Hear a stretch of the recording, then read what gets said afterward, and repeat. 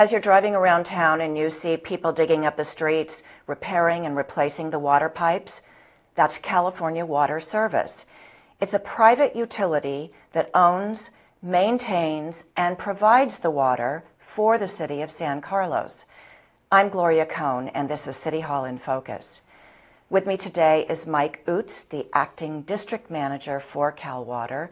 Welcome, Mike. Thank you for joining me today. Thank you for having us. How many miles of pipes are there in the city?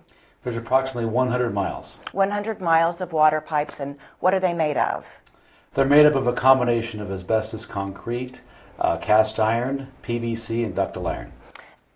So how do you know when to replace and repair a pipe? Our mains are replaced based on number of years in service and number of leaks. We also look at the proximity of schools and critical infrastructure. That plays into when and how much main we do replace. And you might replace those more often around the schools?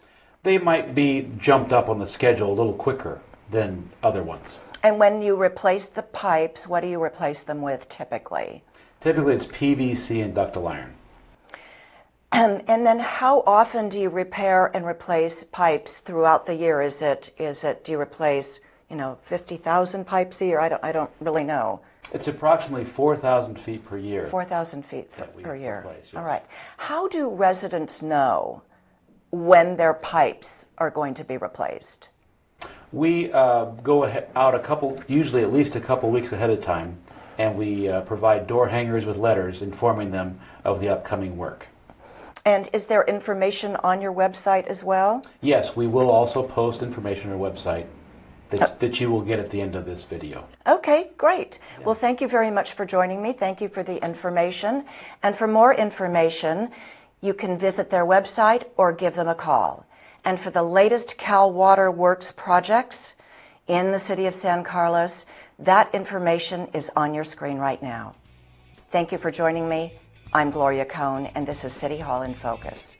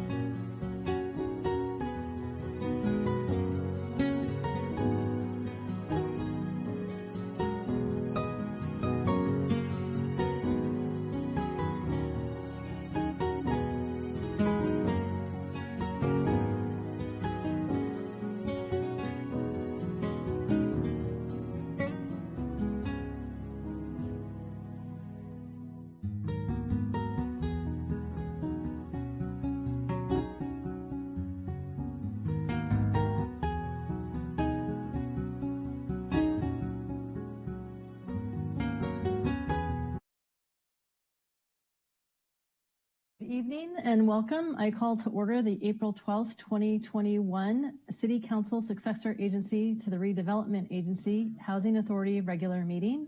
Would you all please stand and join me in the Pledge of Allegiance?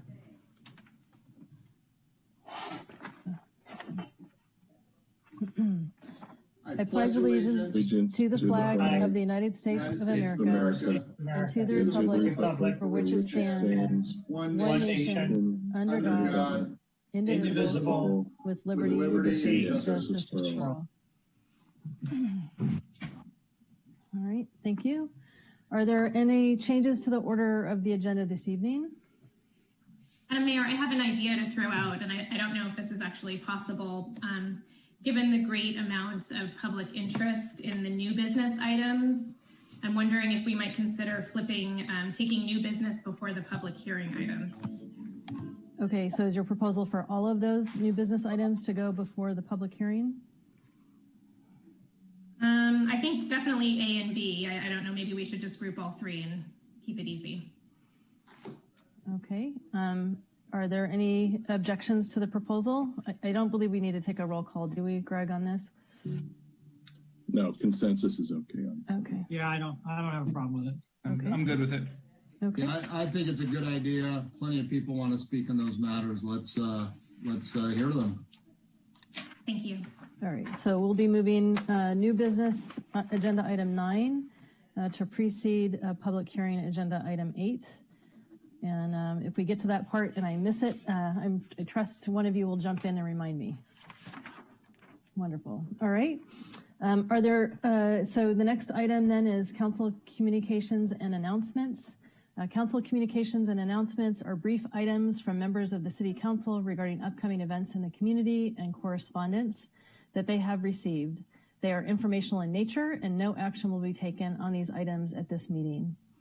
Is there anyone, I see Councilmember Collins, followed by Vice Mayor McDowell. Mine is nothing major, but I did want to point out that the San Carlos History Museum is now open again. Admission is free and it's open, I believe, every Saturday from 1 to 4. So I encourage everyone who wants to go. Our rich history is on display every weekend. Every Saturday. All right, thank you, Councilmember Collins. Vice Mayor McDowell, followed by Councilmember Dugan. Thank you, Madam Mayor. I have 3 very quick updates. I wanted to let the community know that we will have in-library express service, which will include computer and printing access, browsing materials, and Wi-Fi access beginning Thursday, April 22nd. Express service will be available Thursdays, Fridays, and Saturdays from 10 to 1 and 2 to 5. My second update is Adam and I had our 2+2 committee meeting last Friday, which is 2 city council members, 2 school board members, the superintendent, our city manager, and staff. It was very productive. We exchanged a lot of information about safe routes to school, planning for the fall, our budgets, and our next meeting will be in September. So watch for that if you'd like to listen in. And the final thing is our summer camp registration is now open for the city. And I wanted to let everyone know that there is a fee assistance program for families in need. If you can't afford to send your child to summer camp through our Parks and Rec department, please consider applying. I would love to see every dollar in that program used this summer.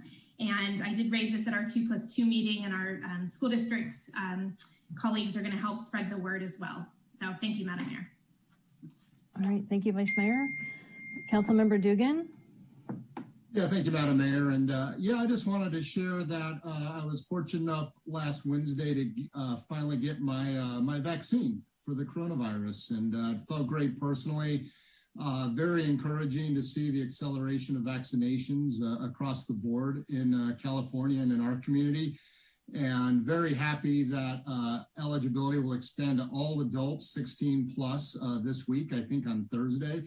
And I just want to remind everyone just how important it is that we all as a community get the first vaccine that happens to be available to us. For me, that happened to be through the VA as a veteran.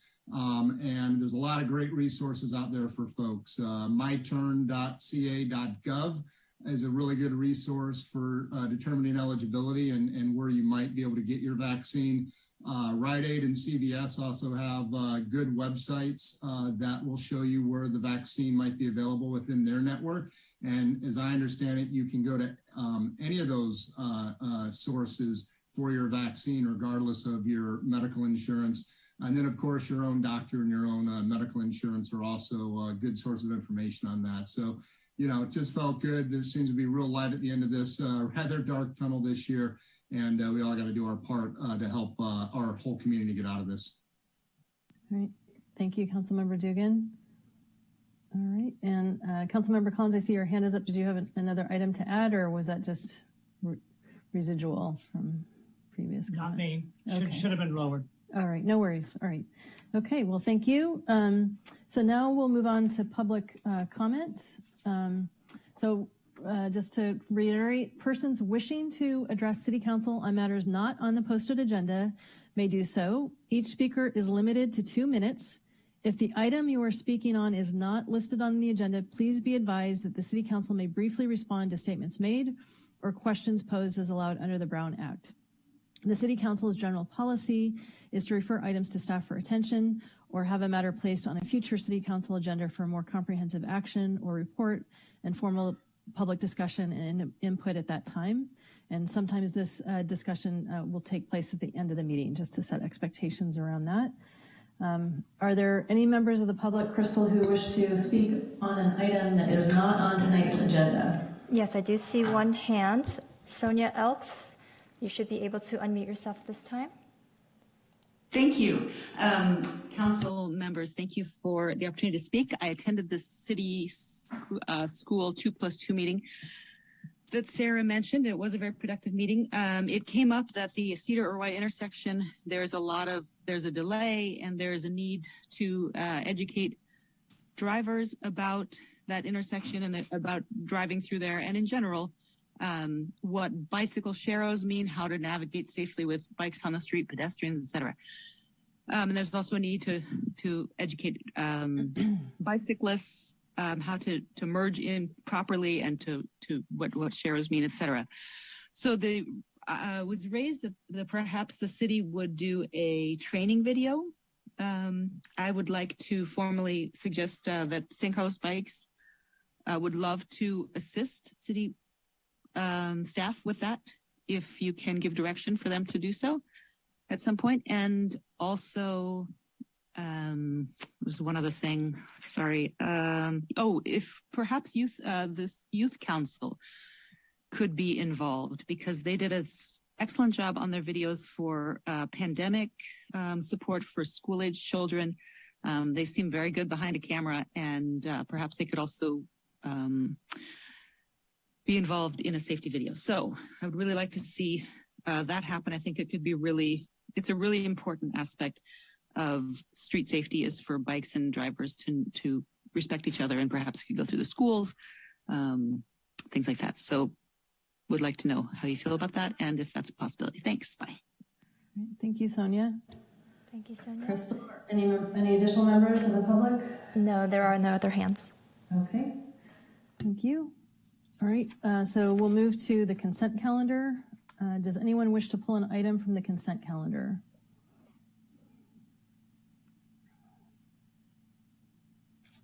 All right. Seeing none, I will be happy to entertain a motion. Madam Mayor, I move to approve the consent calendar items A through F. Second. I'll second that. All right. Who shall the record show called the second? It was a tie.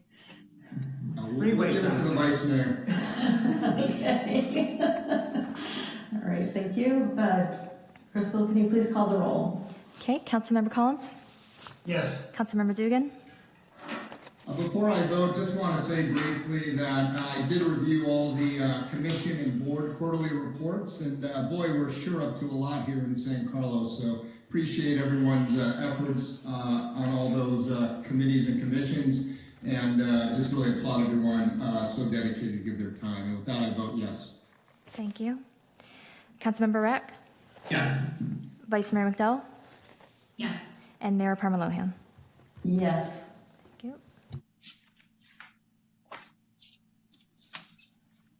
right. So that moves us reports to council. Mayor Palmer Lohan, if I may, I need to recuse myself from item 7A because I live in very close proximity to the fire station. So I will go off right now. Thank you. All right. Crystal, can you send Sarah, Vice Mayor McDowell, a message when we're back online? Yes, will do. With the next item, thank you. All right, and giving us a report this evening, presentation, we will hear from Acting Deputy Fire Chief Chuck Lax and possibly other members of the team who are working on the project. So, Deputy Fire Chief. Good evening, Mayor Palmer Lohan. This is Chuck Lax, your Acting Deputy Fire Chief. And this evening I have with me Alan Kawasaki with Shaw Kawasaki Architects. We'll be giving you an update on the Fire Station 16 replacement project. Let me start off by, next slide, please start off by going over our timeline, how this project's been moving forward. We started by recommending the replacement of the station in May of 2018. From there, we went out and looked to hire an architect, and we're lucky to have brought on board Shaw Kawasaki Architects on August 2019. And from there, we went into a big team effort between Public Works, the fire department, Shaw Kawasaki Architects to start working on some initial concepts of the design layout, looking at what we had existing, some big emphasis on safety measures. And from that design, we moved forward to a community meeting held at Fire Station 16 on March 4th, 2020, an actual in-person community meeting. Hard to believe that we had that. And then from there, we went to our first planning commission with those designs. And then on to an initial submittal to the building department. And that was in January 2021. Next slide, please. As well as in January 2021, the city adopted Ordinance 1570, our REACH codes. So based on that new adoption of the REACH codes, we reached back out to Shaw Kawasaki Architects to make sure that we brought our design into compliance with Ordinance 1570. And that kind of brings us to where we're at today. We're ready to submit our second construction documents to the building department, as well as we'll be bringing a budget proposal in our upcoming budget proposal meetings. And then moving into the future, we'll be returning to council somewhere between May to June of 2021 to approve the construction documents. And then around July, we would like to be awarding a contract to a contractor for the construction of the station. And then moving forward from July 2021 to December 2022, we would be looking to relocate staff and start the new construction of the station. Next slide, please. So our existing square foot of the lot is 10,178 feet. We'll be looking to replace a single story, 3,750 square foot station with a new 2-story, 5,797 square foot fire station. Next slide. And our goals through this process have been to maintain the facility as an essential services. One of the key features was a drive-through apparatus bay. Currently, we have to back our fire engine into the fire station, which requires a firefighter and a fire captain to step off of the fire apparatus to stop traffic on Alameda de Los Pocos. There's been a few close calls over the year, but allowing a drive-through bay will reduce that safety risk. We look to increase on-site parking, as well as we evaluated firefighter health and safety at the station by creating hot, warm, and cold zones so that our firefighters could go through a little bit of a decom process after they return from fires to not bring those contaminants into the living quarters of the fire stations, as well as bringing all appliances, HVAC system, and a hot water system into our electric REACH code requirements. And then, of course, we've been looking into the future for this facility. And one of the things will be is having the facility prepped to accept solar panels. Next slide. So at this time, I'll introduce Alan Kawasaki with Shaw Kawasaki Architects to continue the presentation. Hi, this is Alan Kawasaki. Crystal, I didn't know if you were going to start my video so I can say hello to everybody, but in any case, I'll just keep talking. We're an architectural firm here in the Bay Area, and I know I've met a few of you, but we are designing probably about a third of the current fire stations that are done in the Bay Area. And you guys are great because you're going to be doing what I think to be the first all-electric fire station in the Bay Area, because you're actually taking our station, which was originally designed as gas consumption, and changing it to all-electric. Other cities that we are working on are we're starting new stations in which they will be all-electric. For instance, San Jose stations will be doing that, and we have been doing stations in San Francisco, but those are not yet all-electric. We have believe it or not, a floating fire station, which is right near the ferry terminal. And even that one, as much as it's high tech, is gas as its power source primarily. So here's the corner view from Howard and Alameda de los Bocas. And you can kind of see what Deputy Chief Lax had mentioned. So on the left, you can kind of see there's a figure. So that's where you would be turning your fire apparatus from Howard into the back of the firehouse. And then you would be driving down a slight grade and making a right-hand turn going into the station. And those bright red doors on the right, facing Alameda de los Pulgas, those are a new kind of door. They're called fourfolds, and they're fast-acting doors to help improve your turnout or reduce your turnout time. And so you'll be exiting at that point. We had designed the station, even though it was had some gas, we had mostly electric already, for instance, the HVAC system. And we had designed this as being very energy efficient. For instance, you're looking at the cladding of the building, and the cladding, the lower portion brick cladding is meant to be, fire or abuse resistant. But behind that, not only do the studs have insulation behind them, but there's yet another rigid insulation layer. And we call that, it breaks up what we call thermal bridging. So believe it or not, even those studs that are in your house and they have insulation, those studs all conduct, have a thermal property. So you're having heat loss or heat gain through those studs. We don't have that in your new station.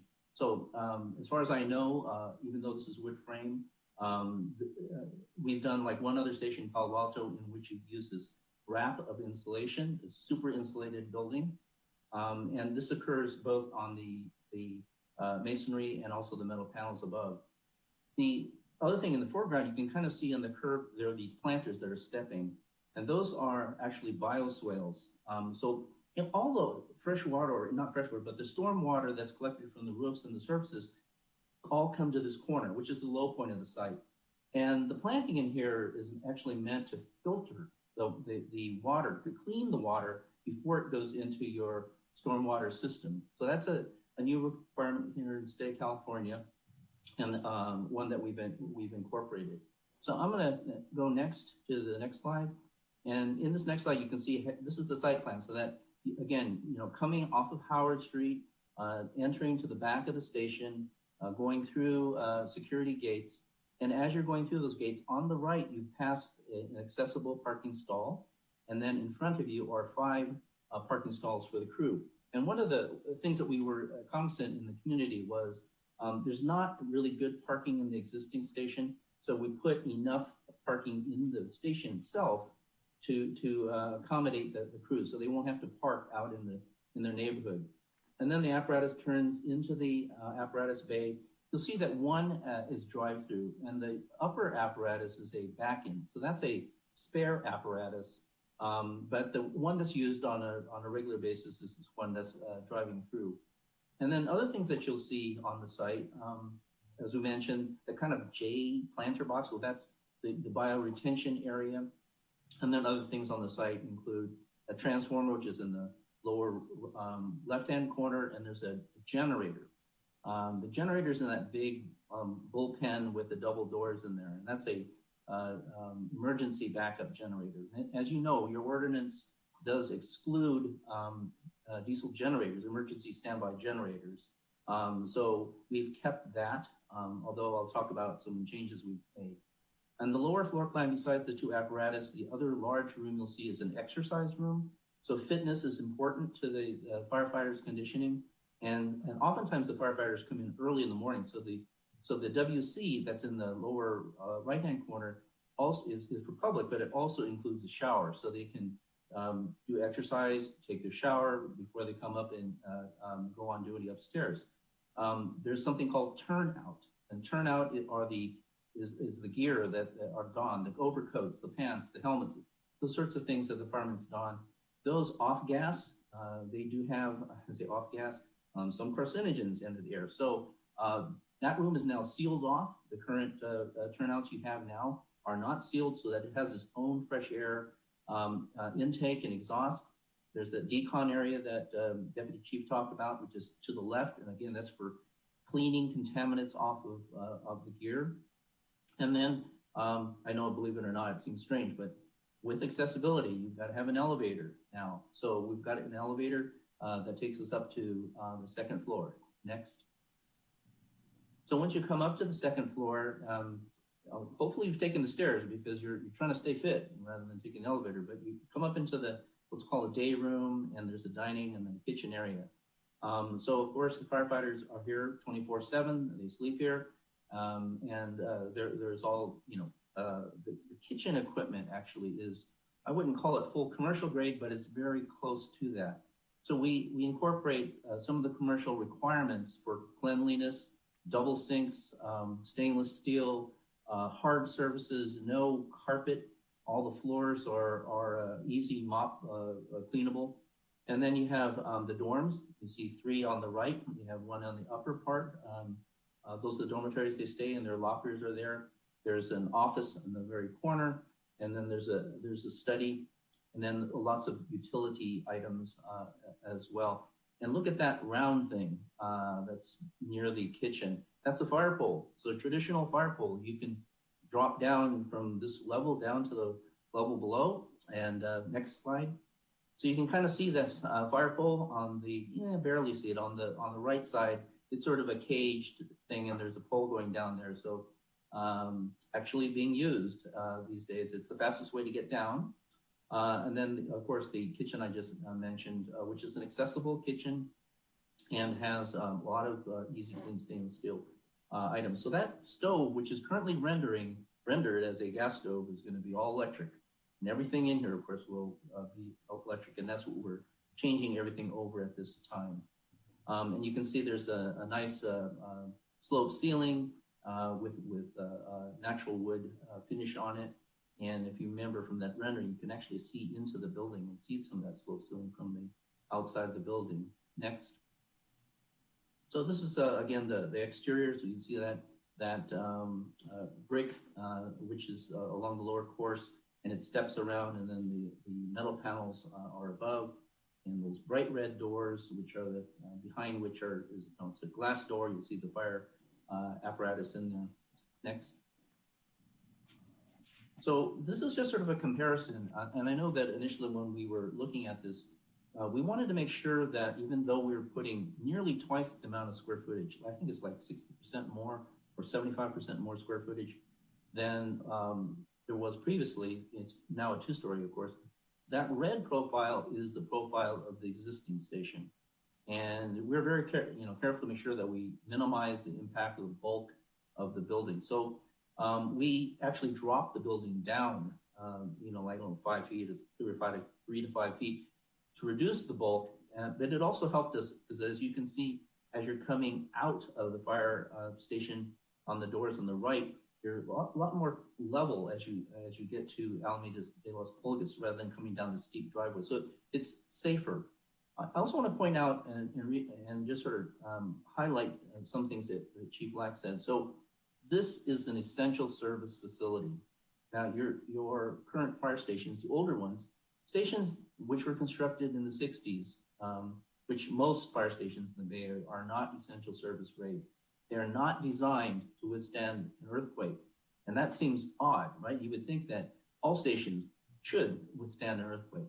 But the stations in the 60s, 70s even, all the way up till 86, were designed the same quality as your normal house. So if the houses fall down in an earthquake, so will your fire stations. So you're doing a smart thing, and cities are doing that, replacing to new stations which are designed to withstand earthquakes. Okay, so that's a really important thing for the communities, and we call it essential service facilities.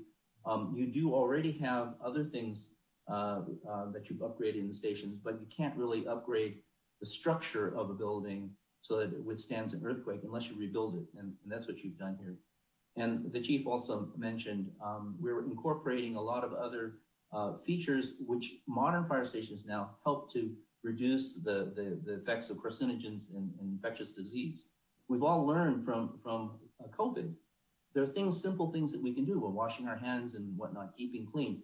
These are built into the new fire stations now. So it's not like an attached thing on the wall, but there are new sinks that are put in. There are things that are meant for easy cleaning. Next. So the all-electric conversion. So as we mentioned, in January, which was the same time you adopted your ordinance, we went into our building permit. And we got the comments, and then we got the news and that we're going to change this over to an all-electric. So some of the triggers that we had to think about was, and you know, dealing with PG&E is not always the easiest thing. So we said, we don't want to change the transformer. And that's a given. We're going to keep the transformer. We don't want to increase the size of it. We just want to keep going with what we have. So we're going to upgrade all of our appliances and still, you know, we're almost at a tipping point where we can't do, you know, hundreds and hundreds of things. We can do as much as possible to make this. We will make it all electric. I'm just saying in terms of the kinds of electric, how much power are we going to draw? So we've changed the appliances from gas to electric. We're keeping the diesel generator as we talked about. So that's a emergency generator. We've taken our HVAC, so our HVAC system, the air conditioning, was already an electric-based system. Now we've converted all of our water heating over to heat pumps, which are electric, and you'll see that in a minute. And also we've changed our apparatus bay heating, which was gas, over to electric radiant heating. Next. So you can just sort of a diagram, some of the things that got affected. These red items were things that were affected through the change. There are more things upstairs too, but just on the ground floor. So the large rectangle is the diesel generator, and we have a, I think it's 125 now. We can go up to 150 without actually changing to the next size up. There's no room on the site, so we can't really make the pen or the generator larger, but there's a model that we think we may be going up to in order to increase the capacity. So if you imagine, if you add more electric devices and capabilities on the fire station, then of course you have to back that up with your generator in an emergency. So then the generator has to also keep up with that demand. Other things, we talked about appliances changing, the radiant heaters in the app bay. There's a round thing on the upper part, that's a water heater, increase in size, and those three red dots are heat pumps. So these heat pumps are, instead of being gas fired, a heat pump is like a refrigeration system run in reverse. Instead of cooling, it actually heats things. So there's the water's being heated that way. Next. And just also, of course, you know, we're making portions of the roof solar ready. So we're going to have an additive alternate. We hope we can purchase the solar panels, but it's all going to be set up, whether we do it now with the budget that you will approve for us, I guess, when we come back next time. And these panels are, what we've done is aggregated all the, let's say, the vents, the fans, whatnot, to the zone between these two white zones. Vents for, you know, I'm talking about for bathroom vents or air intake areas, and leaving these two areas, zones 1 and 2, and this is southeast facing, which is the optimum orientation for solar panels.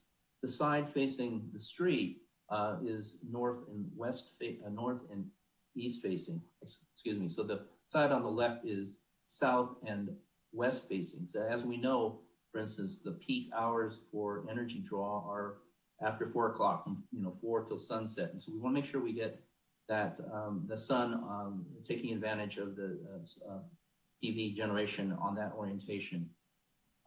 Next. And I think this is for you, Deputy Chief. Yep. Thank you, Alan. That was perfect. So at this point, we're looking for some direction on the proposed design. No change to the proposed design and complete the construction documents, or 3, provide staff with alternative direction, as well as we're here to answer any questions you have at this time. All right.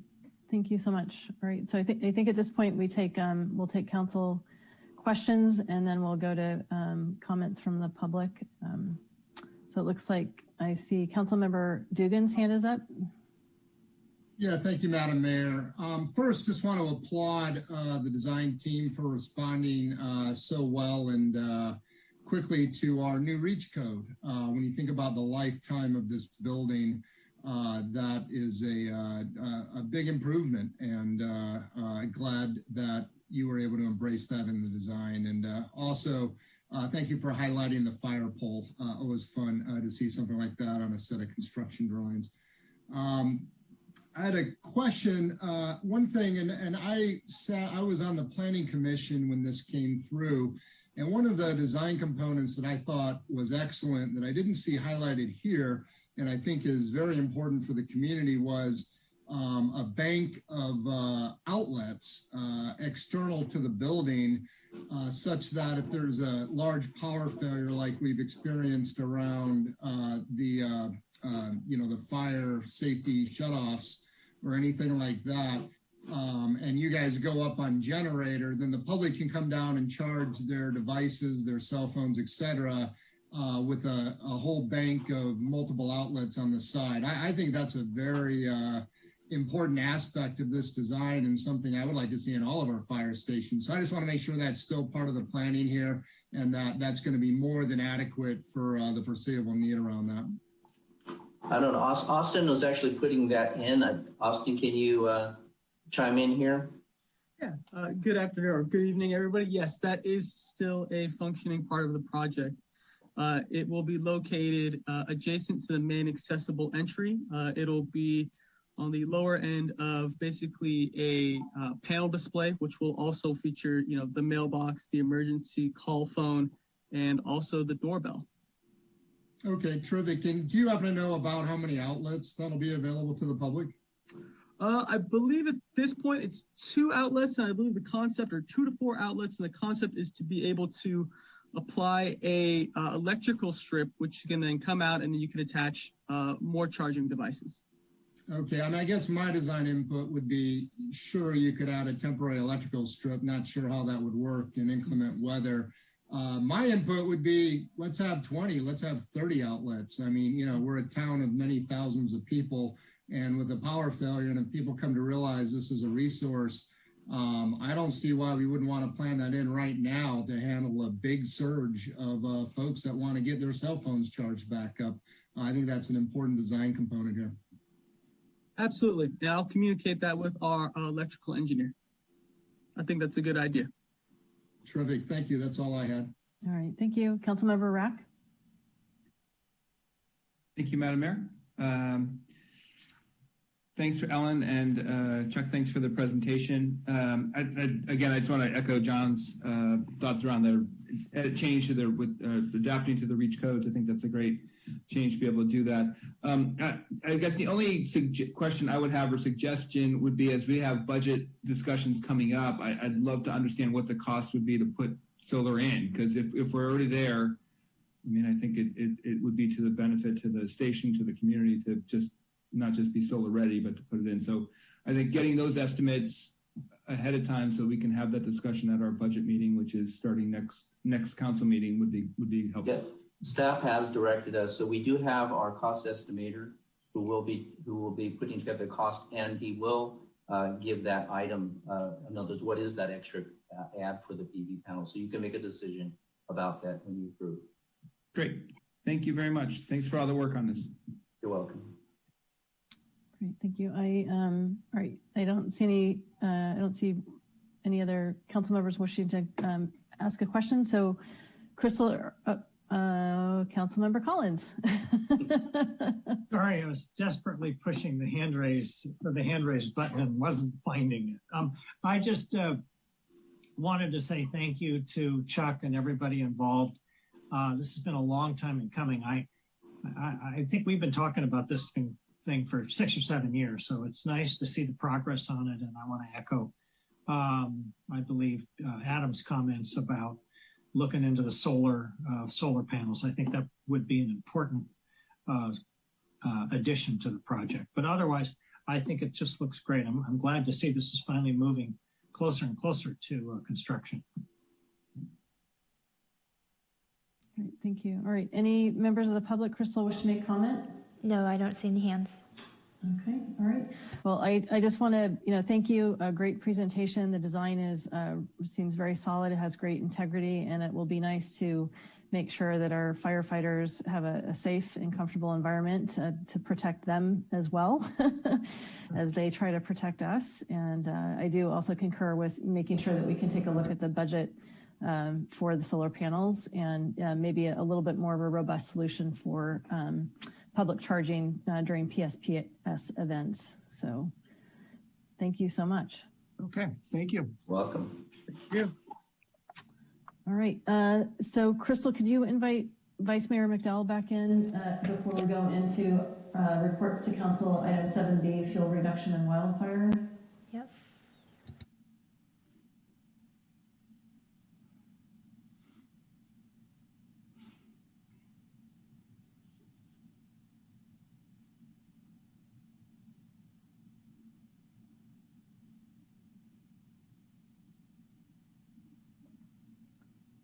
All right, looks like she's got audio all ready to go. So with that, Acting Deputy Fire Chief Chuck Lax, for your next presentation, please.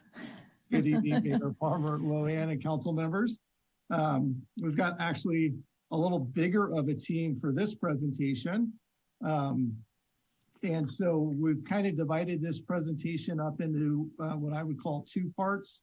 Our first part is going to be about fuel reduction and how we used our FEMA grant along with our city funds and our first phase, as well as our second phase, which is just around the corner here in a month for that to start.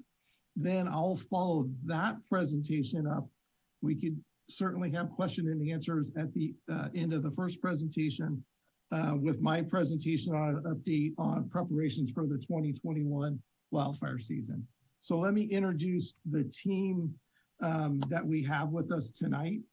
With Rustic Ranch are Heidi and John Stauffer, the owners of Rustic Ranch, who we contracted with to help us with our fuel reduction efforts, as well as part of their team are Oliver Curtis and Shay Browser with Flame Mapper. So with that, I'll hand it over to Heidi. We might need to make sure that she could advance slides or not. And then we'll get going.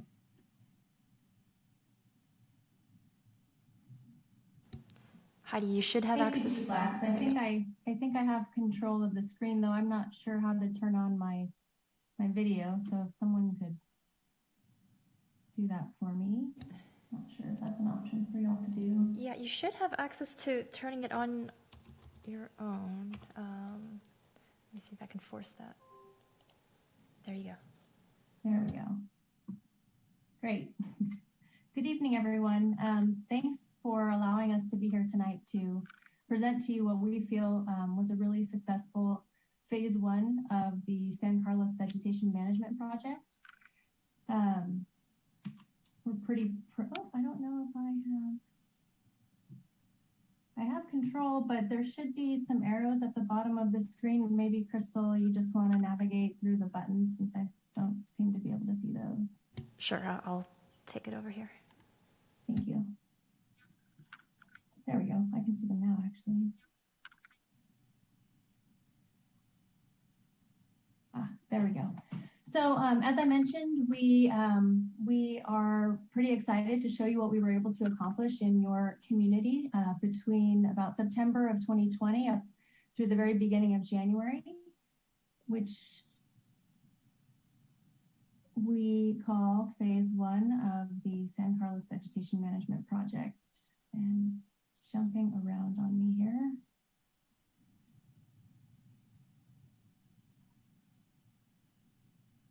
Crystal, I think I'll have you actually back up to slide 1, and I'm just going to let go of the control, if that's okay. Sure. So you want to move forward from here? Yeah, if you just, there we go. Okay. So then you can click on the first bubble, project scope, or the arrow, either one should work. So this is the first slide. Did you want me to move forward? There we go. Yeah, so sorry about that. So the scope of phase 1 of the project entailed basically clearing a 100-foot shaded fuel break around the collective 4.82 perimeter of Big Canyon and Eaton Parks, which included trimming tree canopies to 8 feet and removing flashy fire fuels, which we did with both grazing and hand clearing mechanisms. In addition to that, we performed cleanup of other flammable vegetation at Crestview and Highlands Parks, with the overall goal being to protect life and property, particularly the 230 structures that immediately surround Big Canyon and Eaton Parks, where the average home value is $2 million or approximately $416 million in total. Next slide, please.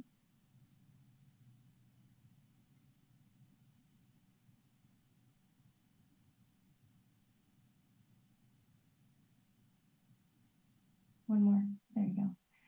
And this one you'll want to move through one by one. So one more time, please. So right now we're on the challenges slide. I think there might be a little bit of a delay on your end. One more time, it should zoom in on that first challenge so we can see the text.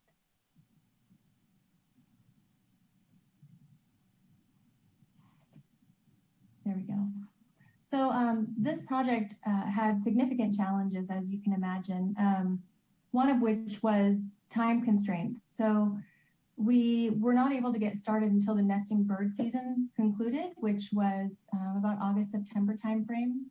And then we needed to complete the phase 1 of the project before the rainy season started. So I know you didn't have much for rain this past year, but in our minds, that was about the January timeframe.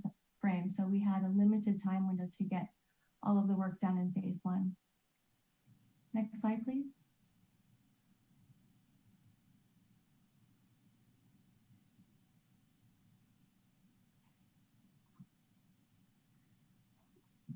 So living in San Carlos, you all know that it's a beautiful city, but from a project management standpoint, this area had significant topographic challenges and steep slopes that were ridden with overgrown vegetation. In addition to that, all of the structures are pretty dense, and it created limited access for any equipment that we needed to bring in to clear the vegetation. So with that, nearly all of the vegetation had to be cleared by hand. And in addition, if you remember, August, September, October timeframe was when wildfires were raging across the state of California. So many hand crews and mechanical crews were being pulled to different parts of the state, which limited us in our ability to bring hand crews into the city of San Carlos. Next slide.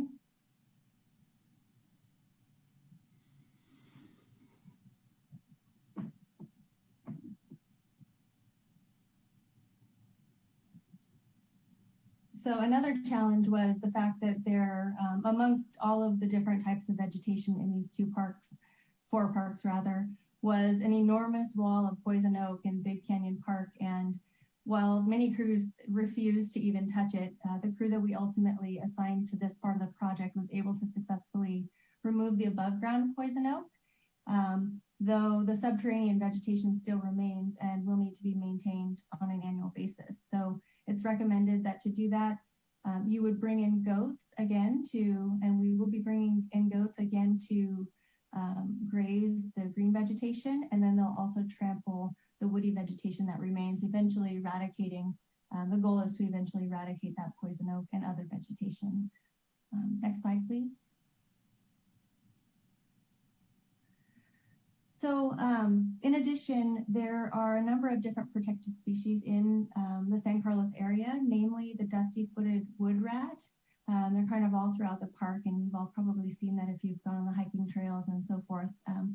So many of their habitats were within the grove of poison oak. So the silver lining of having to tear down that poison oak wall and other vegetation by hand was that it made it easier to avoid those nests of the dusty-footed wood rat. Next slide, please. So one of the biggest challenges actually was the fact that throughout the years, the homeowners have sort of created their own boundaries. We saw fence lines that were, beyond property lines or infringing potentially on city property. And so it was often difficult for our crews to know whether they were within the project scope. And though most homeowners were pleased with the wildfire mitigation efforts, some complained that we weren't close enough or we were too close and so forth. But ultimately, we were able to collaborate with city staff, fire department, public works, Parks and Rec, and so forth to be able to quell any of the homeowner concerns and round it out with, I think, we were able to satisfy everybody on the first phase of the project. Next slide, please.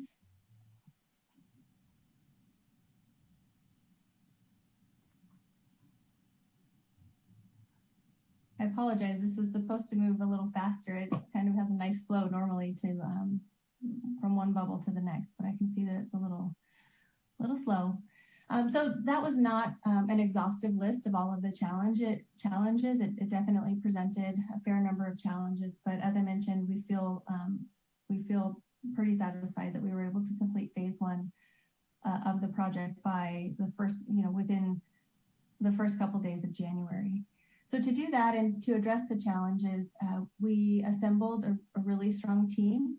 The city had been working on this project and getting it off the ground for at least a year and a half, even 2 years before we were ever engaged. So with that, they put together, I think, a pretty good proposal to FEMA. They competed and won for the funding.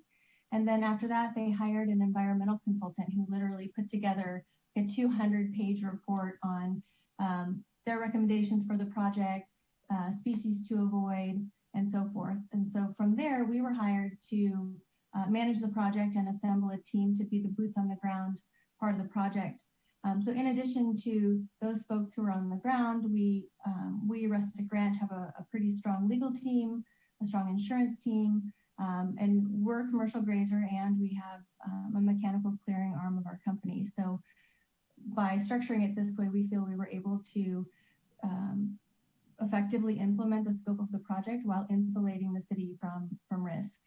So we did that by hiring one of the top-notch grazers in the state. We happen to know most of the players in the industry, and as well as the brush clearing and tree work companies. We were able to hire J&M Reforestation, who did a fantastic job with all the hand clearing. We also brought in some heavy equipment despite limited access. But one of the unsung heroes of the project is our wildfire behavior consultant, which is Flame Mapper. Next slide, please.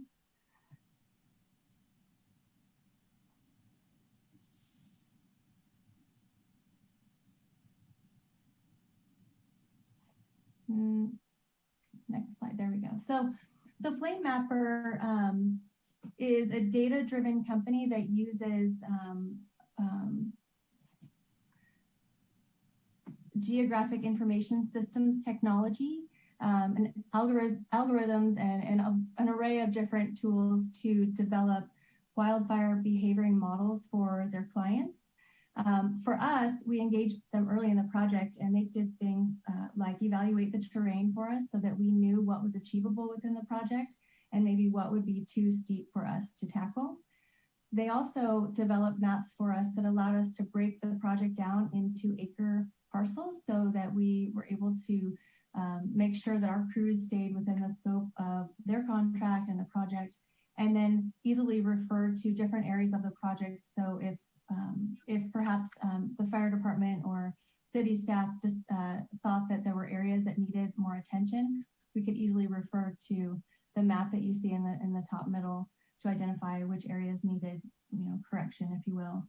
And then finally, in the bottom right, Flame Mapper created a map for us, which that sort of opaque boundary around the parks is the 100-foot perimeter. And so our crews were able to pull this map up on their phone or any other similar device to be able to know where they were in the project at any given time. Again, to make sure that they were within the scope of the project and weren't clearing area that wasn't part of their contract and so forth. So really helped us effectively carry out the scope of the project. But this actually isn't these aren't the normal services that Flame Mapper provides. And so when we get to the end of the presentation, we'll showcase for you really what their bread and butter is and what they're really good at. We appreciated all the things that they were able to do for us as far as the mapping goes. But being that this is a publicly funded project, we recognize that it's really important to be able to show the public that the dollars that were spent on the project were done so in a prudent and effective manner. And so we felt when we proposed on this project that it would behoove us to be able to use data and outcomes to be able to show anybody who was interested what we were able to achieve with the project. So next slide.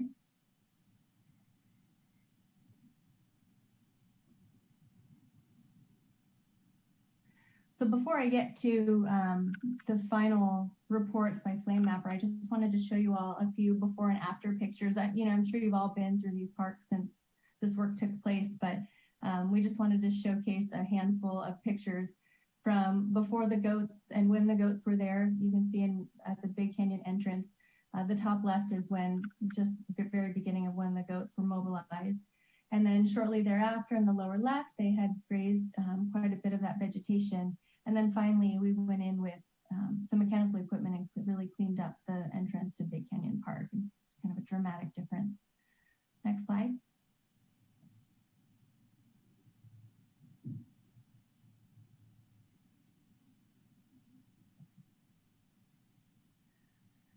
So this is the Poison Oak Wall. The top left picture is looking up. There's a residence up there at the top of the hill within Big Canyon Park. The far right photo on the top, you can actually see the residence, but these photos are really the progression of the tear down of that Poison Oak Wall. So on the right, again, you can see the crews there.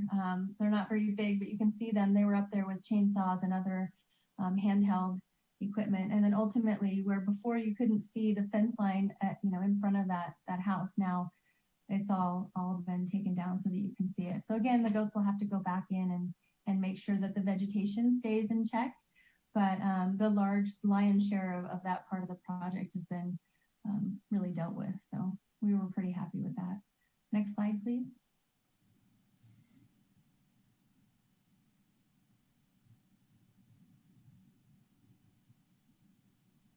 So this is just a photo looking down over Britton Avenue. You can see that on the right picture has more of that flashy fuel, the dry vegetation that the goats don't necessarily prefer, but they will go in and eat. It's just an example of some of the things goats can do. Next slide.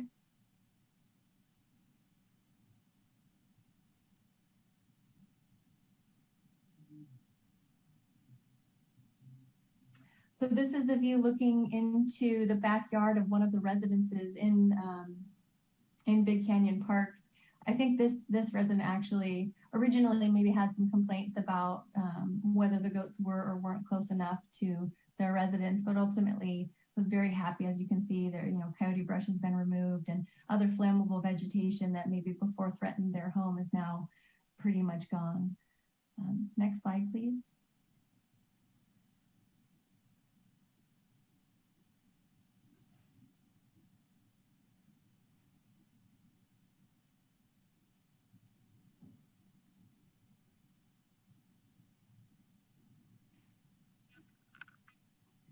Okay, so this is a fence line in Big Canyon Park. It was very, very messy when we first began to tackle it. The upper left picture just shows all of that flammable woody vegetation.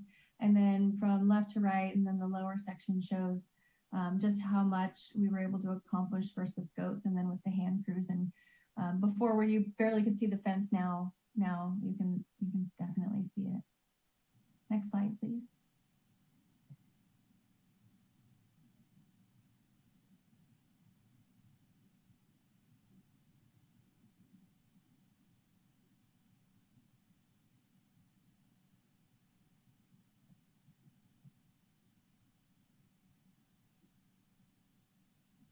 think this is the last of the before and after photos, but this is just an example of the work that was done in Eaton Park at the Loma Road entrance.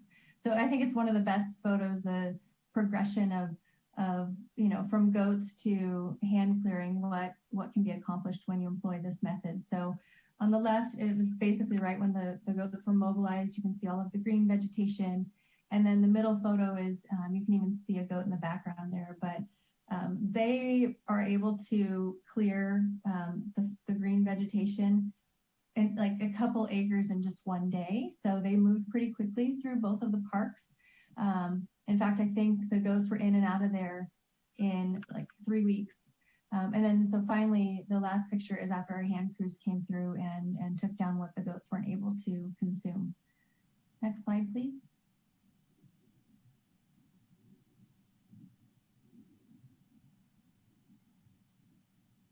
And so last, well, before we talk about phase 2 of the project, which I'll briefly touch on at the very end, as I mentioned before, we feel that especially when you're dealing with public dollars, you want to be able to showcase in a data-driven model what those funds were used for and how effective they were used. And so I'm going to introduce you to Oliver Curtis, who is a project manager for Flame Mapper. And along with them for questions, if you have any toward the end of the project or end of the presentation rather, is Shay Broussard, who is a co-founder of Flame Mapper. So with that, Oliver. Thank you, Heidi. And good evening, everyone. What you're looking at right now is just a map that we created that was looking at or helping to identify that this project was properly targeted. And one of the products that we use mostly with cities and also homeowner associations and different types of communities is to try and make sure that we're evaluating where actual risk lies within a community. And so what you're seeing on the map on the right is just the vegetation and how that influences predicted structural loss. So what we were able to determine here by using some of our risk products was that we were actually targeting a very important part of San Carlos. And so this project would have really nice impact for the community and reducing risk and other types of prevention activities.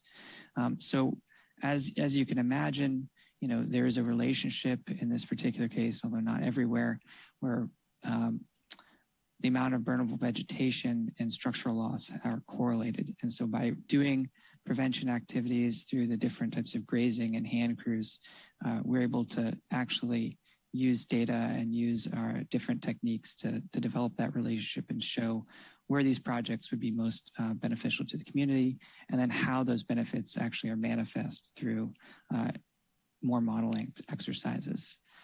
So thank you guys very much for allowing us to be part of this presentation. We just felt like it would be helpful to communicate to you guys, the City Council, as well as the community, kind of why these projects are so important and the types of impacts that they can have. So this project, as we just kind of conclude this slide, would have nice high impact for the different structures, which are the dots that you can see on the right, and just helping reduce their risk. Next slide, please. So one of the things that we were tasked to do on this particular project was to simulate the effects before the activities that Heidi described and then after, so that we could actually understand what types of impact that they would have on this community. And what you can see on the upper right and then on the lower left, the upper right and then the lower right, was a 37% reduction in fire intensity within the shaded area, and then which is the area that was being treated, and then a 19% total reduction in fire intensity over the entire study area or the park boundaries. And so we felt like these are very good numbers. We work with a lot of different cities, mainly in Southern California, but in other even higher risk areas than you guys have. And it's really nice to be able to actually show the types of impacts these projects can have and the types of intensity reductions. And the reason intensities, fire intensities are just important is because the lower the intensity, the more impactful the suppression efforts would be that your fire department will have in home survivability and just public safety in general. Next slide. And so as Heidi showed earlier, we were able to use different risk modeling methods that we've developed and different methods of displaying this information to help people understand more specifically what the risk looks like in any particular area. What you're seeing in this three-dimensional map that we've created was just looking at the structural risk surrounding this park, which is a little bit higher than other parts of the city, but then also like how fire might actually move across landscape. And so this is just for display purposes only, but this is just to see kind of the time dependency of fire across any particular landscape. Again, these are just modeled scenarios. We really like to produce fire simulations so that we can actually do the prevention actions that are so powerful in protecting the community. And we really would like to continue to work with the rest of the city and other natural areas, other public parks and public roadways, just to do further analysis so that we can make sure that the prevention is in the right place and that the impact is to the benefit of the whole community. Thank you. So our final slide is really just to show you that the work is not done under this particular FEMA grant and under this project. So we will be coming back to your community in the next month and a half to continue the efforts in the 4 parks, Big Canyon Park, Eaton Park, Highlands, and Crestview Park. We'll be continuing grazing efforts to take advantage of the fact that plants are they're seeding right now, so the goats can graze those plants and optimize seed head consumption prior to the start of fire season. And then we'll be following it up with hand crews and mechanical removal to continue the eradication of the invasive and fire-threatening fuels in those parks. So with that concludes our presentation, and I'll hand it back to Chief Lax. Thank you, Heidi. Mayor Palmer Lohan, at this time, maybe if anyone has questions for Heidi and her staff, this might be a good time to give them a chance to address those questions. Okay. Any members of council wish to ask a question? Councilmember Rack, followed by Councilmember Collins, and then Dugan. Adam, you're on mute. I got the hand down, but I didn't get the mute off. Thank you, Mayor Palmer Lohan. Chuck and Heidi, thanks for the presentation. I just had, I guess, one question. I know you mentioned about sort of the property lines, kind of sort of, I guess, sort of not knowing where things started and where things ended. And were you able, do you feel like you were able to do a complete job around where the actual park boundaries are, and are there concerns with, you know, what can we be doing to be working with those homeowners to make sure that sort of they're doing their part to, you know, ensure there's adequate fire breaks, you know, around their property, you know, if sort of some of those property lines are blurred a little bit at this point? Yeah, I'll answer that question, Adam. So that was kind of right where the problem was we noticed a lot of the homeowners were doing some of their own prevention work actually on a city property, or their fences extended on the city property. So then when we had crews in the park, a lot of confusion was about exactly where the property lines were. And so John did a great job with using the maps, being able to educate those homeowners with, here it is on paper, here's where the property lines are. And so we were really able to resolve a lot of those issues. So we do see a lot of, through this process, we were really able to see into a lot of the backs of properties from the vantage point. And I really think that now we've really created that bigger 100-foot from the property line into the park, which really gives the homeowners that goal to get to that new property line and increase the 100-foot that we put in. And we've already seen some of that taking place over the winter. And then we'll be right back in the parks in another month to continue that effort. And that's another key part of having Rustic Ranch back on board, because they've already had the opportunity to get educated on where those property lines are. Great. Thank you. And I know I said one question. I have one really fast follow-up on we've got a number of pieces of county property that are, within our boundaries, adjacent to our boundaries. How has the relationship been with trying to do fuel mitigation with the county as well? I'm thinking Pulgus Ridge, you've got Palomar, and you've got Devonshire Canyon as examples. So Pulgus Ridge is scheduled to do some hand crew work. They don't have a date yet with that. So that project, I'm waiting to hear about that. And then you might have heard there's some other work coming with the SFPUC, where CAL FIRE is going to come in kind of on the backside, west side of Belmont, and do some burns this spring, late spring. So we're paying attention to how that goes. What I'm hearing is they really are interested to see how the vegetation reacts to putting fire on it. So this year will really be more of an experiment about what we'll be able to do on those parts of the county land to the west of us. And then of course, to the south of us, they bring goats in there every year to work on their lands that border the county and the city on the south side. Great. Thank you, Chuck. Appreciate the updates. All right, Councilmember Collins. Thank you, Madam Mayor, and thank you, Chuck and Heidi and Oliver for a great presentation. I think this is probably the most in-depth we've seen in quite a while. My question, I guess it's probably aimed more at Oliver and your flame mapper. That one slide was pretty impressive that shows that, I guess that's heat intensity for lack of a better way to describe it. I'm wondering if the study takes into account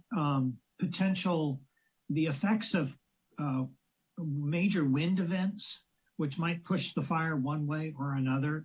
Is that part of how you study this?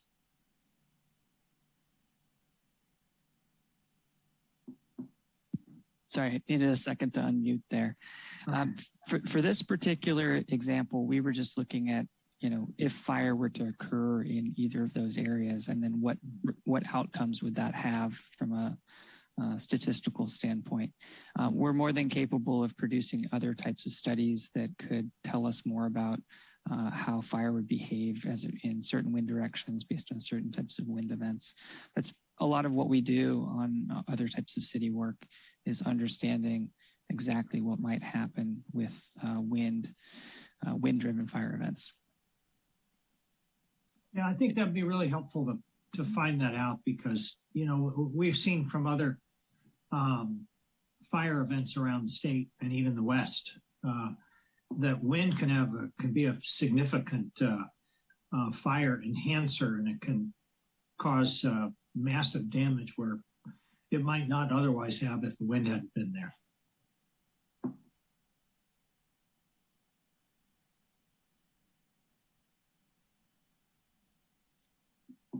Anything else, Councilmember Collins?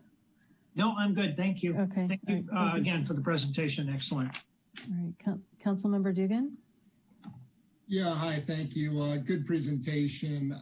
We obviously have a lot of areas in our town that can use fire mitigation, and resources as ever are limited. So I'm just, really glad to see we're using a data-driven algorithmic approach to prioritization. That's great. And I hope we thoroughly embrace that and continue to do that year after year. My questions are really around just, I didn't get a great sense of exactly how much has been accomplished so far and how much we will be done with by the end of this season. And then I don't need an answer to that. I really just want to understand, if I'm a member of the community, how can I find that out? How can I keep tabs on how this program's going? I had the opportunity this fall to literally knock on every door on Britton Avenue. And I'll say, when you get to Upper Britton, a lot of homeowners are very concerned about fire mitigation, and rightfully so. They're surrounded by Eden Park and Big Canyon Park. And it looked like on some of your slides that work will be done on both of them. But I'll say I heard from several homeowners that there was a perception that only some areas were ever mitigated and other areas, and they get mitigated year after year, and other areas never get mitigated. So I'm not looking for the answer to that tonight, but if I'm a concerned homeowner, how do I know what this program is going to get to this year? And how do I just come to understand the methodology that it is in fact going to make its rounds throughout the years and eventually get to all the areas of concern? We'll work on that public outreach for that education piece, John, on the Council Member Dugan, on what the progress will be moving forward for our fuel reduction annual projects. I think that would be great. Maybe in even one of our newsletters could be dedicated to that. Great. And I would just say, you know, it's such an area of ongoing concern that I think a newsletter to kind of highlight it and any outreach is great. But I just, you know, I would say a tab somewhere on a website that people can go to and just kind of get the latest. You know, it's such an important matter for the city and more so year over year. So I think that'd be a worthwhile investment. Okay, thank you. Great, thank you. All right, thank you, Councilmember Dugan. So from my perspective, I had a similar question to what Councilmember Dugan was talking about. And I think for me, it's really around wanting to understand the frequency with which this program needs to be brought back into the community to maintain what appears to be a very significant reduction in risk, which was really the objective of this. So I'm thrilled to see such robust numbers in the analysis that was provided and the thoroughness with which the job was done. And again, you don't have to answer that at this point, Deputy, but perhaps, you know, as we move forward and in consideration of the upcoming budgeting cycle, that would be helpful to understand. And then also, you know, just given the vulnerability of San Carlos and other areas where we share, you know, borders with other jurisdictions, that I would concur that would be helpful to understand and understand the collaboration that's going on there. Because every member in our community, regardless of the, you know, Zillow price of their home is important because for each, it's their castle. And those are, you know, we value every community member. So it would be helpful to understand that the thoroughness, right, of the program where we can influence it. Yep. I got some notes taken for that. I will follow up at our upcoming budget meetings on our plans for ongoing funding for fuel reduction. Yeah, fantastic. I'm looking forward to having the goats back. I think I'm competing with them though in pandemic for being the top grazer. So. All right. So, are you wanting any questions from the public or comments from the public at this point, or do you have another report and then we go to that? I do have a few slides to go through for kind of some of the other things that we are doing in preparation and kind of an update on some of the other items that have come up in the past. So thank you, Heidi, for your team being here tonight. So we can move to the next slide. We're going to go over a couple of things, and then I'll answer questions at the end, and then we could get to the community questions. Next slide, please. So last year, I reported that we were looking into getting fire cameras, alert wildfire cameras into our community.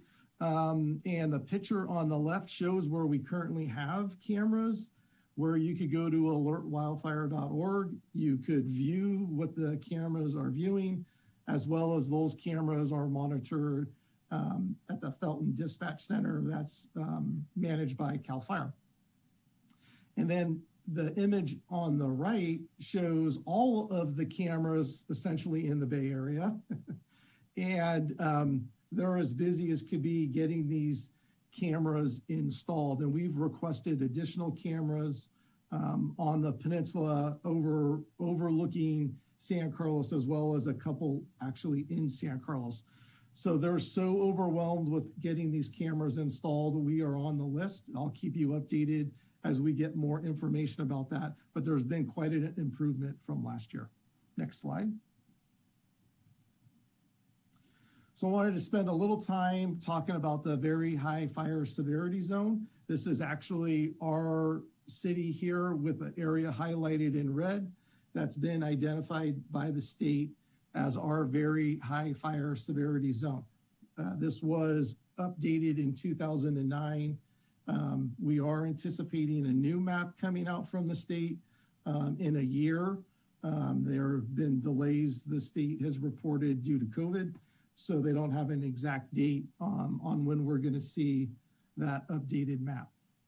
When we move to the next slide, because this is kind of where it kind of gets important about what those very high severity zones mean, is that there are different fire code requirements for construction in those zones. So this is a pretty good list of where that difference is if you're in that zone or not in that zone.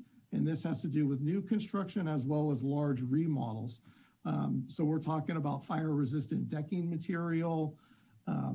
Exterior windows must have at least one pane tempered. So these codes are what we are using right now for projects in that area. Next slide. So I'll talk a little bit about response, because that is a question that comes up quite a bit. And really we need to think about response in two ways when we have what we call a wildland fire. We've got a local response, which are made up of our communities that surround San Carlos. So Redwood City, Belmont, San Mateo, Menlo Park, Woodside. And whenever we have a wildland fire on a red flag day, we get 6 engines and 3 battalion chiefs responding to that incident. And the theory there is we're going to put a bunch of resources on it as quick as we can and keep that fire as small as we can. Any fire west of Alameda is considered to be in the mutual threat zone with the state and local government. So as we send our 6 fire engines and 3 battalion chiefs, the state responds with 6 type 3 engines, 2 battalion chiefs, a helicopter, 2 air tankers, air attack unit, which supervises all of the air assets, 2 bulldozers, and 2 fire crews. Now, those are a lot of resources from the state, and they're coming from quite a ways away. So we don't always see those resources in our community. A lot of times we're able to put the fire out and cancel all those resources. But I thought it was really important for everyone to know that when we do have a fire, we have quite a bit of resources that are en route to that incident. Next slide. So for this upcoming year, again, we are going to have our annual community meeting regarding wildfire preparedness, our annual firefighter training, our annual fuel reduction, which we've just spent some time talking about, our annual evacuation exercise upcoming in July. I'm not quite ready to release the date on that, but we've got a date circled already. And as well as continue to participate in the state mutual aid program. That's where our fire engine at Station 16 responds out of our community to other communities throughout the state to assist them with those large fires. As well as something were to happen here, we would have the whole state worth of fire resources to come assist us, as well as ongoing opportunities, which I think, I don't have anything in concrete, but one of the things that we're working on in collaboration with the county and neighboring jurisdiction is a chipper program. And a chipper program would be where we would notify residents that they could pull vegetation out of their backyard, pile it up in the front of their house, and the chipper will be there on a certain date on their block and chip up all the debris and haul it away, and there would be no cost. And sounds like we might have some grant funds through the county available for that program. So those are the things. There's a lot going on with all of the communities around us looking for additional things for us to do. And so as those opportunities come up, we'll have our hand raised for those. I think that concludes our presentation. So if you have any questions at this time. Vice Mayor McDowell. Thank you, Madam Mayor. Thank you, Chief Laux. I had 2 quick questions. The annual community meeting, just for our viewers at home, do you have a month in mind for that? I think we'll be targeting August, end of August, I would think around when we had it last year. Perfect. And then this kind of goes back to the clearing and the goats. When we had people out there working on that clearing, did we note any homes that had especially old roofs that might need updating to become more fire resistant? And I know that you mentioned that we have policies for remodels and new builds. Do we have anything that help current homeowners bring their roofs or their decks to be more fire resistant? The only trigger for that is if they're going to install a new roof. And then when they install a new roof, it needs to meet the current fire codes, which is it's the whole roof package. And that includes if it's a wood shake roof, that wood shake roof needs to be treated. They class those roof packages as a class 1, 2, 3, or 4. And we require that higher class. So we're not out looking for roofs. We're looking for when someone puts in a permit to have a roof installed, then it's getting inspected that it meets the current code. Okay, thank you. Councilmember Dugan? Yes, thank you, Madam Mayor. Just a couple quick questions. First, yeah, that was great to understand that many state resources are dispatched if there's any issue. I live up in the hills myself, and we had a very quick reaction of just an amazing number of resources when that incident happened. It was, I think, just off of Ralston and Belmont. But anyway, it was really amazing because it looked like it could have gotten out of hand, and boom, the resources were there. But real quick, where do those state resources come from? And what is the usual ETA on them? So we've got some of we have a bulldozer at Station 17, at Ralston and Tower Road at the facility there, as well as a Type 3 engine. And then we've got to go a little farther out into the county to get the other Type 3 engine and the water tender up at Kings Mountain at Station 58. Then we start going farther out south to Santa Clara County, as well as to the East Bay for some of those other resources. The closest helicopter, if available, is coming from Felton. And then our fixed wing aircraft are coming out of Hollister. Okay.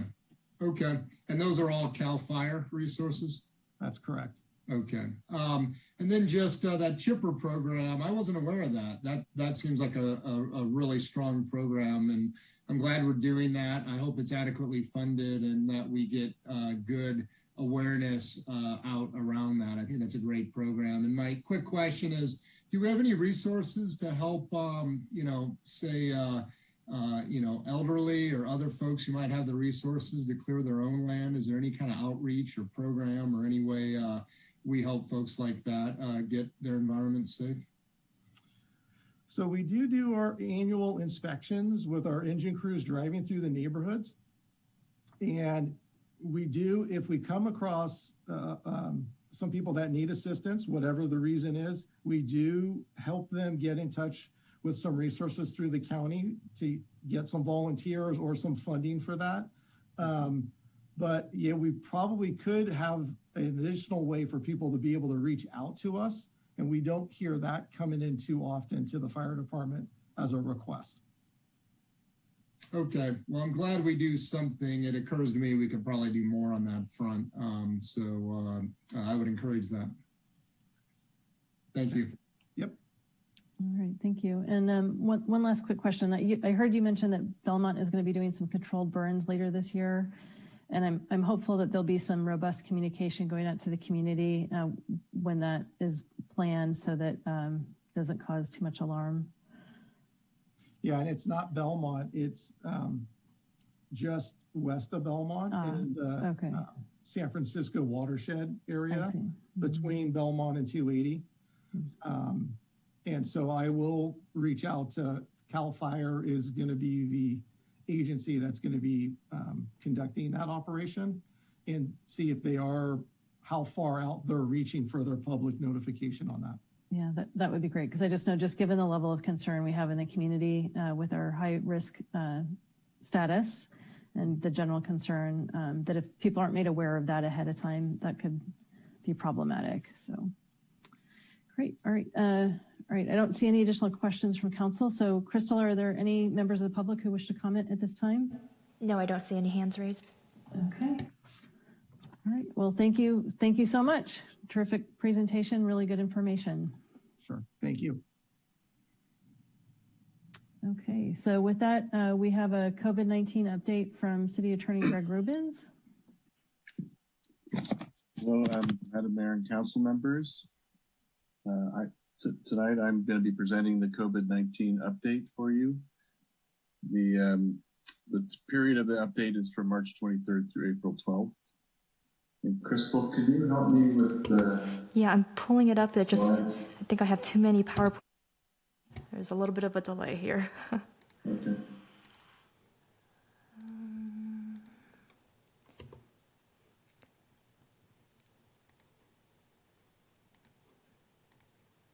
Thank you. Let's see if we get the full screen. Okay, so it's that slide I covered. We've been working with the school district, and the school district has announced some additional testing at Central Middle School. I actually drove by there this morning and saw a line of people getting ready to be tested. So it's definitely in play right now. The idea is to have people, children and adults, the school population primarily be able to get tested conveniently at the school. If you want to be tested, or you feel like you should be tested, maybe you're traveling or going somewhere that it's required, you can do, there are walk-ups available as well. And the appointments can be made through Curative and are recommended though, rather than the walk-up. Questions can be directed to Curative at the number on your screen. As vaccination rates increase, testing for COVID continues to be the main strategy to control spread. You should get tested if you have symptoms of COVID, have close contact with someone with COVID, participated in activities that put you at risk, traveling or etc. And then San Mateo County has some resources about, so you can learn more about testing. Next slide, please.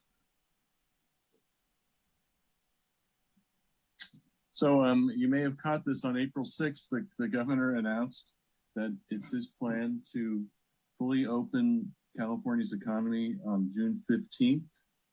There's two criteria that the governor has set for that.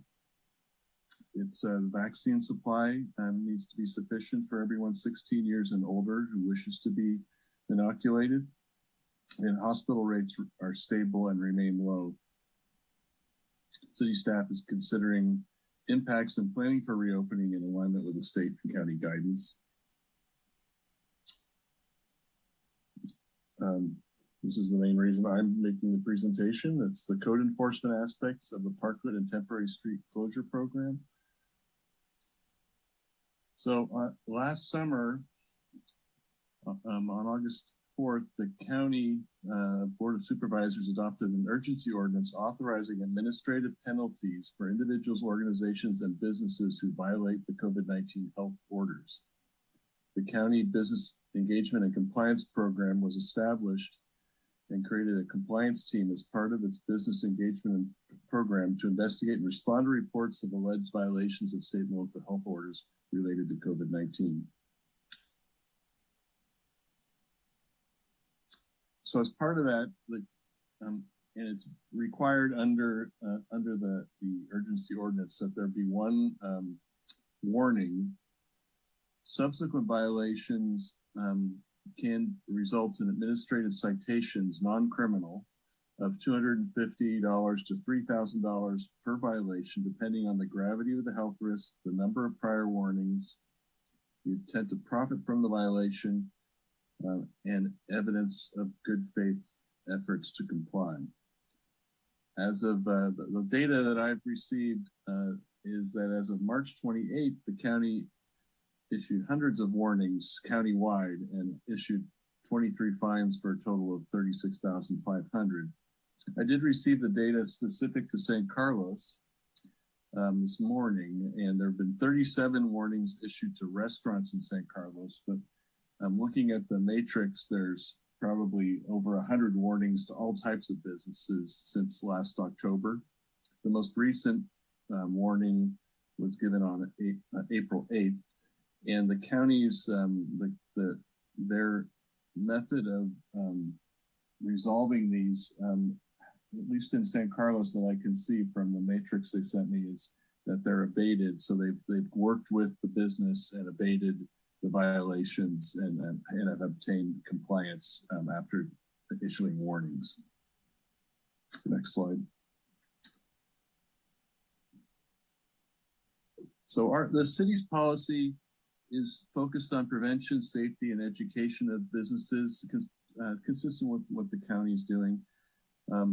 We understand this new world we've been in since last fall, and some of the struggles that businesses have been having complying with some of the changing rules.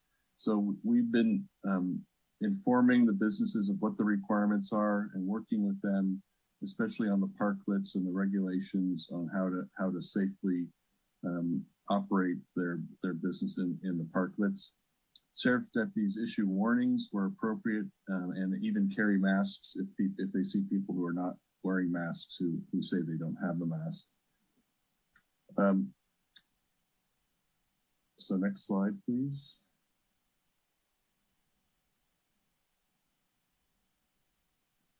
So you're going to hear more about this later today, but this evening. But the program began in June. We were one of the first in the county to have an outdoor dining program.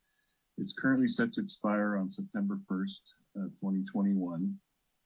The businesses seeking to use a portion of the right-of-way are required to obtain an encroachment permit from the city, and the permits require compliance with all the COVID-19 regulations. Such our permits can be terminated with or without cause, but we specifically have a provision in them that they can be terminated if someone is determined to have violated the COVID-19 regulations. Next slide.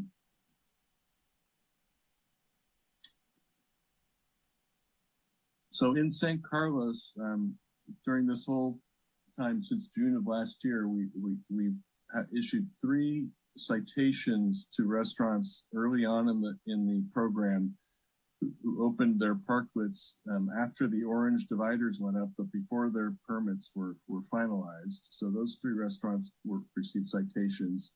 Since that time, their violations have been resolved, or they're still in process with the county. Now, when I'm saying a citation, this is like a ticket or an infraction that those businesses received.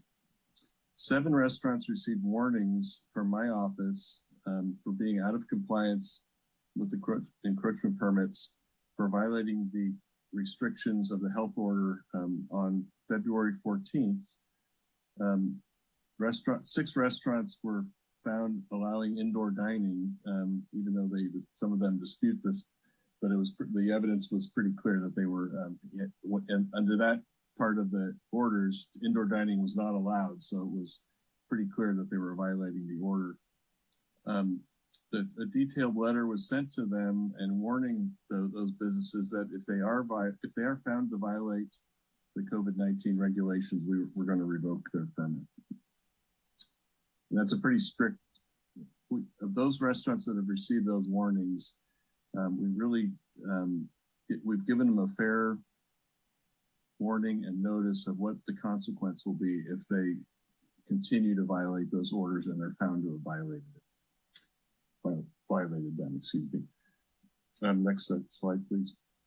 So my protocol that our office has developed is, we're trying to encourage compliance. But at the same time, I need as the city attorney and as part of our code enforcement regulation to have documentation of the violations. So the city is encouraging deputies, if they see a violation when they're on patrol on Laurel Street or in town, to document violations so a complaint could be made to the county health department for further investigation. They're the experts on the orders. and what constitutes a violation. If the county health department issues a citation that is upheld on appeal, I'm going to consider that as they've been found to have violated the health orders, and then that will result in that restaurant's parklet encroachment permit being violated. Now, first, I will send a warning letter to if there's any restaurants that are not on the previous list, but I will send a warning letter just like the other restaurants received, and then that'll be their final warning. The public is encouraged to report violations as well. So if you see a violation, please contact the sheriff's office or Kimberly Chu, the deputy city attorney, and you'll see her email and her phone number there, or directly to the county health department at www.smcgov.org or their 211 number. And next slide, please. That's the last slide. It's okay. So I'm here to answer any questions or concerns that the council may have about what we've been doing and how to how we're enforcing the rules as best we can under these difficult circumstances. So I'm available to answer any questions. Thank you. Thank you, Greg. Any questions for Greg? Councilmember Dugan? Yeah, hi, thank you, Madam Mayor, and thank you, Greg, for the rundown on this. So it sounds like we've had to issue a number of warnings. And could you just characterize how the restaurants have responded to those? I mean, I assume since we haven't done any further enforcement or we haven't revoked any parklet permits, you know, can I take that as evidence that they have generally responded adequately, or? That's an excellent question. We sent our letter out about a week after the Valentine's Day violations, where they were operating indoor, and between the first warning and between the violations and just after my letter, actually, the state reopened indoor dining. So we sort of went into a different protocol after that. And the last complaints that I see in the county's matrix that they sent me was on March 1st. And the complaint, the matrix goes all the way through April 8th. So it seems like the restaurants that received warnings have all abated their conduct largely. I can't say every moment they're in compliance, but in a sense of enforcement, since the last one was March 1st, and before that was the 26th of February. So okay, I think the county's program's fairly robust, and we've been now, a little more than a month, and the restaurants that were on my list are not showing up on the county's enforcement. Okay, that's good data. Thank you. And then, is that right? You're administering this program for San Carlos, but you're relying solely upon either reports from the public or other enforcement actions through the county, or does San Carlos also have a specific monitoring program?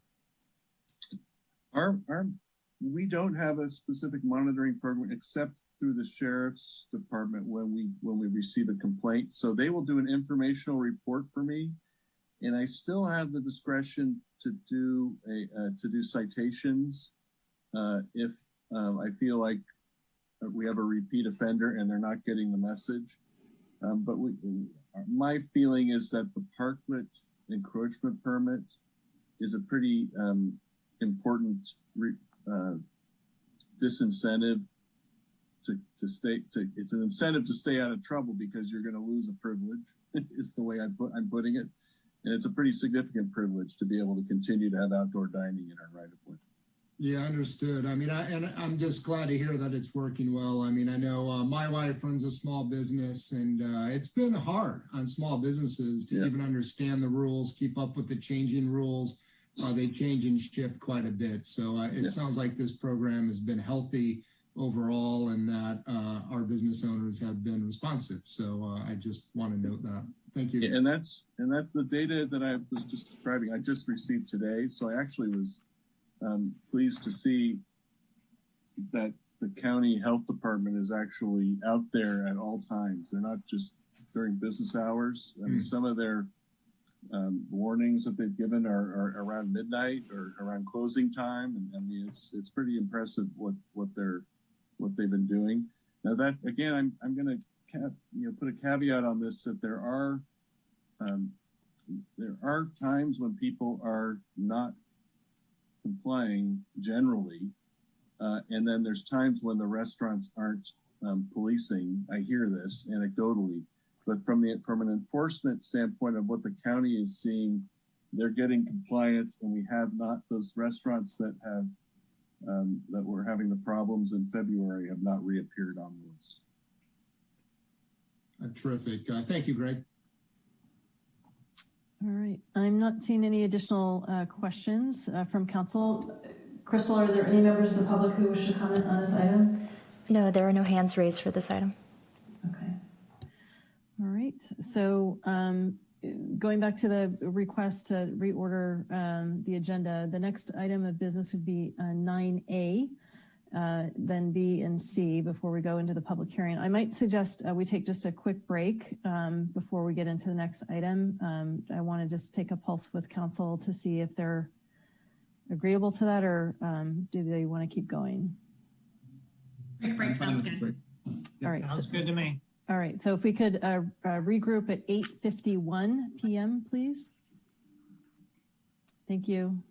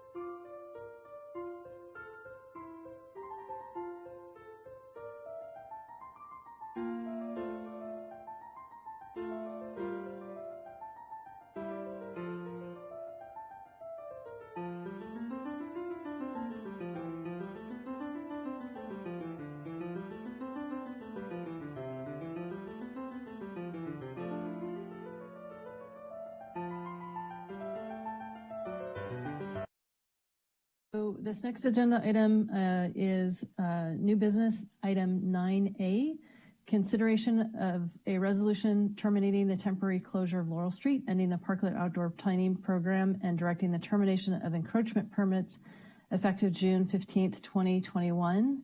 And I understand that we'll be taking a report from Adam Aronson, Acting Economic Development and Housing Manager, and Al Savay and Greg Rubens might be joining him in the discussion. Is that correct, Jeff? That is correct. I was just going to make a few introductory comments before we turn it over to Adam. Please do. Thank you, Madam Mayor, members of the City Council, Jeff Maltby, City Manager. Just wanted to put things into a little bit of context before we get into some more detail in the report. And our report this evening on this item should be fairly brief. We're aware that the council is very familiar with the program and has been monitoring the COVID response quite closely. So you're aware of the latest developments, which is really where this started. The subcommittee, as well as the City Council, had gotten some anecdotal feedback and comments from community members that folks were getting a little concerned about the downtown program, and that it was becoming a little crowded and very popular in nature. So the subcommittee wanted to get together and talk about that. And then the timing happened to coincide with the announcement that I think came as a little bit of a surprise to all of us, a welcome one, hopefully, from the governor, that he's planning on ending the restrictions on June 15th. So the subcommittee dealt with that as well, and staff started to think a little bit about what that might mean, and we thought we should check back in with the City Council to see if thoughts have changed, or if you want to hold the course to September 1st. There were a couple areas where we discussed sort of the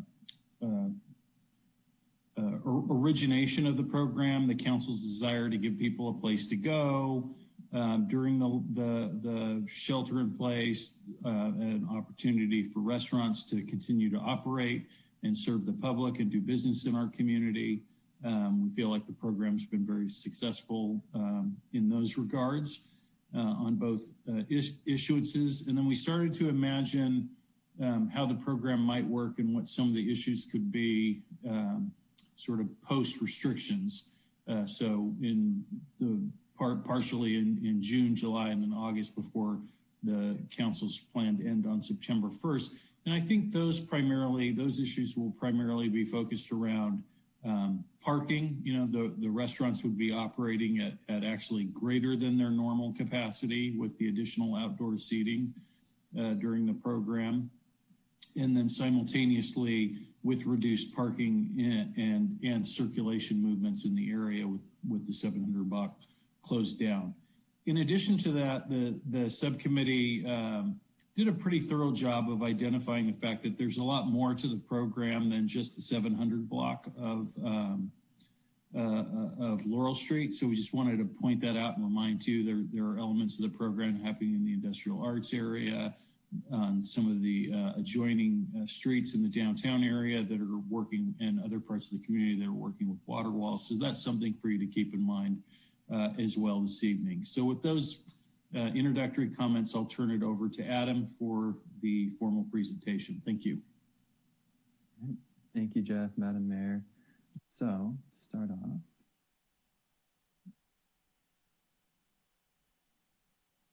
Oh, sorry, one too far. Okay, so we'll just start off just a little bit of background. The council, you enacted the temporary street closure and parklet program last June based on the state's declaration of emergency and the need to ensure safety and protection while adhering to proper social distancing requirements in the downtown. And the intention was for these programs to remain in place while the emergency continued, with an initial end date of December 31st. However, on November 9th, the council elected to extend the end date to September 1st, 2021, due to the continuing nature of the COVID-19 emergency.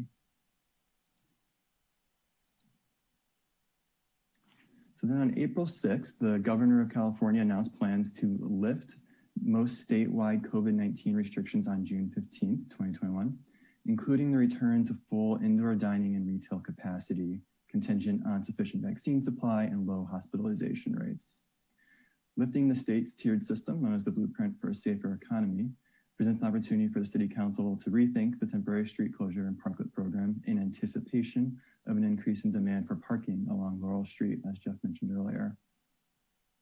If the governor cancels the statewide declaration of emergency, additional actions and findings by the council may be required to continue the temporary closure. So also on April 6th, the downtown subcommittee met to discuss complaints that had been received from San Carlos residents around nighttime activities and overcrowded parklets, specifically in the 600, 700, 800 blocks of Laurel Street. Residents have expressed feeling unsafe while visiting the downtown due to the lack of social distancing and congestion from pedestrian overcrowding in some areas. So for these reasons, the downtown subcommittee felt there was a sense of urgency to discuss these safety concerns with the City Council and consider action. Now, you'll see on this slide, we've presented a number of options for you to consider. Staff has been recommending the first option, but really want you to look at all of these and consider what you think is best for the community here. The first one is to adopt a resolution to end the temporary closure of Laurel Street and the Parklet Outdoor Dining Program, and then direct the termination of encroachment permits effective June 15th, 2021. Currently, the program is in effect till September 1st, and so this option would end the program on June 15th instead, and require all businesses to remove their temporary parklets and for public works to remove the orange barricades. This would also include the removal of the street closure barriers on the 700 block and result in the return of 150 parking spaces in the downtown area and return the area to standard traffic circulation. Now, additionally, if the street closure and parklet program is terminated, it could allow for some downtown community events to resume in that location, including items such as the Farmers Market, the San Carlos Block Party, the Public Safety Fair, Goblin Walk, and the Night of Holiday Lights. Option 2 is to end the temporary street closure and parklet program only on the 600, 700, and 800 blocks of Laurel Street, but continue to allow in other areas of the city. So the safety concerns that have been raised are almost entirely concentrated on these 600, 700, and 800 blocks of Laurel Street. And so eliminating the program on these 3 blocks may address the primary concerns that have been raised, while still allowing businesses in areas that are less heavily trafficked by pedestrians to promote social distancing through the use of parklets. Option 3 is to keep the temporary street closure and parklet program intact in its current form. Economically, the program has been successful and supported by many downtown businesses has allowed them to expand their operations and initially promoted social distancing during times when indoor dining and shopping had been restricted. This option would allow businesses to operate their parklets until the current scheduled end date of September 1st. And then option 4 is to restructure the temporary street closure and parklet program by other means as determined by the council. So the council may choose to alter the program in a number of ways that are not outlined in the preceding options. And these could include things like implementing street closures at limited times, eliminating the street closure but still allowing all parklets, limiting the number of parklets on each block, or limiting the number of parklets per business. Some of these options could prove labor intensive with regard to city resources and staff will likely need to conduct additional research on their feasibility to be shared with the council at a later date. And just to quickly remind everyone of where the 600, 700, 800 blocks of Laurel Street are, you can see them on this map here. And that concludes the presentation. So I'll open up to questions and discussion amongst the council. Thank you, Adam. So just to remind everybody of the procedure, we'll take questions from council, then public comment, and then we'll move to council comment and discussion. So if we can make sure we go in that order, that would be great, and limit the questions to just two or so per council member. And then we'll call for a motion and a second and further comment for those wishing to do so in roll call. So again, we'll do questions, public comment, and then council comment and discussion. So are there any questions from council at this point in time? All right, Councilmember Collins, then Councilmember Dugan. Thank you, Madam Mayor. I think the first question I have, and I'm not sure if it's directed at Greg Rubens or Adam, is that one of the things we had heard on the subcommittee was the fact that there was, in addition to some of the crowding and the violations of social distancing and that sort of thing, but there were some incidents of fights and public drunkenness and the park being abused, the Harrington Park being abused with litter overnight, empty beer bottles and liquor bottles and that sort of thing. And that's not in the report. And I wanted to know how prevalent that was. Were these one-off incidences, or is it something that that we need to watch and that we need to really pay attention to? Because that really caught my attention, was one of the reasons that we wanted to put this on the agenda. So maybe I could get some feedback about that.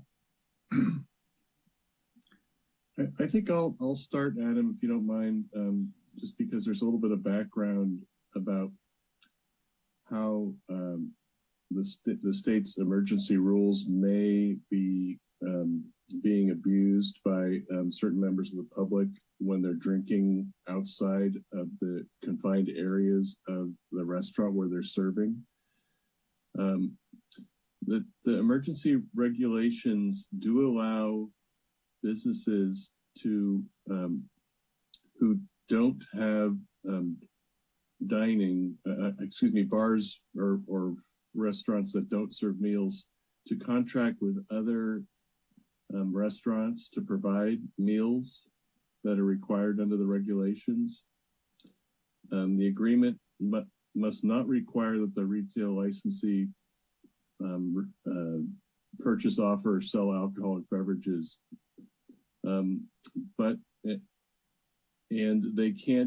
The two restaurants or businesses can't interfere with each other's business models. So they can't have like an incentive program. If you sell a bunch of, if you buy a bunch of my meals, I'll make sure they go over to your restaurant and buy a bunch of drinks.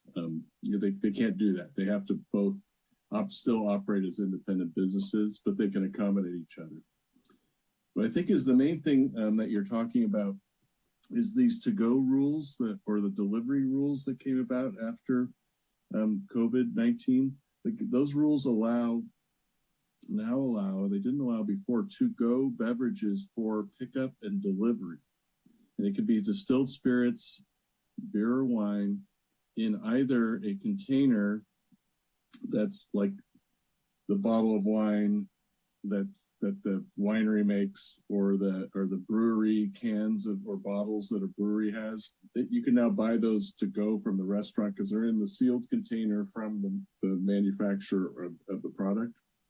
They can also have, it's not quite a hurricane in Las Vegas or Mardi Gras, but you can have a sealed container prepared by the restaurant licensee that's part of the to-go package, but it's not supposed to be open.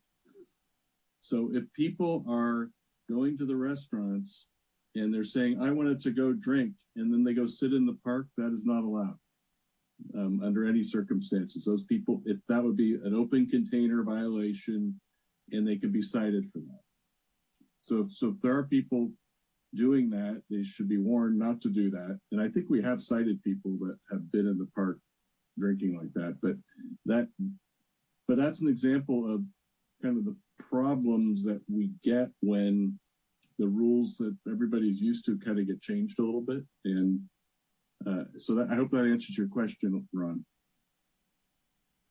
Well, partially, yes. But I mean, specifically, we had heard some reports of fights and public drunkenness. And that's what I wanted to get some feedback on as to whether or not those were single incidents. Are they starting to happen frequently? That sort of thing. That's probably the chief of police might have more information on whether they've had to intervene in those types of incidents. But it's not something that I've heard about, but I might not necessarily hear about it if somebody got arrested for public drunkenness or a mutual combat or something like that, or assault. Well, Jeff, I don't think I'm imagining it. We did hear of that type of a thing happening, did we not? Yeah, that's correct. I think we'll turn it over to the chief to provide a little bit. And there's a combination of information here, Ron, what the city's receiving officially through 911 and what we're hearing from residents who've seen and reported behavior after the fact downtown. And then combined with sort of physical evidence of the bottles and cans and that kind of issue that we're seeing in the downtown as well. So there's several different information sources, and we only had one day to put this report together after the subcommittee meeting, so we did our best to get as much into it as possible. And Chief, thank you for being on the line. But before you continue, one of the things that I think we had also heard in the subcommittee meeting was that we had reports from our own residents saying that because there were people coming from other cities, that they were concerned about their safety and were rethinking whether or not they wanted to come downtown. So with that, Chief Bell, maybe you could provide us a little bit more context and enlighten us. Good evening. Yes, we have had calls for service where intoxicated personnel were on the street, as well as arrests of individuals who were involved in fights. In addition, we have received reports after the fact of people dumping garbage throughout the parklets as well in Harrington Park, and also forcing business owners to clean up after the day after. So those are the reports that we've seen. It has been less than frequent. So I would say probably 3 or 4 times a week, we're receiving some type of call on Laurel to respond to. Thank you. Thank you. And I'll add to that, Councilmember Collins, that if somebody is after hours or the restaurant's closed, and just because they're in a parklet doesn't mean they can continue to drink in public like that. That would be an open container violation. And so that, if that's part of the problem that's going on there, that would be a violation as well. All right. We'll go to Councilmember Dugan and then Councilmember Rack and then Vice Mayor McDowell. Yeah, my only question would, and I understand staff put this report together pretty quickly, so some of this might just be late breaking news, but you know, it's all pretty much news to me that we've been having issues down there. Do we have any data or trends, or, you know, it sounds like the county level enforcement has been kind of steady state. This seems kind of brand new, or, you know, what are we doing to monitor this? Are there things we can do to increase enforcement? I mean, it just, you know, and that said, 3 to 4 incidents in a week, given the level of activity, isn't necessarily jaw-dropping, but you know, how do we characterize what we're seeing down there by way of data or trends, or how do I calibrate my level of concern around this? I think we'll ask the chief again for her perspective here. You know, my perspective in terms of the report seemed to suggest that it's been more recent, you know, maybe sort of coinciding with sort of our enter into nicer, more springtime weather later, you know, staying light out later, that kind of thing, because it does seem to be more recent. And I do know that the council had asked, and the chief has been, we've been sending deputies into the downtown, particularly on the busier evenings, much more frequently. Chief? So for the level of concern, I would say that, yes, we have, like the city manager said, we have seen an increase in foot traffic as well as individuals waiting in line. And while they're waiting in line, they're allowed, some restaurants are allowing them to have alcoholic beverages throughout the area. So, you know, as we all know, when we increase with alcohol, sometimes bad things happen. But I just think that, you know, overall, it's, you know, if we're talking about a 1 to 10 rating, I would say it about like a 7. And just, you know, for us, we want to make sure that everyone is safe and feels safe downtown during this process. Thank you. Okay. Yeah, thank you, Chief. And then one quick specific question, maybe for Adam. The Parklet program, I don't have the full background. It predates me by quite a bit. I understand it predates COVID by quite a bit. If we're talking about ending the Parklet program, are we talking about ending all parklets in town, or just those that were approved in this COVID period? I believe we'd just be referring to the ones approved in the COVID period. So prior to COVID, we had the on-street dine-in pilot program, and that resulted in the parklet at town. And then there was space for 2 other restaurants also to come forward with parklets. Neither of those 2 other restaurants have yet come forward, but there is one currently in the review process with the Planning Commission. And I would consider those separate from what we're talking about tonight here. I see. Yeah. So when this, go ahead, Jeff. I was just going to confirm, yeah, this is just the temporary parklets, the things that were constructed to be removed, not permanent. Okay. So basically, if we end this, when this program ends, all parklets are removed except for town. That's a current understanding? Yes, presently that's correct. Okay, thank you. Councilmember Rack, and then Vice Mayor McDowell. Thank you, Madam Mayor. I remember to do the unmute first this time.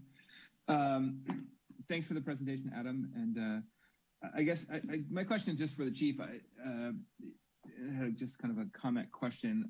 I did go down there this weekend knowing that this item was on the agenda, and you know, it was, I didn't see huge incidents that were problems. I did see some drinking in Harrington Park. I did see probably some overcrowding in some of the places. So I'd like to understand kind of what we've been doing in terms of enforcement and sort of communication with the businesses. And because I think regardless of how we end up with this decision tonight, I think having outreach with the business community to have them as partners in compliance is probably one of the most important things we can do as part of this. But I'd love to understand, Chief, sort of, you know, because what I've heard is sort of the Friday, Saturday nights is when it's sort of been the biggest challenge. The rest of the time, I haven't really heard concerns from people.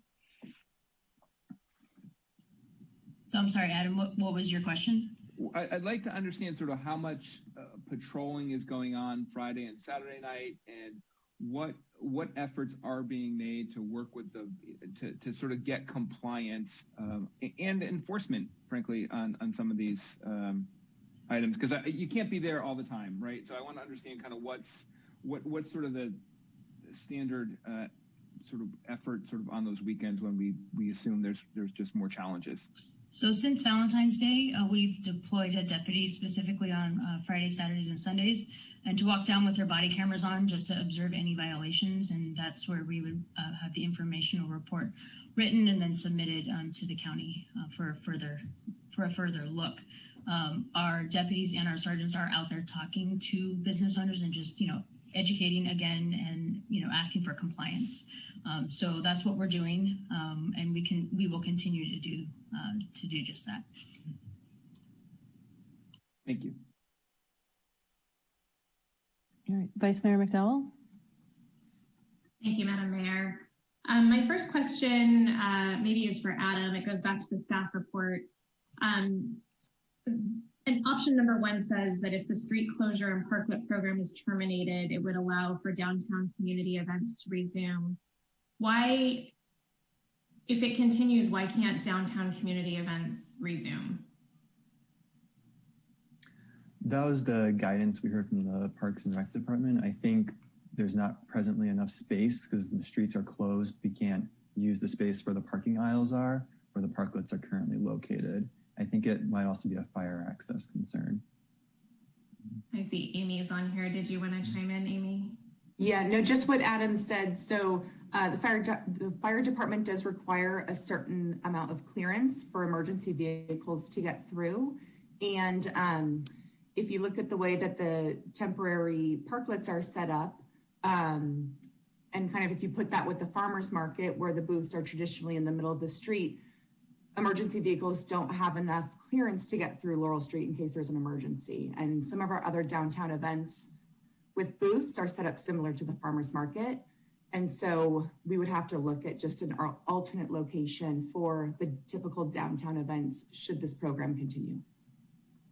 Don't you think that the Goblin Walk could continue or the Night of Holiday Lights? I mean, if people are walking down the middle of the street, those two community events seem pretty complementary. Yeah, Goblin Walk possibly. Night of Holiday Lights, we typically have some booth setups, and so we'd have to relook at that event. Change. Okay, thank you. My next question, I've noticed, I was downtown this weekend too, and I noticed that some parklets have water walls up, but the space is not currently being used. Do we have plans, and this is kind of specifically to a few businesses on the 600 block, do we have a plan for cleaning up unused parklets? I will defer to Public Works Director Stephen Machida on that question. I'm not certain if there's plans for that because I know they all had to be requested by the businesses for them to be put up. So, good evening, Vice Mayor McDowell, Stephen Machida, Public Works Director. Certainly, basically, the businesses that have requested to install parklets, we have, at some point when or if they decide they no longer want the parklet, that's when we would go about and kind of remove the parklets and kind of restore, like in this case, if you're referring to on the 600 block, we would return that open parking availability for the public. But to my knowledge, I haven't heard or we haven't received any requests to kind of dismantle some of those parklets that may not be being used right now. Okay, all right. Well, I might follow up with you offline because I received some information. Maybe we could be a little proactive and reach out to the businesses now that indoor dining is happening. And Sure. I don't think that if space is not being used, then we should probably return it to parking. And then I'm glad you're on here, Stephen, because I wanted to ask you about ADA access. And I know that you were very busy, you and your team at the beginning when we shut down Laurel, of adding more ADA spaces. I've heard a little bit of feedback from residents that they didn't know that our wonderful ADA maps were online and they felt like, too many spaces were missing. Do you have any feedback on how that's going? Do you have any plans to increase any more ADA accessible parking downtown? So I know there is, I believe, in the South Laurel Plaza, there is scheduled that parking lot is scheduled to be restriped. Until certainly those are, we look for opportunities wherever we can to actually restripe, to add additional ADA spaces where that's possible. So certainly that's, that is, that's something we could do. I think just kind of refresh council's memory. I think we added, 5 additional brand new ADA spaces. I think there were 9, so we added 5 new. So if my recollection is correct. So we were, when this program was actually started, and that was the intent, is to kind of replace whatever ADA stalls that were taken out as a result of closing the street, were replaced somewhere close by. So, certainly we'll always look for opportunities to look for ADA spots or spaces that would fit. So that's something that we'll continue to explore. Okay, that's great. Thank you very much. Thank you, Madam Mayor. Okay, thank you. All right, I've got a couple of questions. So I just want to go back to the concern, the scale of concern that was presented by Chief Bell with respect to it being on a 7 and about 3 to 4 incidents per week that need to be addressed, and how that compares to non-COVID pandemic times. So can you provide a little bit of color on, prior to us going into the pandemic, how often were there incidences downtown, and what would you, in pre-pandemic, what would be the level of concern? So I wasn't here pre-pandemic, so I can't provide that exact number for you, but I definitely can gather that offline for you. But obviously when things are open, we have more calls for service. So as things continue to open, we are receiving more calls for service. Okay. I hope that helps for now, and we can. Yeah, I'm just trying to get it to what degree the current situation is lending itself to the level of concern, right? So that would be helpful. Okay, and then on with respect to ADA, a couple of the emails that came through this weekend, there were dozens and dozens, if not hundreds, actually, that I received from community members on this. I did hear from people who have mobility impairments, and I understand the estimate in San Carlos of people with mobility impairments is about 8%, so it's a significant number of people. But several mentioned that they no longer go downtown because they just can't get around, and it wasn't, my impression was it wasn't so much because of the parking issue, but it had more to do with just being able to navigate the sidewalks and that type of thing. So I don't know who would take this question. Maybe Greg, this is for you, because it has to do with ADA compliance.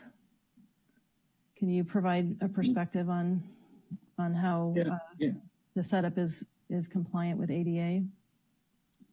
Well, our rules require that the sidewalks, even with a parklet there, that the sidewalks be clear and that the center of the street be clear for passage. And the physical configuration of the sidewalks and the ramps on the sidewalks hasn't really changed. There may be an accessibility issue that I'd like to talk with Stephen about as far as descending into a parklet, let's say from the sidewalk. If someone wants to enter that part of the restaurant, it's probably not as big of a concern now that there's an indoor option because all the buildings have to have an ADA compliance, but there definitely is something to look at as far as descending into a parklet. I have noticed that some of the parklets, you're not descending into them because they've built a platform that's kind of consistent with the sidewalk level, but I don't know if that's all of the parklets. Many do that. And then so if there, I mean, it's something that we need to make sure that the restaurants are aware of, that they can't block the sidewalk. They need to have a clear passage that's wide enough for someone in a wheelchair or who has accessibility issues. Maybe they are walking with crutches or some other mode of assistance. And so there has to be a clear path on the sidewalk. So if that's not being provided, then we need to take a look and inform the restaurants that has to be available for their patrons and the public generally. Thank you. All right. Madam Mayor, if I may add to, basically I do have staff that actually kind of peruses the downtown to ensure that should be happening. Basically, that the sidewalk does need to stay open, to allow all pedestrians, whether they're mobility impaired or not, to be able to use the sidewalk. And so, they have kind of couched or kind of worked with the owner of the restaurants or any business to ensure that there is actually free passage on the sidewalk, so that the public can access the sidewalks. Okay. All right. Thank you. All right. And then just last question with respect to the temporary parklets that are currently in place down in the downtown area. Are those designed to be permanent structures? So in other words, are they currently designed to be enduring assets? The temporary ones should not. They should all be designed to be removed at the end of the program. Okay. All right. Thank you. All right. So Crystal, could you see if there are members of the public who wish to comment on this item? Yes, we currently have 4. So I'll go ahead and admit the first one, we have a lot more just added. Okay, so our first speaker will be Leron Murad, followed by Boris. Everybody will have 2 minutes to speak, and if you can use the timer that will show up on the screen, that would be appreciated. Leron, you should be able to unmute. There you go. Thank you, council members and Madam Mayor. I'm here to speak in favor of keeping the parklet program as it is. It seems to me that not enough has been considered about the future of this innovative program, a program that has been so wonderful for our downtown, getting residents out and making our downtown feel like a major destination. We heard earlier from the city attorney calling it a significant privilege to have a parklet. The city manager called it popular. And we have still not heard any explanation why we can't have a farmer's market, for example, in downtown, the once-a-year events like the Goblin Walk. We could, of course, reconfigure the booths for the farmer's market, but that hasn't been discussed yet. Concerns with littering could also be addressed in innovative ways. For example, adding garbage cans, but that's something that we haven't yet heard today. If we take away the parklet program, we're going to be punishing the restaurants that are in downtown San Carlos, leaving only a single parklet apparently in one of the wealthier restaurants, as we heard earlier. So I encourage you to keep this program that has been so successful and that residents seem to like very much. Thank you. Thank you, Leron. Crystal, how many speakers do we currently have in the queue? 3, 4, 5, 6, 7, 8, 9, 10, 11. We have 11 at this time. Okay, thank you. Okay. Boris, you're up next, followed by Susanna Lerner.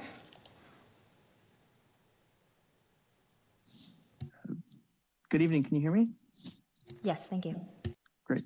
Good evening, Mayor and council members. My name is Boris. I live right next to downtown. Since Laurel Street has been closed, it's really become a consistent favorite for our family to walk and hang out there. And I guess I'm calling in to encourage you, like the previous caller, to maintain the street closure.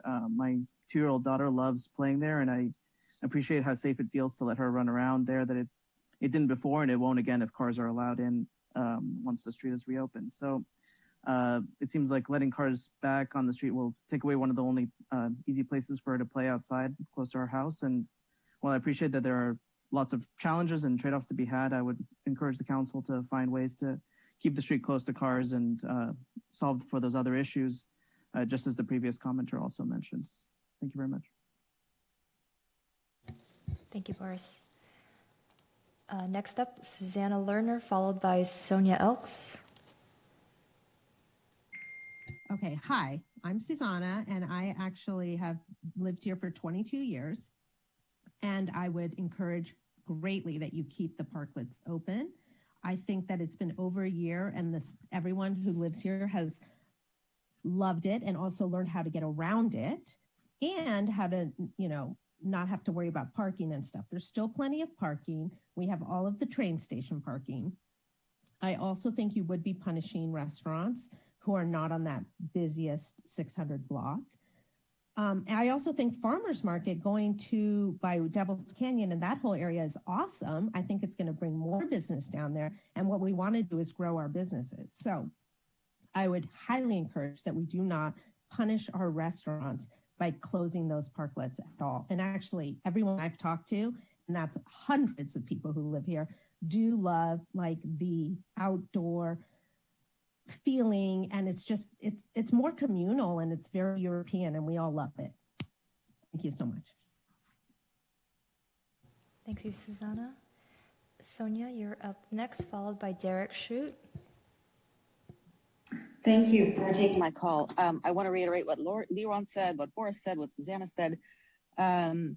We just spent 2 hours talking about fire mitigation, which is driven by our climate crisis with our drought. And then we talked about COVID response, which is a respiratory pandemic that has exacerbated our mortality rate is directly correlated with lifetime pollution exposure. This is not coincidental. We have to address our greenhouse gas emissions, and encouraging a pedestrian zone on Laurel that is accessible by bike and wheels and rideable, mobility devices is absolutely essential and promotes the economic development of our downtown. And also, and what I wanted to, so many things to say, I only have 2 minutes, but I agree that the permanent closure of the 700 block really needs to be discussed. Even closing it in September isn't, it really needs to be addressed with the businesses. I had the distinct pleasure of talking to one of the non-restaurant businesses, Sartori, today, the owner, who was amazing. And we talked about his need for more parking, and he recognizes a climate crisis. And we talked about potentially maybe designating specific parking spaces in the back for the business owners, maybe a spot per business owner or 2 in the back behind the Diddums parking lot. There's so many ways to address this. I'm confused why, and I know it's easier to keep people in their cars, then they can't fight as much and they keep their alcohol closed. I don't know exactly how all these things relate to the parklet issue, closing these parklets, but I really want to separate out those issues and see if we can get behavior controlled without losing this great opportunity for San Carlos to have these parklets. Thank you. Thank you, Sonia. Derek Shute, you're up next, followed by Paul W.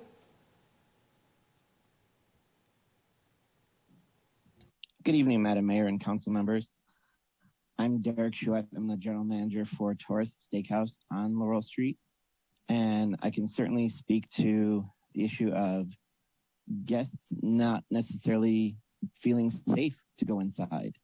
At least 40% of our population, of our guests coming into the steakhouse, want to stay outside. They feel more comfortable outside currently, regardless of being in a yellow tier, orange tier, whatever color tier there might be that particular week. Their safety is what matters to them and what matters to myself and my staff. We're more than willing to seat people in a far corner table and not seat anyone around them for their particular hour and a half, if that's what they choose to do, because they feel safer not having someone directly next to them. We adhere to all of the current regulations that San Carlos has so diligently put into place for us to follow. We have markings on our outdoor parklet in order to be able to make sure our tables and chairs stay in those designated spaces so they're not drug over to be closer or further apart or what have you. And it's something that we pride ourselves on being able to provide for the guests. And the nicest thing about the parklets and the program as a whole is that it's a much more natural, organic dining experience.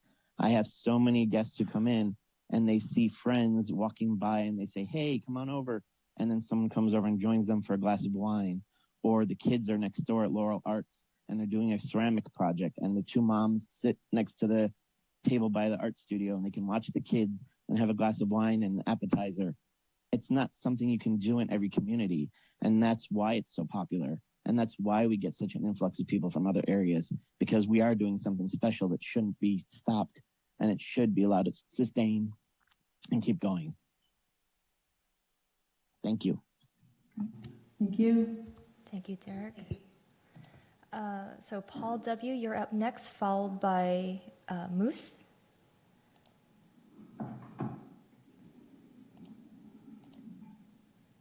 Paul, you should be able to unmute. Hello, can you hear me? Yes, thank you. Okay, great. So thank you, council members and Madam Mayor. My name is Paul Walsh, and appreciate your time. So I read the resolution, and I actually posted this on Nextdoor because I had no idea actually how to communicate with the council, but Nextdoor seems to be the online version. So I read the resolution. I thought it begged a few more questions. It definitely appears to be in response to some complaints. So like I posted, it would be great to know, is it 1 complaint, 10 complaints, 10% of the population of San Carlos? Is it the same person or people complaining? One could equally say that the number of people choosing to eat, drink, and socialize in San Carlos are actually promoters of the parklet structures as opposed to the detractors. And I think I can speak for some of the other, or based on what the others have said, that many people probably don't want to even eat inside, even if the governor opens up on June 15th. And I think it's actually a little bit premature to make a decision thinking that those conditions will exist on June 15th to open. It definitely seems more logical that a decision is made with the best interests of all the residents and visitors to San Carlos taken into consideration. And at some point, I think common sense comes into play. If one felt uncomfortable walking outside of an establishment that had a line waiting to be seated, which is really only like an hour or two every night, then that you cross the street or you use Laurel Street to avoid any sort of congested areas. And I think that's a tough one for restaurants to manage as people are walking up to their establishments. One of the council members expressed concern on the call about the park downtown. And it's a place where you actually really can't go there during the day, usually due to the people that hang out there. I'm not sure if you guys, visit Laurel Street during the day. Again, there's a lot of anecdotal feedback on that particular incident. I would be great, I think, to understand, and I think the mayor mentioned this as well, like what are the reports of intoxication in the past? Can you compare the same number of complaints and calls to the previous year? Paul, your 2 minute, could I ask you to wrap up, please? Yeah, for sure. I would say that I would like to know, how do you actually get a counter motion on the ballot to make the street closures permanent, move San Carlos to a city that's probably free of cars? Paul, I really need you to wrap up. We've got a lot of people in the queue, so if you could wrap up. I'm wrapped up. Thank you. Thanks for your time. Thank you. Thank you, Paul. Next up is Moose, followed by Jean and Nancy.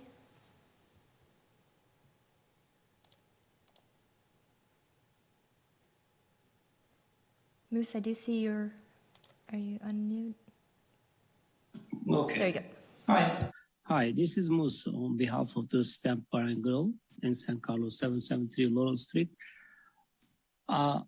My opinion on the temporary parklet should be permanent, because as far as I get the feedback from the people coming into my restaurant, at least 70 to 80%, they don't want to sit inside because they rather be safer. They think it's safer to sit outside.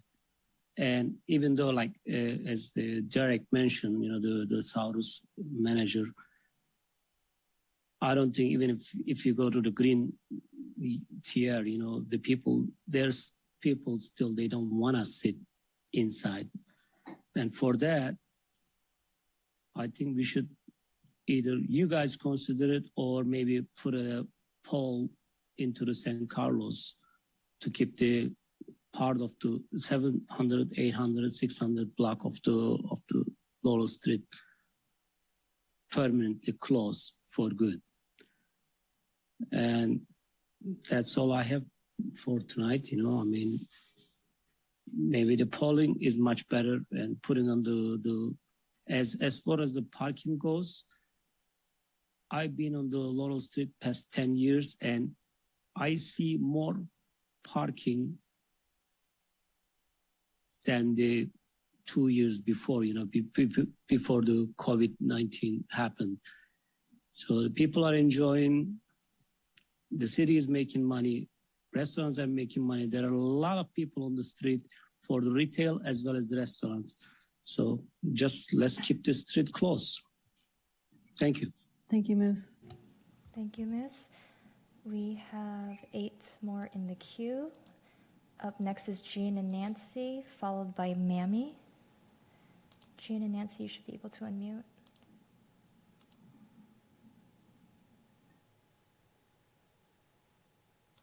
Okay, go. Hi. There you go.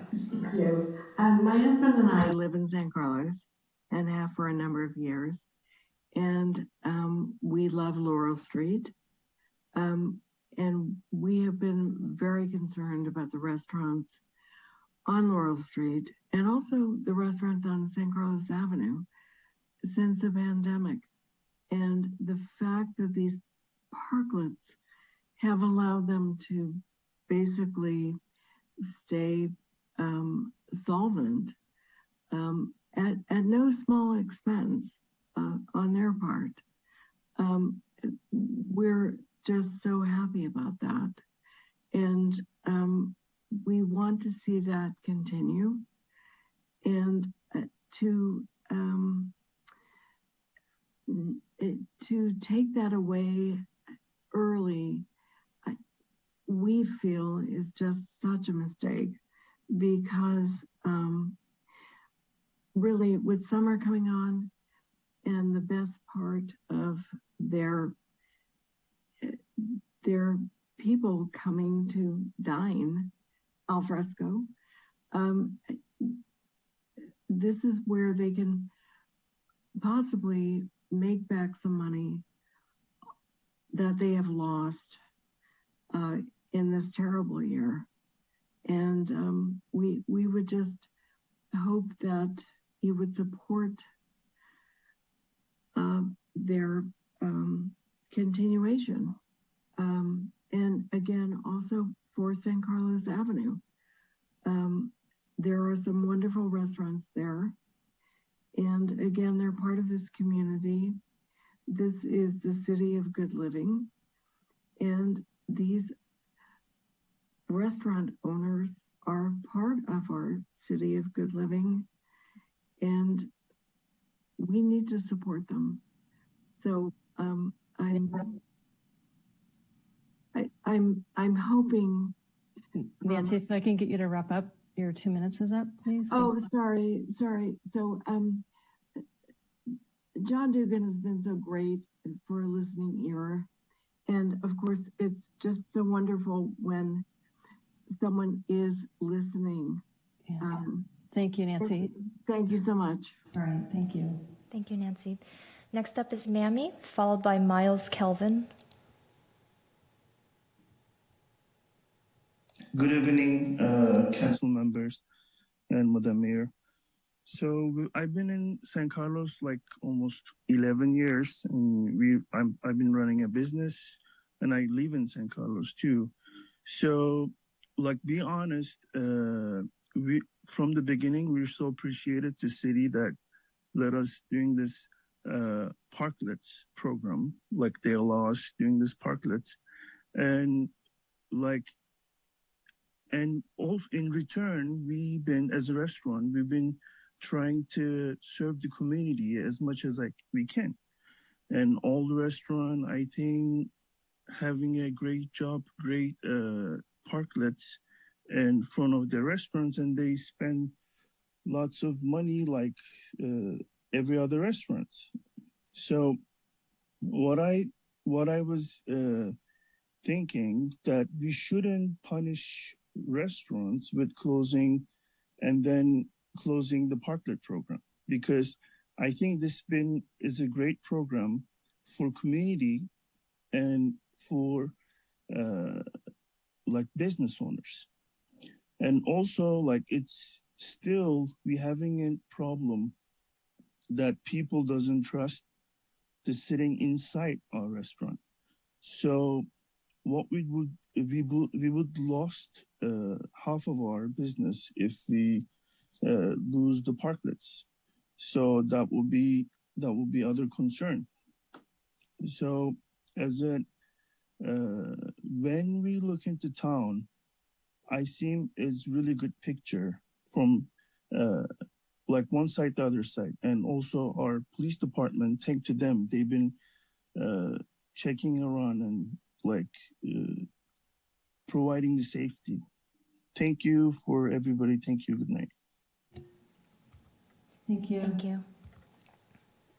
Next up is Miles Kelvin, followed by Adam Alberti.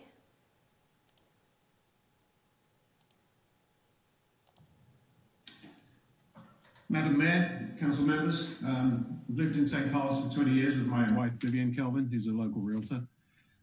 Like all of the other respondents, I'm definitely in favor of keeping a parklet program. I think it gives a nice European vibe to Laurel Street. And in fact, it's a great opportunity for San Carlos to be unique and a superior city on the peninsula. I really find it amazing that the permanent closure of Laurel Street was not discussed or even listed as an option in the minutes. It just astonished me when I read the minutes that wasn't an option. We have great weather. We've got a super street to use. If the parklets were permanent rather than temporary, they'd all look a lot nicer. So they'd look a lot more like town. And we would have a super downtown area that would be the envy of the peninsula. So I just couldn't do anything but stress absolutely strongly that the whole parklet program should be kept open and made permanent. Thank you. Thank you. Thank you, Miles. Next up is Adam Alberti, followed by David Tom. Good evening, Madam Mayor, members of the council. At this point in time, you probably don't need to hear much of what I had to say because it's been said a bit here in repetitive fashion. So I'll skip to the part where I move on from being disappointed with the action being considered tonight into what I think we ought to be looking at, and that is really a process to discuss a permanent closure of Laurel that looks at proper design standards that can make it a real amazing attribute for this community. I mean, there really are two things that make us different from many of our neighbors. There are great atmosphere with our community and our downtown, Laurel Street specifically.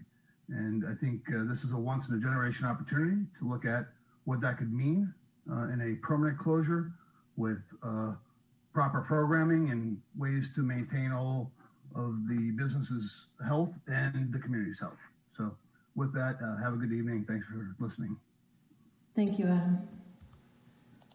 Thank you, Adam. We have 9 left in the queue. David Tom, followed by Debbie Blucher. Hi, good evening, everyone. My family and I have lived in San Carlos for 13 years. We live close to downtown and walk to Laurel several times a day. We want to speak in favor of keeping the parklets open, as everybody else tonight has said. The parklets are pro-business, pro-small business during the pandemic. They're necessary during the pandemic. They're pro-small business when the pandemic's over. It's an innovative program, an opportunity to make a signature element on Laurel Street, as others have commented on. And we too were very disappointed to see this as an agenda item tonight in the negative, and really are asking, as everybody else has tonight, several others have tonight, why aren't we instead discussing making these permanent? Thank you very much. Thank you, David. Okay, up next is Debbie Blucher, followed by Will Stroh. Hello, good evening, Madam Mayor and City Council members. I've been a San Carlos resident for 12 years, and I'm also in favor of keeping the parklets open through the summer and beyond. It seems like it is a wildly popular program that the community loves, and it helps our local businesses that have suffered so much throughout this pandemic. I feel the city needs to do as much as possible to help our local businesses get through this very difficult time, both on Laurel Street and on San Carlos Avenue. And I too would love to see the parklets and the street closures be permanent. I agree that we have an opportunity to be the envy of the San Francisco Peninsula. Personally, I feel much safer eating outdoors and would not consider eating indoors until my children are vaccinated and we are many, many months beyond where we are now. It would be a shame to shut down the parklets just as kids are getting out of school for the summer and people are eager to get out and enjoy the summer weather. And as for the farmers markets and other events, I would love to see the other end of Laurel Street, mostly the blocks between like Howard and Eaton Avenue, be utilized for this. It would be great to bring more business down to that end of our downtown. Thank you so much for your time. Thanks. Thank you, Debbie. Thank you. Will Stroll, you're up next, followed by Alyssa Straper. All right. Hello. Hi. I'm a resident here for 10 years now. First had my family here. Now they're kind of grown. So I've been here for a while, experienced the city in multiple ways. One of the things that I wanted to take note of is that, it's very, I don't want anybody to take note of like all these anecdotal things that have been spoken about before the meeting. There's a lot of, you can't count all the people that love this and how that impact has been great, not just for the businesses, but the families and friends in the area, as well as bringing in other families and friends and events from other cities. This is a destination, it has been, and now it's even more of a destination for folks that want to have a date night and a gathering. I run and walk this area, especially Laurel Street, almost daily. Even before the pandemic, or even before the street closure, almost every single day, I quite literally would almost get run over every single day on Laurel Street. And since the closure, people aren't using that to try to skip El Camino anymore. So I feel safer just in that regard. I would urge the council to take more time to make data-driven decisions and not just, I don't know what's going to be decided tonight, but if we could take more time to make more data-driven decisions, as well as like the reporting that our chief mentioned. Personally, I would enjoy a much more police presence. I very rarely, and I don't, maybe it's just not when I'm there, but I very rarely see patrols coming up and down the street at all. And then for events, reconfiguring the booths, finding a way to keep our city and our charm and our events as great as they are, to bring in all that additional revenue. Thank you all. I know this is all difficult to do, so I really appreciate your time and everybody else that took the time to comment and join the meeting. Thank you. Thank you. Thank you. Next up is Alyssa Schreiber, followed by Jennifer Wisnam. Hi, thank you. Good evening, Madam Mayor and City Council members. I would like to strongly encourage the council to find alternative ways to address the issues that have been discussed regarding trash, alcohol, and the ADA compliance while maintaining the Parklet program. The outdoor dining and pedestrian-only thoroughfare has brought magic and community to San Carlos in a really fraught time. This will only continue to grow and thrive as COVID wanes. With vaccinations going up, more people are getting more comfortable going out. We should try to capture as much of that economic value for our local retail and restaurants. We should make it as easy and healthy and safe as possible to visit, shop, and dine in San Carlos. As one of the council members mentioned earlier, this has been an economic success for San Carlos. It's a unique and special differentiator for our city, and it will attract guests from all over the Bay Area for their recreational time. I know these trade-offs can be hard, but I know we can do hard things for the benefit of the San Carlos business community and for the joy of the people who come and visit Laurel. And lastly, if we've learned anything about COVID, it's that we don't actually know what's going to happen. So it seems incredibly premature to cut this program in 8 weeks based on COVID trends. So I'm asking you to please keep the Parklet program permanently open. Thank you very much. Thank you, Jennifer. Thank you, Alyssa. Next up is Jennifer Wisnam, followed by Kits. I think that's just, You can hear me? Yes. Okay. I agree with what everybody's been saying about the Parklet staying open. And one thing that's been missing from the conversation is the vaccines are not 100% effective. And we're seeing now in the news that some people are getting COVID even though they're vaccinated. In Michigan, they're having a very large surge of COVID. And we have the different variants that are causing issues that may not be covered by the vaccine at this point in time. And we have a subset of people that will not get vaccinated, as well as a subset of people that have autoimmune issues or other health issues that make them more concerned about going into a restaurant or any public place, frankly. I'm one of those people that I will not go into a restaurant and eat because all of these open scientific issues that we're dealing with. So I just wanted to point that out. I agree it's great to have outside dining, but it's more important that we're not 100% through with this COVID. And even if it gets opened up 100% June 15th, we could have the same issues that Michigan is having now, and we may very well see in other states. I thank you. Thank you, Jennifer. Thank you. Next up is Kit, followed by Olin Palmer.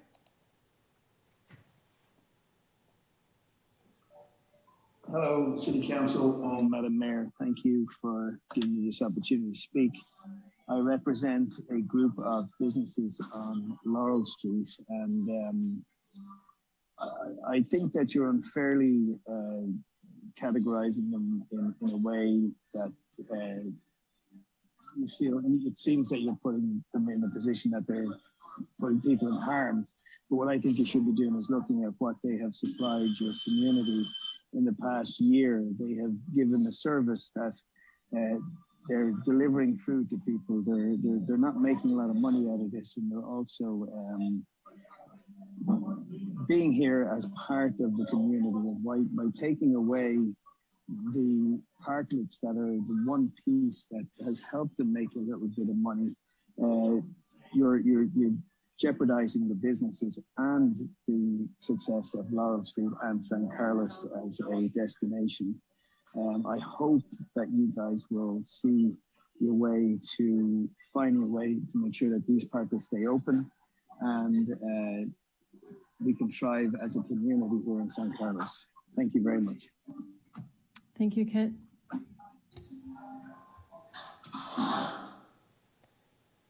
Thank you, Kit. Next up is Olin Palmer, followed by Megan Johnson. Good evening. Thank you, council members and Madam Mayor. And Laura, it's great to see you in this role. My brother moved with his family 20 years ago, and I moved here 16 years ago.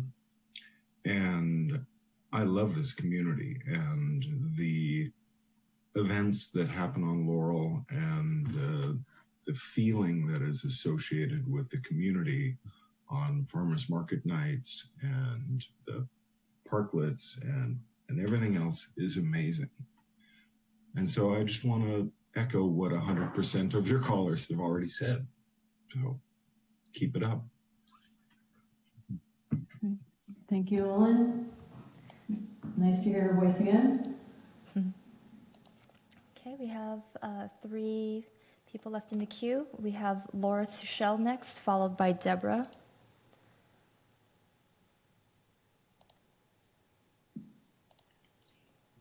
Hi, Madam Mayor and council members. I'm Laura Tuchel. I'm a lifelong resident of San Carlos, and I would like to echo what everyone else has said previously as well. I would love to see a permanent closure of Laurel Street considered for safety reasons, foot traffic, and everything else that folks have mentioned. But tonight, I just wanted to call in and speak in support of our Laurel Street businesses. They've been so flexible and worked so hard to recoup the losses that they've incurred since the pandemic began. And so at the very least, I'd really like to see you guys follow through on your commitment to continue the Parklet program through September, and then perhaps consider permanent closure later on. Thanks very much. Thank you, Laura. Thank you. Next is Deborah, followed by Sneakers.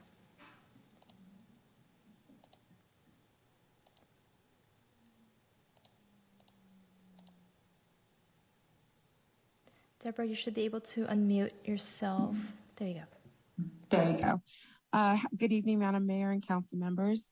I've been a resident of San Carlos now going on 20 years, and I've seen a lot of change throughout the years. We've been involved in a lot throughout the years, but I kind of wanted to turn this on a personal note.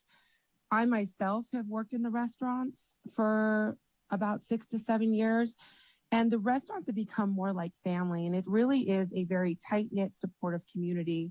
And I think that what they've done for the community during this whole pandemic should be rewarded with the continuance of having the parklets set up. It'll benefit them. Nobody wants to see them struggle because they do make up most of Laurel Street. So, my support would be for the restaurants and, just to keep those up and let them keep doing their business. Thank you for your time. Thank you, Deborah. Thank you, Deborah. It looks like our final speaker is going to be Sneakers.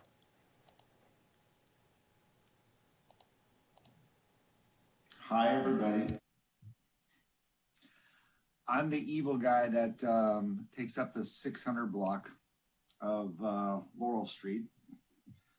That seems to be part of some of the complaints on space and occupancy.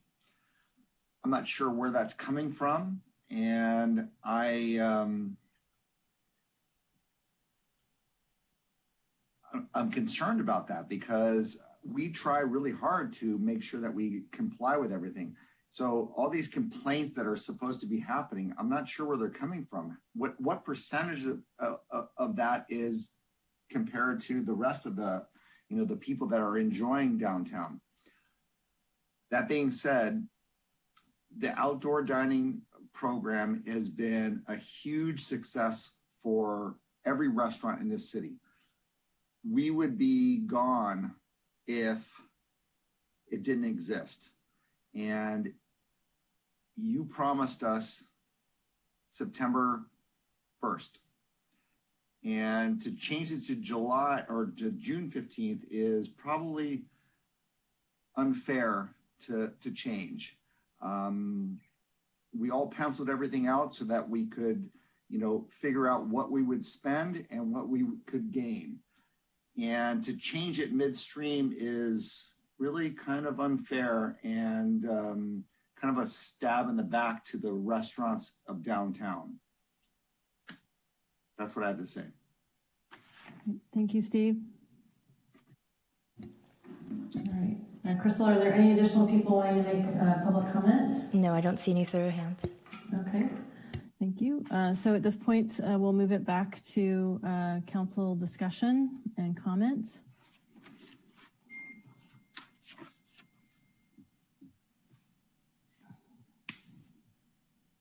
Okay. So why don't we start with subcommittee member Rack, Council Member Rack. Thank you, Madam Mayor. And I appreciate all the comments and all the many emails that I received. I just want to acknowledge that I got them. I appreciate all that, and I will do my best to get back to you, but hopefully tonight's decision will be able to answer some of those questions. So I'll just say if we're on discussion, to sort of giving some opinions on things after this, I'm not really interested in ending the program early. I think that it's been a great success for the community. I do think there's some issues that we have to work out. I do believe that there are some compliance issues that need to happen, but I think that the best way to deal with that is for the subcommittee to meet with the business owners, work with the chamber to have that, and sort of make sure that everyone understands what the rules are and they get compliance. We're still in the pandemic, as many people mentioned, and the reason we have these rules is for the health and safety of those individuals and for our community. So, I don't think it's worth it to try to punish everyone for some actions that are not going on for compliance. So I'd like to work with the business community and see what we can do to help them be a part of the solution with us. But I'm not interested in ending the program early. Frankly, I have for many times talked about wanting to make it permanent, talk about what we can do long-term on Laurel, and I would be open to even extending this sort of temporary program till later in the year as well, some point like November 1st or something to do that. And I do want to mention, I think Vice Mayor McDowell mentioned about the unused parklets. I do think we should be more proactive around that, and I would like to look at those and maybe look at sort of changing the configuration for the Sunday closures for the 600 block to maybe open up. I don't know that we need to close Cherry Street anymore for that. That would open up some more parking, but I think that perhaps the subcommittee working on that would be able to make some changes and open up parking where it needs to be available. But I appreciate all the comments, and I will not be voting to terminate the program earlier. Thank you. Thank you, Councilmember Rack. Why don't we go with Councilmember Collins, who's also the other subcommittee member? Thank you, Madam Mayor. And I want to say that, it's a pleasure working with Adam on the subcommittee. Adam and I come at this from different viewpoints, which is good because he hears things that he doesn't normally hear, and I hear things that I don't normally hear. So we have a difference of opinion sometimes. But before I go on, I want to thank everybody who spoke tonight. I thought everybody made some excellent points. I want to thank all those people that sent me emails and sent everybody else emails. I hope you understand it's just not possible to respond to 175 emails in the course of about 4 days, but I did see them, and I do appreciate getting them. It shows that there's a great deal of love and interest in our downtown, and I think this is probably one of the best things we've ever done since I've been on the council. But the reason we wanted to bring it up tonight was for a couple of specific reasons. One, obviously, is that we were hearing reports of issues that were coming up, and I thought it was best that we give them a public airing and get the opportunity to talk about what's going on and put everybody on notice that we need to continue to be vigilant and take care of our downtown, and everybody's responsible, whether it's people who come and eat at the restaurants, whether it's business owners or anybody else. We need to make sure that we take care of it. So that was one of the reasons I wanted to put it on. The other reason was that the state had announced, obviously, that it was going to end the program, and what that means is that if we assume for a moment that the program or that everything gets back to normal on June 15th, and I'm not suggesting that it will be given some of the recent rises in COVID cases. But what that will mean is that restaurants can then operate at full capacity. And when they operate at full capacity and they have sidewalk dining, they'll have the ability to have as many people dine inside as before the pandemic. And I do get the sentiments from a lot of people that they don't feel safe inside. I think hopefully that will change over a period of time. And it may change later rather than sooner. And so I think it's important that we continue to pay attention to that. There are businesses on Laurel that are non-restaurant businesses that have suffered. And I'm mindful of that. That's one of the reasons that we reopened the 600 block last year. And I'm not necessarily in favor of a permanent program. I would like to see us, when this program ends, entertain the idea of allowing more permanent parklets, which means that they would have to comply with our codes, and none of the permanent or temporary parklets right now comply with those, except for the one the town built a while back. But for this particular period of time, I think it was important to bring the issue up, and I think I'm going to support right now leaving it alone. I do think that we need to revisit it from time to time, whether we revisit it in August or October or whatever. I think it's something that we really can't just let go without periodic evaluation. So again, I want to thank everybody that participated tonight and the people that emailed me. Great. Thank you. Thank you, Councilmember Collins. Councilmember Dugan. Yeah, thank you, Madam Mayor, and thank you, Council Members Rack and Collins. I'm encouraged to hear that the subcommittee that really spent time listening and digging into this is not supporting ending this in June. I was a bit concerned to see this on the agenda in that fashion. this has been a fantastic program for San Carlos, for our small businesses. I was not, and thank you everyone for the quick concern and the love of San Carlos that was clearly expressed. And yeah, I think we got close to 200 emails, or at least I did. I appreciated that. And I appreciated everyone who spoke this evening. And I'll also just share, I ran a campaign last fall, knocked on well over 1,000 doors, had hundreds of conversations. And my top priority was supporting our local small business. And I asked in every one of those conversations, nearly, I asked, what do you think about our street closure as far as helping small business? I'd say over 90% of folks said they thought it was absolutely the right thing, and it was working, and they liked it personally. And I asked them all, what do you think about making that permanent? And I heard 85% of them say they would like to see it permanent. So I have not been surprised at the sentiments we've heard with this on our agenda. And I, so just concretely, I do not support ending the program in June. And honestly, I don't think I support ending it in September. I do want us to start thinking bigger about this. We have seen what it's like to have Laurel Street closed. We have seen what it's like to just have, people feeling free and open, and their families walking down the middle, safe from cars. And what a highlight. Honestly, when I think back about all the dark times of the pandemic, I'm going to think about Laurel Street and some of the nice meals I had down there with my family, and just time I spent strolling through there, just thinking what a great city this is. And I think many, many of us have had that experience. So I do want to challenge us to think bigger and actually establish a vision in the near term. And it might take a while to put something like that together, but so in that sense, I'm glad it's on our agenda now, because I don't want to just fumble into this come September and then find that we want to end this. I would like us, I would like to hear where my colleagues are at on this, but I'd like to see us actually, let's have staff make a real study on what we can do in as far as extending this program and rolling it into a more permanent closure of at least one of the blocks on Laurel, and what that could look like. I mean, there's just, we've heard from the community, lots of strong support for that idea. And when you look around the country, Santa Monica, Boulder, Colorado, half of Europe, I mean, it's just so pleasant. Would definitely be a draw for our local community.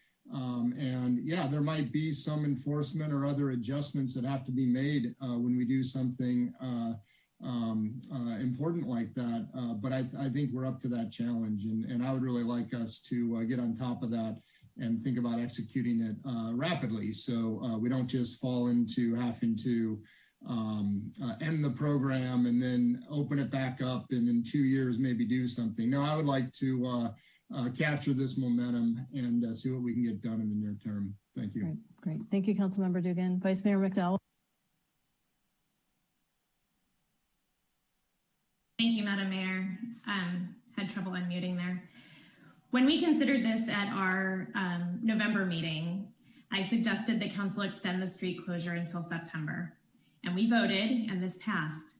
And at that point, we made a deal with our community and our business owners. We needed to give businesses certainty before they made significant investments in heating, lighting, electrical hardwiring, and parklet upgrades to make it through the winter. To be clear, I have zero interest in going back on our word at this point. Terminating outdoor dining on June 15th completely ignores some of our most important community members, our young children, many of whom will not be vaccinated until later in the year. They can't dine indoors. Outdoor dining is the only option for eating out for a young family. Families are a big part of our inclusive and welcoming community. Why would we pass a policy that takes away their ability to dine out at our restaurants? Like others have said, I've received more than 170 emails from community members in favor of keeping the street closed and parklets going. A very large number of them have also requested that the parklets and pedestrian mall atmosphere be made permanent. People wrote in from San Mateo and Belmont and Redwood Shores.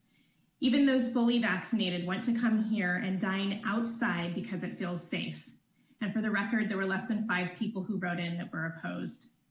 Instead of rehashing these dates, let's discuss soon what happens in September. Can the parklets become permanent? Can we use money coming from the federal government to give grants to fortify the parklets? Does the street need to reopen? Let's not revert to the old normal. This has been a tremendous community experiment that has been, by many accounts, a big success. Let's build on this and think about Laurel Street 3.0. We are not the only city grappling with what comes next. Broadway in Redwood City, Castro Street in Mountain View are two examples. Let's reach out to those communities to figure out how they are moving forward. In the meantime, let's enforce our rules. Parklets are a privilege and not a right. Those not following the rules can have their permit revoked. Yes, this summer, people are going to gather no matter what. Let's prepare for that. What enforcement resources are needed for our sheriff's department to keep order downtown? Again, these are issues that every vibrant and attractive downtown will deal with this summer. I would like to move forward and figure out what's next for our beautiful downtown and our amazing businesses that have survived so much over the last year. Thank you. Thank you, Vice Mayor McDowell. So I'd like to weigh in at this point, and I also want to thank all the community members who joined the conversation this evening, as well as expressed their viewpoints via email this past weekend. From my perspective, this year has been extraordinarily difficult for everyone. And I think there hasn't been one person that hasn't been adversely affected by this global pandemic. But what I'm pleased about is how San Carlins continue to come together and work together. We talk a lot about wanting to ensure the safety and health of our community. We did that tonight when we were talking about wildfire risk mitigation. The fact that we want to maintain a vibrant, inclusive, and welcoming community, and one that is also business friendly. When the emails began to pour in this weekend, what I noted is that I was hearing a lot from the restaurants and the patrons of those restaurants. What I didn't see was feedback from some of the retailers and the merchants. And so I spent the better part of Saturday doing a telephonic tour of Laurel Street and reaching out to as many business owners as I could, including some of the restaurants, to get their perspective. And they were surprised by this agenda item. I appreciate all the reasons, Councilmember Collins, you suggested that we bring it to the fore, because I had the same question in my mind about Gavin Newsom's announcement, the fact that it was quite unexpected, because I recall when we discussed the fall date, the September 1st date back in the fall, it was based on Fauci's prediction that we would likely be reopening around that time. And so the June date came as quite a surprise. So that being said, I reached out to many of the merchants, and I think, for the most part, it's definitely working for the restaurants and the restaurant patrons. But as has been the case since the beginning, those businesses that are dependent upon parking that's adjacent to them it's been a real challenge. And a business owner in particular who has shops in 3 different cities, and this is the only one where there's a street closure, has had a significant decline in their revenue. In addition, there's a shop owner who's very well thought of, who lives in the community and is raising a family here and is on the edge of losing that business. The landlord has not been sympathetic as of late to their inability to pay the full amount of the rent. So I hear the community loud and clear that there's a real desire to kind of reimagine our downtown area. To that end, the council did agree this year that there'll be a core part of our goal is a long-term plan. We've agreed to initiate that process. I think what we have right now is a timing issue. Because the work that will need to be done to create a permanent closure, from what I understand, could take a period of time, and I heard that referenced. So what I would like us to do is think about having a short-term solution. So I personally, based on all the feedback that I've received, and I spent a lot of time thinking about this weekend, that we maintain it through September 1st. But I want to see some real action when it comes to what could be some modifications we make to the program to ensure that it works holistically for our community. Because It's working great for the restaurants, but there are definitely some merchants and retailers that are suffering. And not all of them, not all the retailers and merchants, but again, the outreach we hadn't done any outreach on this particular item. I would like us to really embark, as we do on all of our big discussions, some substantial community outreach to all of the various community members to get their various inputs to try to create a program that works so that we don't lose some of the San Carlos charm that I'm concerned that we might lose. I also am concerned about people with mobility issues. I was surprised to see that in the packet under a different agenda item, that 8% of our community has mobility issues. And the fact that I heard from at least 3 people this weekend sharing with me that they avoided the downtown area was also a concern because, again, we want it to be an inclusive community.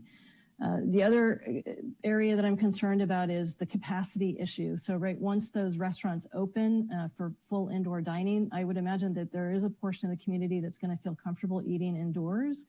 And the fact that we've lost 150 parking spaces and we'll have larger crowds likely coming into downtown is, I think, something that we really do need to look at, because traffic and circulation is also a key goal of ours as a council. The community center portion of Laurel Street, with respect to some of the traditional programming, what I heard loud and clear from the fire department when we initially closed this is that we do need adequate spacing for emergency vehicles. So we can't both have parklets and an event that draws a large crowd. So that aspect, if we want to maintain that type of programming, again, I think we need to think it through. So all of this is to say that I think that there's a lot of great things about the current temporary parklet program, but again, it's temporary. And if we want to move to permanent, I think we need to take a short and medium and long-term approach to this. So I think the long-term piece we have identified in our strategic goals with the downtown planning. But when it comes to, for example, the medium term, I think we really need to get started on trying to address some of these more immediate issues for some of these community members. So I'm in favor of keeping the project as we initially agreed to September 1st, with the caveat that we start some of these additional work streams to think through them so we can get a little bit ahead of it. So if there are anybody else who wishes to make a comment, please do. Otherwise, I'll entertain a motion. Councilmember Rack.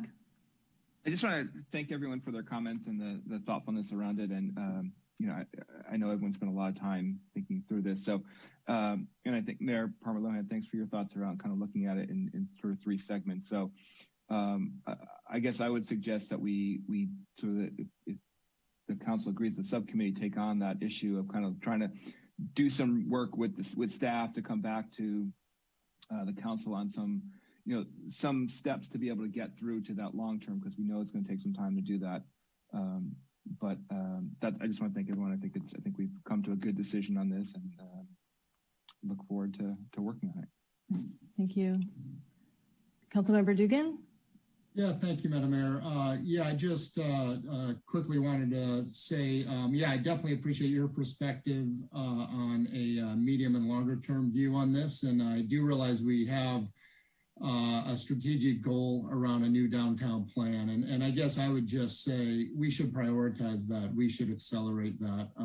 It's clearly a high priority, and one that, we shouldn't be thinking of evolving over 3 or 4 years, in my opinion. I think we should accelerate that. And if there's any way to blend the medium term into the long term, I think we'll be doing ourselves a service.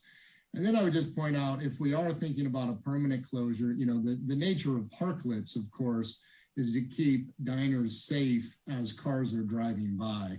So in the realm of a permanent closure, I don't think we're talking about a parklet program anymore. I think we're talking about a much lighter touch, al fresco, cafe table type dining that you see in all the other areas around the world that have pedestrian malls, and they're all, look different than our stretch of parklets. So I would just make that observation and also say, I have talked to retailers as well, and several have made good use of this greater outdoor space, and would absolutely think any program we do should involve them and encourage them to also partake in the opportunities of a pedestrian mall. All right, thank you, Councilmember Dugan. Before I take another comment, I would like to have somebody propose a motion for extending the meeting time.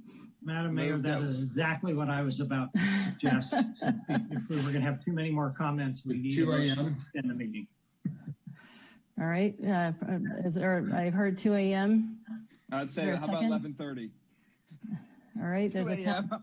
I'm not voting for 2 a.m. Okay, there's a counter motion for 2 a.m. How many of these votes do you want to take tonight, Adam? Oh my gosh. Okay, if we can't get through this, we're going to be here till 2 a.m. I will second the 11:30. Okay. All right, Crystal, can you please take the roll? Councilmember Dugan? Yes. Councilmember Rack? Yes. Vice Mayor McDowell? Yes. Councilmember Collins? Yes. Mayor Parmalohan? Yes. All right. So, okay. So it's what I'm hearing is that there's alignment that we potentially keep the program to its published date of September 1st, but we begin some additional work streams. So, Greg, can you provide us some guidance on how we might modify the motion? Madam Mayor, to continue the program as it's currently conceived does not require any kind of motion. And I think we could have a general, just a simple motion that if the council desires it to take up Councilmember Rack's suggestion that the subcommittee report back reasonably quickly, whatever date you would like to have it report back, and then we will take it from there. Okay, thank you. All right, well, I'll propose a June date for a report back from maybe the subcommittee, because by then we should have a clearer picture on what the governor is going to be doing. Does that sound like a reasonable time frame to explore some options for a medium-term approach? Reasonable to me. Okay. Yes. Sure. Can we? And I think that makes sense to me. Are you making that as a motion or just as a proposal? It sounds like what, Greg, I thought I heard you say is it would just be a proposal. We don't need to incorporate that into the motion. Is that correct, Greg? Yeah, I think what I was suggesting is that if the council wants to document that that the subcommittee is going to report back on a date certain, you should make a motion to that effect. But there's no motion required to do anything about the program itself. I see. Okay. So no motion is needed. All right.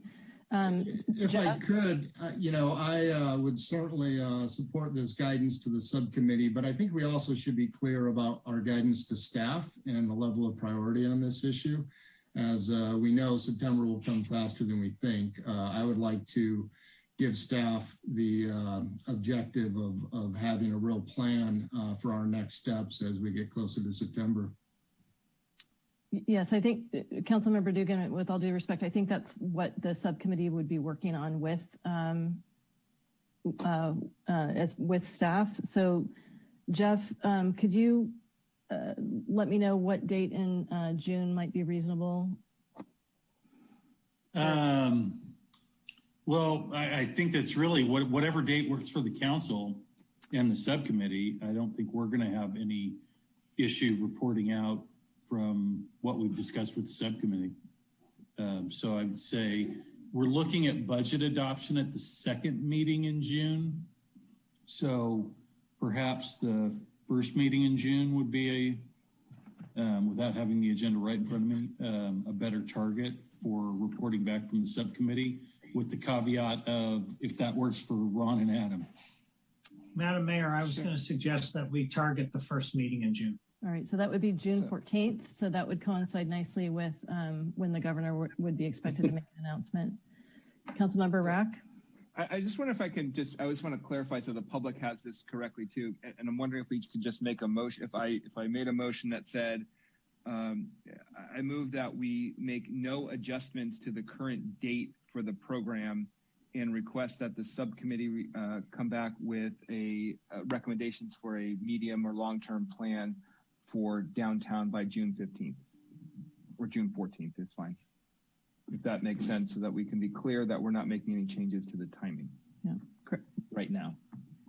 Okay, Greg, is that's satisfactory, that motion?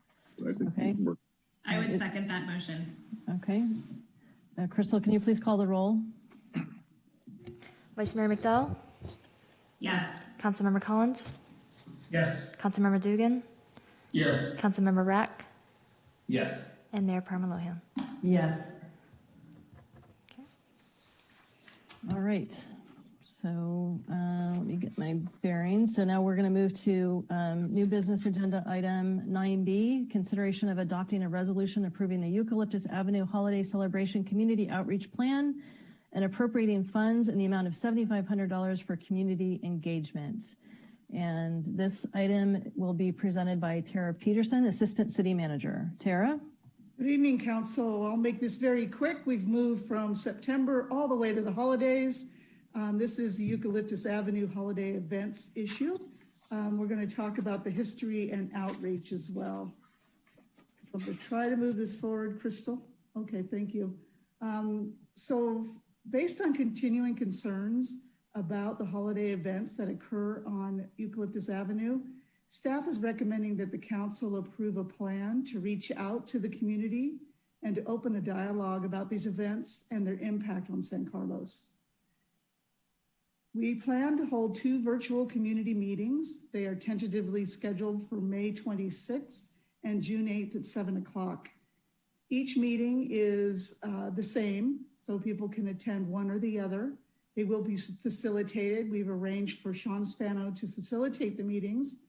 They will be consisting of staff presenting various experience and history, as well as breakout sessions where the community then can talk more about their concerns and what they see as happening for the future. At the conclusion of this outreach, staff will prepare a report for the council. Next slide. Did I move it myself before? Okay, so just a little history. Every year, the residents of Eucalyptus Avenue decorate their homes for 2 holidays.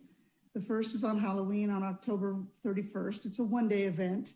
And the other is during the entire month of December, usually beginning right after Thanksgiving and lasting until Christmas Day. Nearly all the residents participate in the December celebration, so it's very widely participated in throughout the month.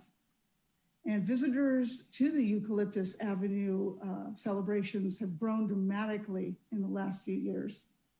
Next slide, please.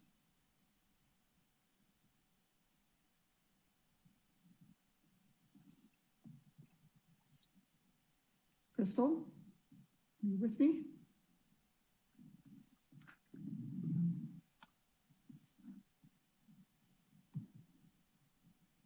Maybe I'm doing it. So public and private events versus public permitting. So this has been an issue that has been ongoing for several years. The residents of Eucalyptus are not organized in any formal group or committee to plan their holiday celebrations. They're basically individual homeowners who decorate their houses and their yards to celebrate the holidays. No city permits are currently pulled for these celebrations. However, the city has had some limited involvement in these events. By pulling a permit, it allows the city to play a larger role in the assistance and management of these events, and by officially extending resources to ensure community safety. It also enables our sheriff's office to better coordinate support.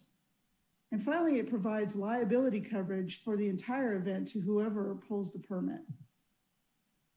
So in the past, we have conducted some outreach and neighborhood discussions. We had the first meeting back in 2018 when we reached out to the residents and opened up a dialogue. We met with just the residents of Eucalyptus Avenue and discussed how the city might help manage the growing amount of visitors to their neighborhood. At that time, the residents could not agree on what specific actions they felt that they wanted and did not pull permits for that year's celebrations. The city took its limited actions, such as one-way traffic control, which we've been doing since 2009, along with signage to indicate the one-way street, and we increased our sheriff's presence. Then we held a second community meeting shortly after the holidays in March of 2019. Unfortunately, only 6 members of the residents of Eucalyptus attended the meeting, which was just too few to reach any consensus or determine what desired action they might like. The residents, again, did not pull permits in 2019, and the city took its usual action of traffic control and increased sheriff's presence. We did plan a meeting for 2020, but it was not held because of COVID-19. So what are the issues? There are safety and community issues, and the first one and most important one is traffic. It seems to have the biggest impact. It has the most impact on public safety, as well as being the #1 complaint. The traffic causes inaccessibility to emergency vehicles. Residents and neighbors can't reach their homes. And as mentioned, we've taken some action, but it's been limited to be able to resolve this issue. For litter and noise, with large crowds comes increased trash as well as noise. And we have done some increased trash pickup. There have been some additional crimes committed. Alcohol consumption is fairly widespread during these events. And there have been verbal and physical altercations, which the sheriff's office has responded to. There is a need for sanitation and restrooms. As the numbers have increased each year, they need facilities to support them, and they need to be rented and maintained. And this last year with the COVID-19 pandemic, it really became quite a bit of a problem. The city reached out knowing that there was a potential that these events would occur. And we wanted to encourage the residents to think proactively and be cautious, to think about social distancing and to do all the things that the health orders were guiding us to do. We also put that information out in our social media and try to encourage people to stay in their cars and not walk the area. Probably because of COVID-19 and the lack of really anything really happening for families, this was really well attended this year. It's advertised on social media, and it just became quite the event, and it caused just quite a lot of consternation amongst a whole variety of neighborhoods that normally aren't impacted.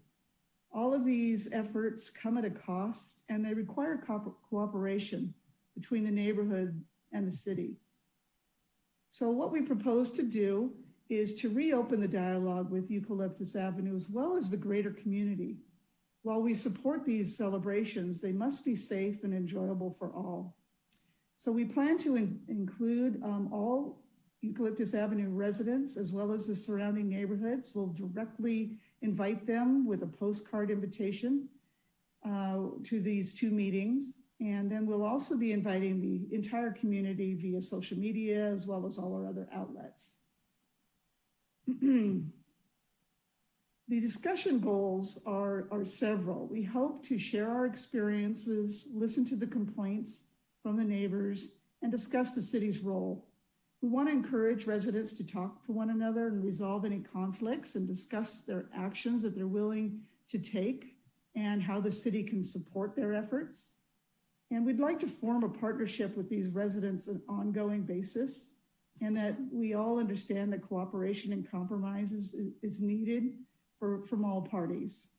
And finally, we want to educate the residents about the benefits of permitting and how this allows the city to be more directly involved with more support and safety measures for these events.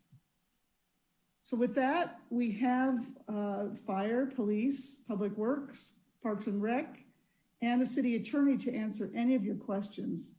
But at the end, we'd like the council to consider a resolution approving this outreach plan and appropriating $7,500 from the general fund for the 2 meetings.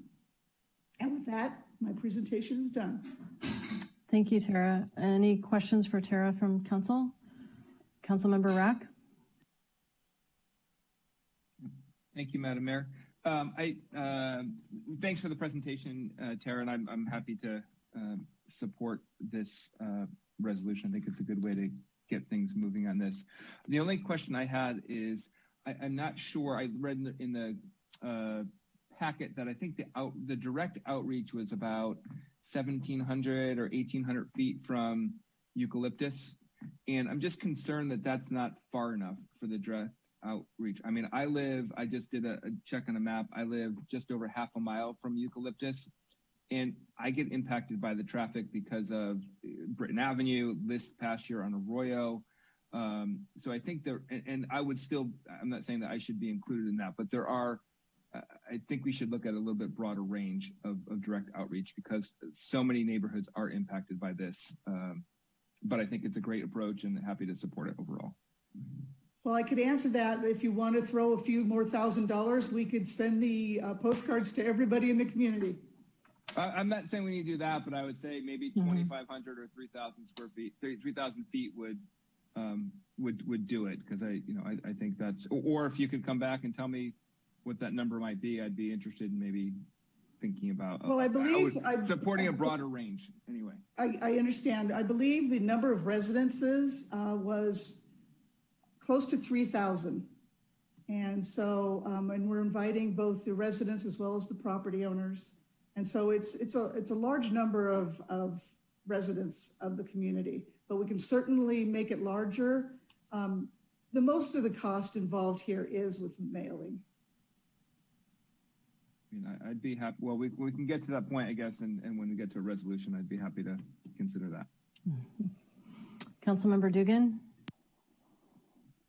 Yeah, I just want to say that I'm glad the city is leaning into this and has a posture of supporting this activity. I mean, this kind of grassroots, organic holiday celebration is just, this is at the very heart of what good community is in my view.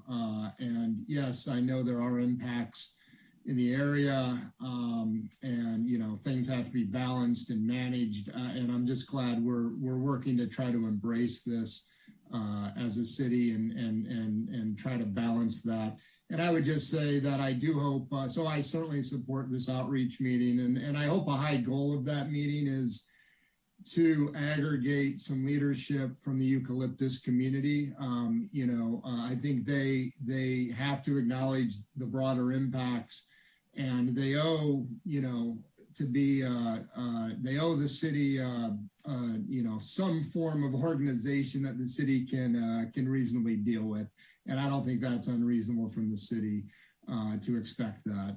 So I do hope folks on Eucalyptus can also lean into this and provide some organization so that this program, which is really pretty wonderful, I drive through it several times every holiday season. I think it's pretty magical. And I just know with the city leaning into it, and if Eucalyptus can provide a bit of organization and leadership on their side, there's no reason this can't continue for years and years. And that's what I'd like to see. Thank you, Councilmember Dugan. Councilmember DeCollins. Thank you, Madam Mayor.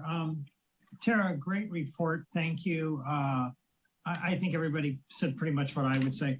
The only thing I was going to say about spending the money on the mailings is I'm not sure we need to do that. If we do enough outreach on social media, that should take care of many, many more people in town. I'm sure by word of mouth and by getting it out on social media, a lot of people will hear about the meeting.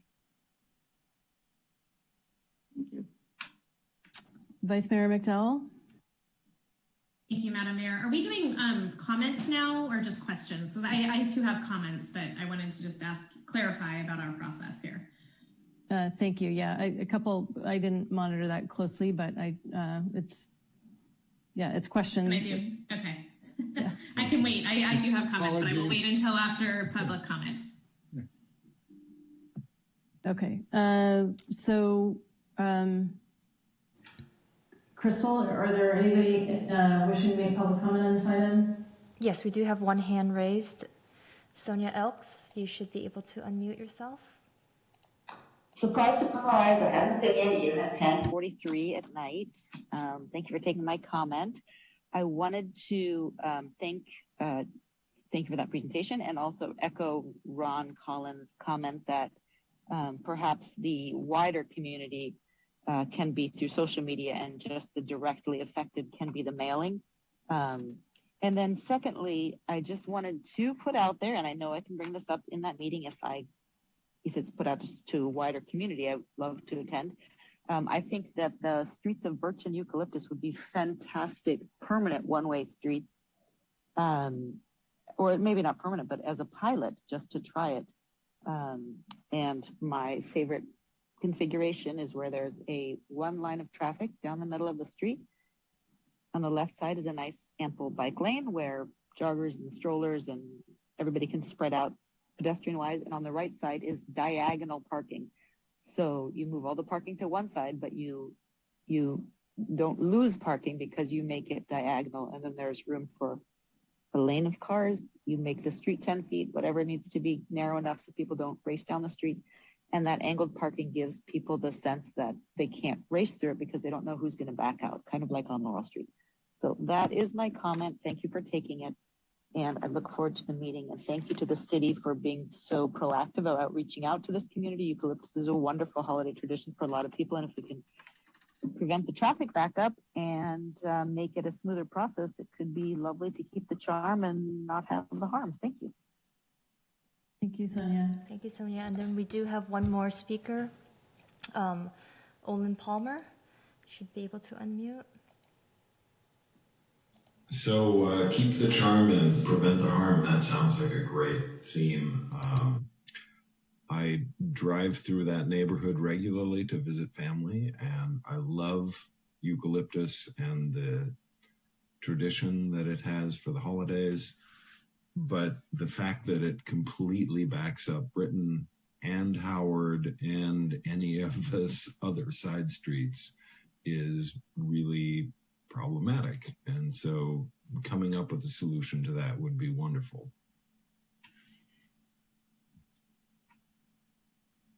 All right, thank you, Olin. Crystal, any additional community members wishing to speak? No further hands. Okay, thank you. All right, so now we'll go into the comment and discussion. Vice Mayor McDowell. Thank you, Madam Mayor. Wanted to start by saying thank you to Mayor Palmer Lohan because she and I spoke quite a bit over the holiday season and responded to many, many emails. And Laura, you really tried to push this along and get this dialogue happening. So I want to thank you for your efforts on this. Regarding the postcarding, I agree with Adam that we should probably look at a wider square of residences. So my suggestion would be from Alameda to El Camino and from San Carlos Avenue to Eaton, because I do feel like there's a lot of streets in there that are impacted where people are parking and walking in. And we did hear from quite a few residents that were pretty far away from Eucalyptus, but still felt very impacted. I want to note this event is so well loved in our community, but as the years go by, it has become more and more of a heavy lift for our impacted neighbors and our city resources. It affects the entire community, so I'm glad that we're going to invite everyone to participate in this dialogue. And I think that it's something that as a community, we do need to find a path forward. So I'm glad we're kicking off this outreach plan. I'm hoping for a lot of input and creative ideas going forward. Thank you. Great. Thank you, Vice Mayor. Councilmember Rack. Thank you. I just want to also thank you, Mayor Palmer Lohan, for your work on this and your leadership. I know that you are did a lot to kind of get this moving where it is, and appreciate that work and look forward to supporting it. Great. Thank you. Councilmember Dugan. Yeah, I'll just echo that and thank you, Laura Palmer Lohan and Sarah McDowell for your work on this. It does impact folks. And I'll just say, having done a few mailings in San Carlos of late, I believe it's actually less expensive to postcard the entire town than to be so targeted. So I would actually support notice out to the entire town. I think this is a tradition everyone's aware of. and everyone may have input and opinion on. So I think it would be at reduced cost to just go ahead and notice the whole city. So I would support that, as well as Councilmember Collins suggested, good outreach through social media and our newsletter, et cetera. I think we should hear from everyone on this. All right, thank you, Councilmember Dugan. So I just want to chime in here. So, since I moved to San Carlos, I've definitely seen the popularity of this event grow over time, both the Halloween and the Christmas events. And as Vice Mayor McDowell shared, I received many complaints during the holiday season. I live at Howard and Cedar, so, that has been a good bellwether to, kind of measure the intensity, if you will, of the crowds growing over the years. And I actually did a walking tour with a neighbor the morning after one of the Friday evenings, and observed a lot of the what was described by Tara in the report with respect to trash, and kind of what the experience was for those community members who live near eucalyptus. The thing for me that's, I think, so important on this is really hoping to get the neighbors to talk to the neighbors. As was pointed out in the staff report, there's some complexity to this, and opening that line of communication is really important. So I'm definitely in support of providing some budget for this. I've heard some different proposals on the table tonight. I don't know what a citywide mailing costs off the top of my head, but I know that resources are a bit tight right now. With the economy being a bit down, so if we can, I don't know, Tara, if you happen to have off the top of your head what a range is, or if this is maybe something that staff could take a look at. A simple thing may be to do is just to take a look at the traffic patterns. So I think you can do a historical search on traffic. Every night I was checking my phone. And the red lines running through San Carlos were, it was pretty extensive. And those people on those routes were concerned about emergency access if there was anything to occur. So I guess I'm struggling with our ability to kind of come up with an alignment on to what, how far reaching to do the postcard mailing tonight. I do think using other channels makes sense, but I'm wondering if Jeff or Terry, you could provide some suggestions based on council input about how to proceed. Well, sure. We actually are planning to issue a community newsletter here beginning of May. So that will hit every address. If you care to have a postcard as well, which we plan to just target, but we could easily, as John mentioned, it is easier to give everybody in the whole town gets one of these rather than selecting a certain area.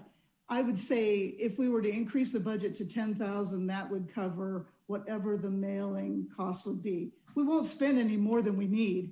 So the money will just go back we'll stay in the budget, so. Okay, that's helpful. Thank you for providing that context. So I don't see any further hands up. So are we ready to move on to the next portion of the process here with a motion? Sure. I'll move that the City Council approve the Eucalyptus Avenue Holiday Celebration Community Outreach Plan and appropriating funds in the amount of up to $10,000 for community engagement. All right. Do we have a second? Do you need the resolution number on that? I think that's how it's written.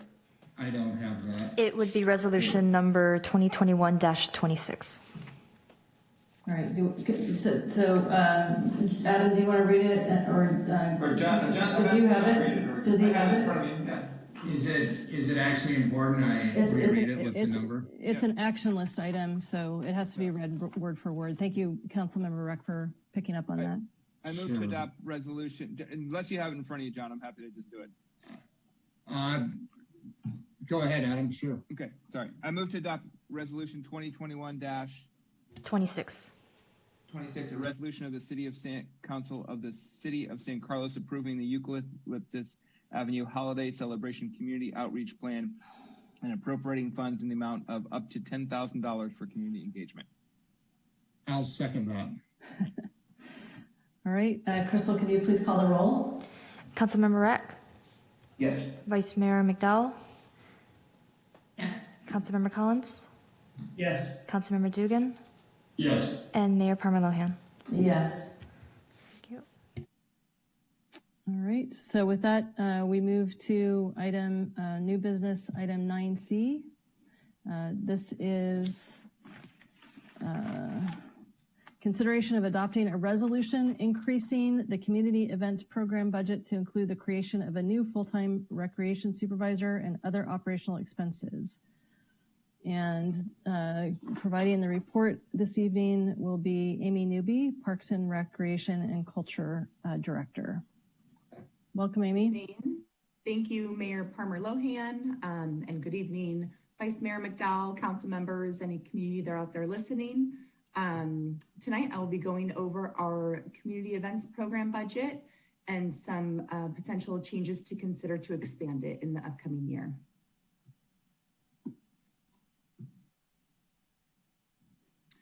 Okay, sorry, there we go. Okay, here we go. So as you can recall, when the pandemic hit last spring, all of our normally scheduled community events were canceled as the local health orders did not allow for any large gatherings to occur. This included our summer concerts, our movie nights, the Goblin Walk, Night of Holiday Lights, Family Campout, the Public Safety Fair, Pride Celebration, and Earth Day. Funding for these events was included in the budget reductions for fiscal year 2020-2021 as the events were not allowed to take place. In addition, the former San Carlos Chamber for years hosted the weekly farmers market, art and wine fair, as well as the San Carlos Block Party and wine strolls. When the San Carlos Chamber ceased operations in October 2020, the event programs and personnel moved to the Chamber San Mateo County to continue on. However, they notified the city that they would no longer manage the events effective July 1st, 2021.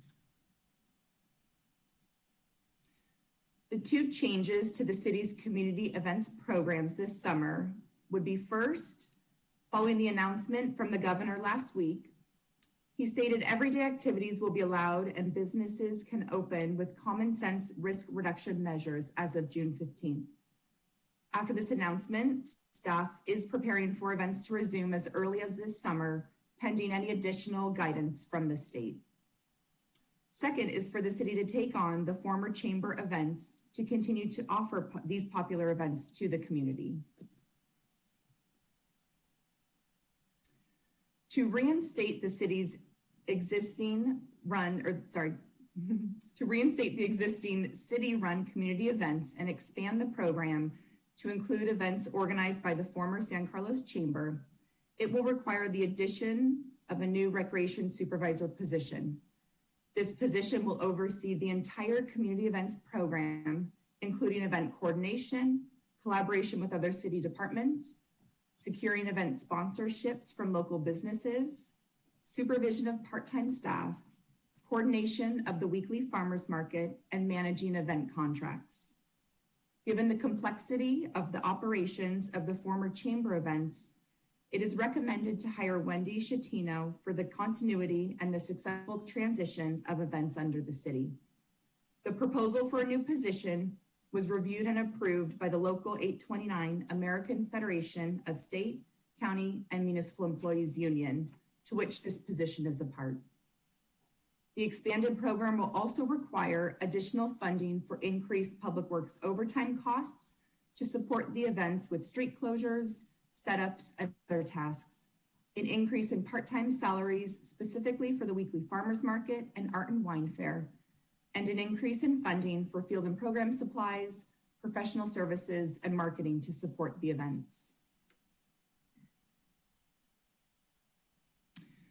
Should the community events program budget be approved and guidance following the announcement from last week allow events to take place, staff is preparing to resume these events beginning June 15th, with the exception of the art and wine fair. This fair requires significant coordination to begin as early as January of the event year, and we would not have enough time to plan and coordinate this large-scale event.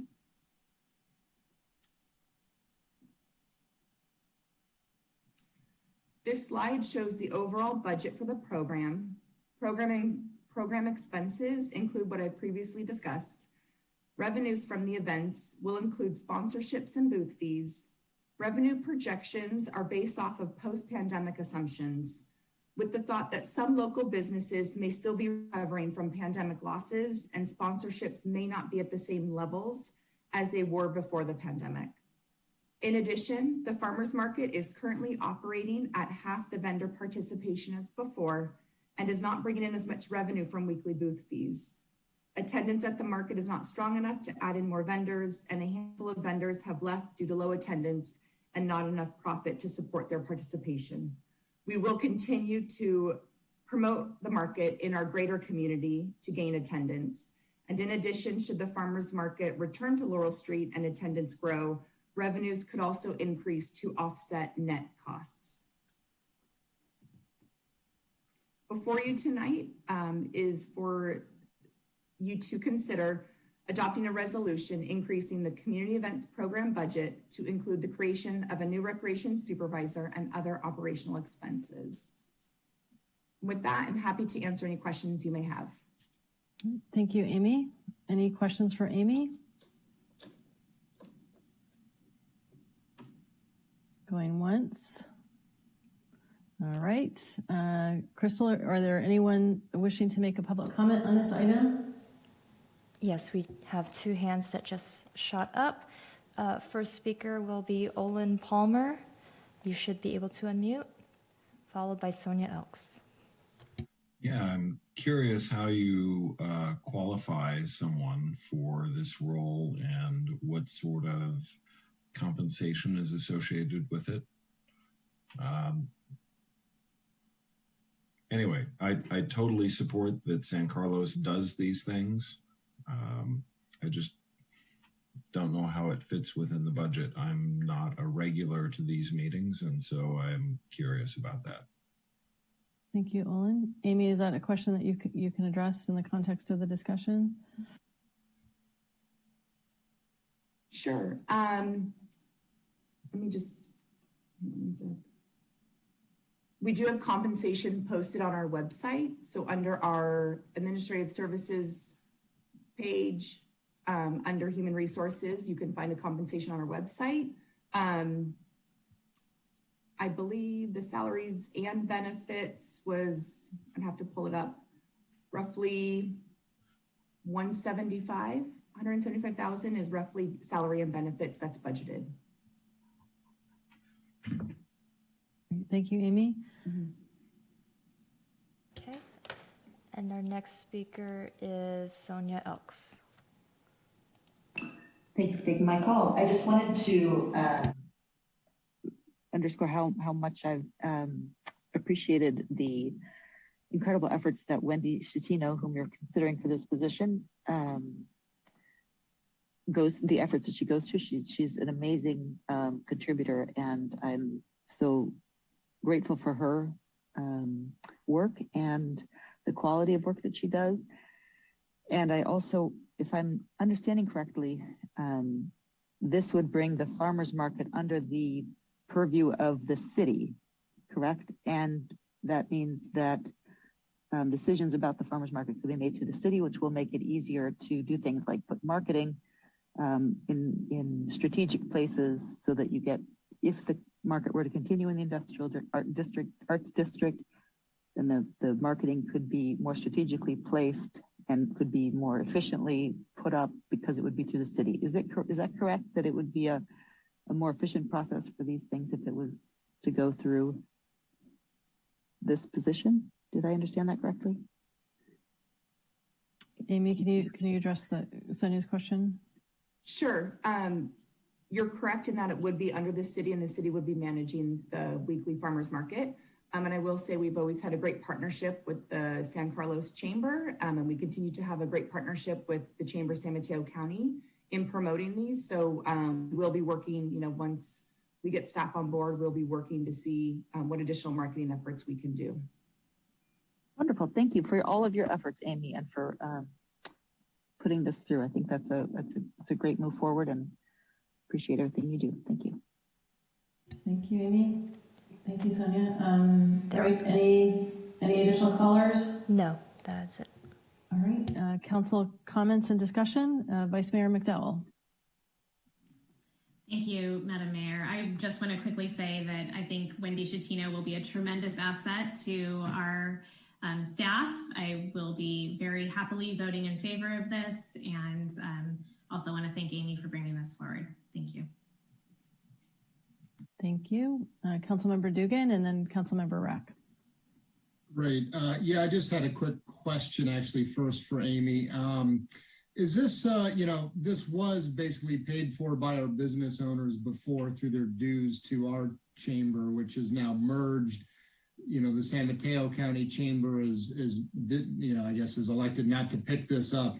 And, they're a broad chamber, so I guess that's standard for our neighbors. But are these type of events, is this like kind of like us reverting back to how things are usually done in most places, and we just had a luxury for a period of time that we had a Chamber of Commerce that did these things for us? Is this kind of a city going above and beyond what's normal? In the cities that I reached out to about both the Art and Wine Fair and the Farmers Market, for Art and Wine Fair, there aren't too many cities that take on that coordination. The city of Santa Clara is one of them that I spoke with several times about just how they manage this large scale event.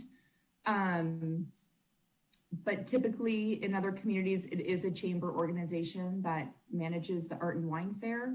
For the Farmers Market, some of our neighboring communities that have a farmers market have like an association come. There's several different market associations that will come in and run the market.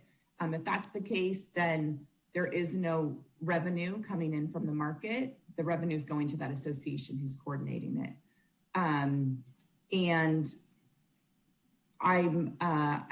Wendy and I have met many times in the last months to kind of grasp all this and to plan for these changes. And I do understand the former chamber's budget pretty well, but I would say that, there was a large revenue coming in from the Art and Wine Fair and from the farmers market. And we're just seeing a dip right now in those two revenues. And we're projecting a bit of a dip in those two event revenues, just coming out of the pandemic and not wanting to reach too far and then not hit our mark. Jeff and I have talked about, looking at how this next year goes and coming back if we need to make any program adjustments or if we need to increase our revenue projections once we've kind of come out of this pandemic and participation is up at normal levels and revenues therefore are also up. Okay, so we think these programs will be largely self-funded then? Not to start, but potentially in the next few years. Okay, and are we aware, does the chamber, the Chamber of San Mateo County, do they do events like this, but just not in San Carlos? Like, do they foster Redwood City events like this? They've definitely reached out. I'm still talking with Amy Buckmaster, and she's there to support us in any way that they can. In terms of an event that I'm actually not sure. I can look into that for you. Okay. I mean, these are wonderful, wonderful events for San Carlos. I wholeheartedly support whatever we need to do to keep them going. I do just pause for a moment to ask, are we taking on a forever burden as a city that is typically done by a Chamber of Commerce? And should we think twice about it? If we have some degree of confidence that these things will self-fund over time because these are such successful events, that's great. And if you've got the ability to manage that along with everything else, Amy, I guess that works. But that's the only thing I would pause on. But in general, I support anything that's going to keep these programs going, even in the near term. Thank you, Councilmember Dugan. Councilmember Rack and then Councilmember Collins. Thank you, Madam Mayor. I just want to say this. I think this is great. I'm happy to support this. And I've had a chance to work with Wendy when I was on the chamber board. And I think she's going to be a great asset to the city. and look forward to working with her. Councilmember Collins? Thank you, Madam Mayor. John, just to give you some historical perspective, I joined the Chamber Board back in about 2005 or so, and was on the board for about 7 years.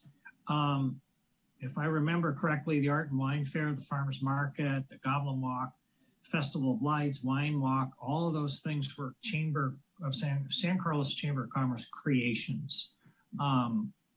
They've worked with the city on the Goblin Walk, Festival of Lights, and that sort of thing.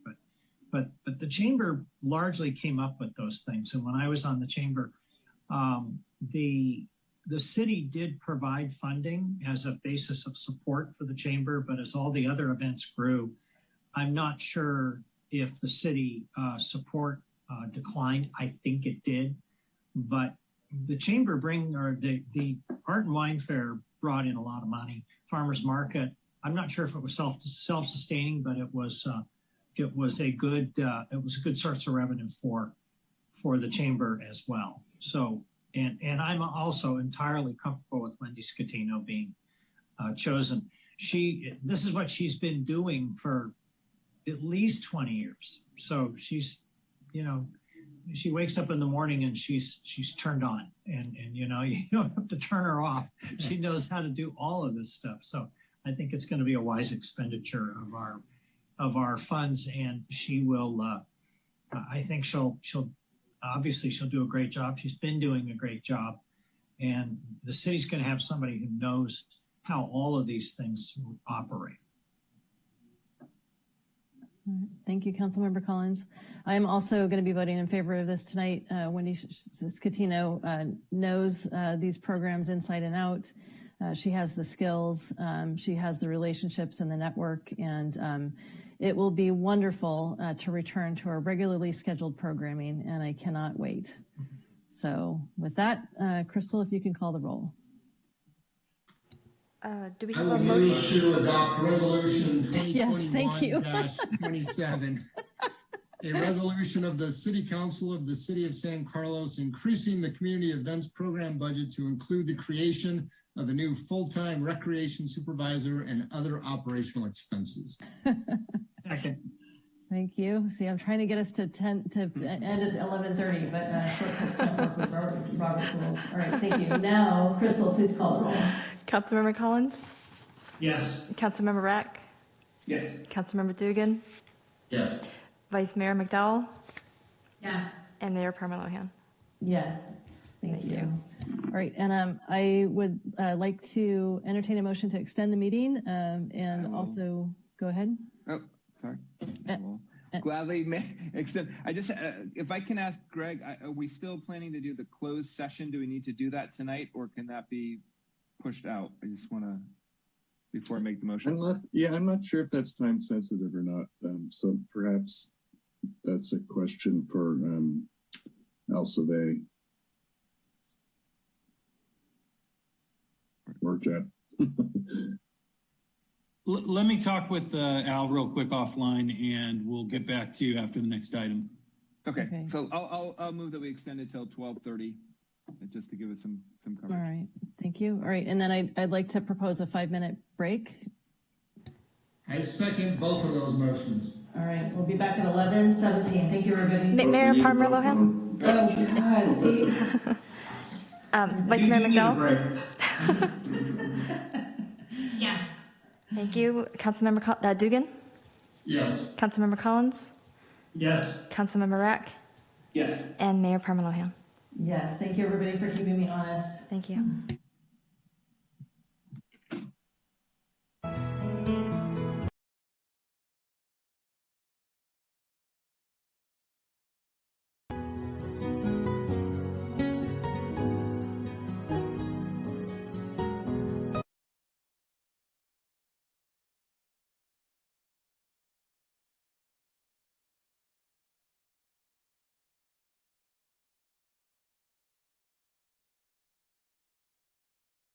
To get back to you on the closed session item, it is time sensitive, but we think it's probably no more than 5 or 10 minutes.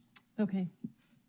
Well, I think the motion provided us enough time that we could probably knock it out without having to extend the meeting further. All right. Well, I don't see Councilmember Rack back just yet. We're wondering if we can go ahead and get started. I'm here. Sorry, just grabbing a glass of water. Okay. All right. That's okay. Great. All right. So this is item public hearing 8A, which is consideration of the appeal of the Planning Commission's decision denying the 977 Laurel Street condominium conversion project. And we've got I'm just trying to figure out who's making the presentation. We'll hear from Lisa Costa-Sanders. Madam Mayor, I need to disclose something quickly before we start, if that's okay. Yes, go ahead, Vice Mayor Michelle. I need to disclose that the presenter tonight on behalf of the applicant is Andy Klein. And in 2018, Andy volunteered to help manage my campaign for City Council. I also met last week with the developer and his team to hear their take on the appeal tonight. I have spoken with the city attorney, and given that the presenter, Mr. Klein, was a volunteer a number of years ago, I was advised that I am not mandated to recuse myself from this hearing tonight. I do not believe that this will influence my decision. Thank you. Okay, thank you, Vice Mayor McDowell. Councilmember Dugan? Yes, Madam Mayor. Similar disclosure, and I am going to recuse myself from this item. Andy Klein actually was a volunteer in my campaign, but only 4 or 5 months ago, pretty fresh. I understand Andy has no financial interest in this. I feel I could be objective, but I'm concerned about the appearance of the close proximity to my campaign. So I'm going to recuse myself from this item now. Okay, thank you, Councilmember Dugan. Crystal, if you could, after this item is completed, notify Councilmember Dugan when we're back into the next item. Yes. Thank you. All right, Councilmember Collins. Yes, thank you, Madam Mayor. My disclosure is that a couple things. I did meet with Andy Klein and the developer last Thursday. Mr. Klein has a business relationship with my daughter, manages a property that she owns, but he has no direct business relationship with me. So I don't feel I need to recuse myself. I did check with the city attorney on that. So I think that relationship with one of my family members will not affect my decision tonight. Okay, thank you, Councilmember Collins. Councilmember Rack. Like I might have to go too. I just want to mention that I did meet with the developer on this, and that it will not sway my decision or impact my decision on this. All right, thank you. And I also met with the developer and the property manager representatives at their request, and it will not influence my decision making this evening. All right, so I think we went through everyone. Lisa Costa-Sanders, you have the floor. Thank you. Good evening, Mayor, Council members. Lisa Costa-Sanders, Principal Planner. The item before you is consideration of the appeal of the Planning Commission's decision denying the 977 Laurel Street condominium conversion request.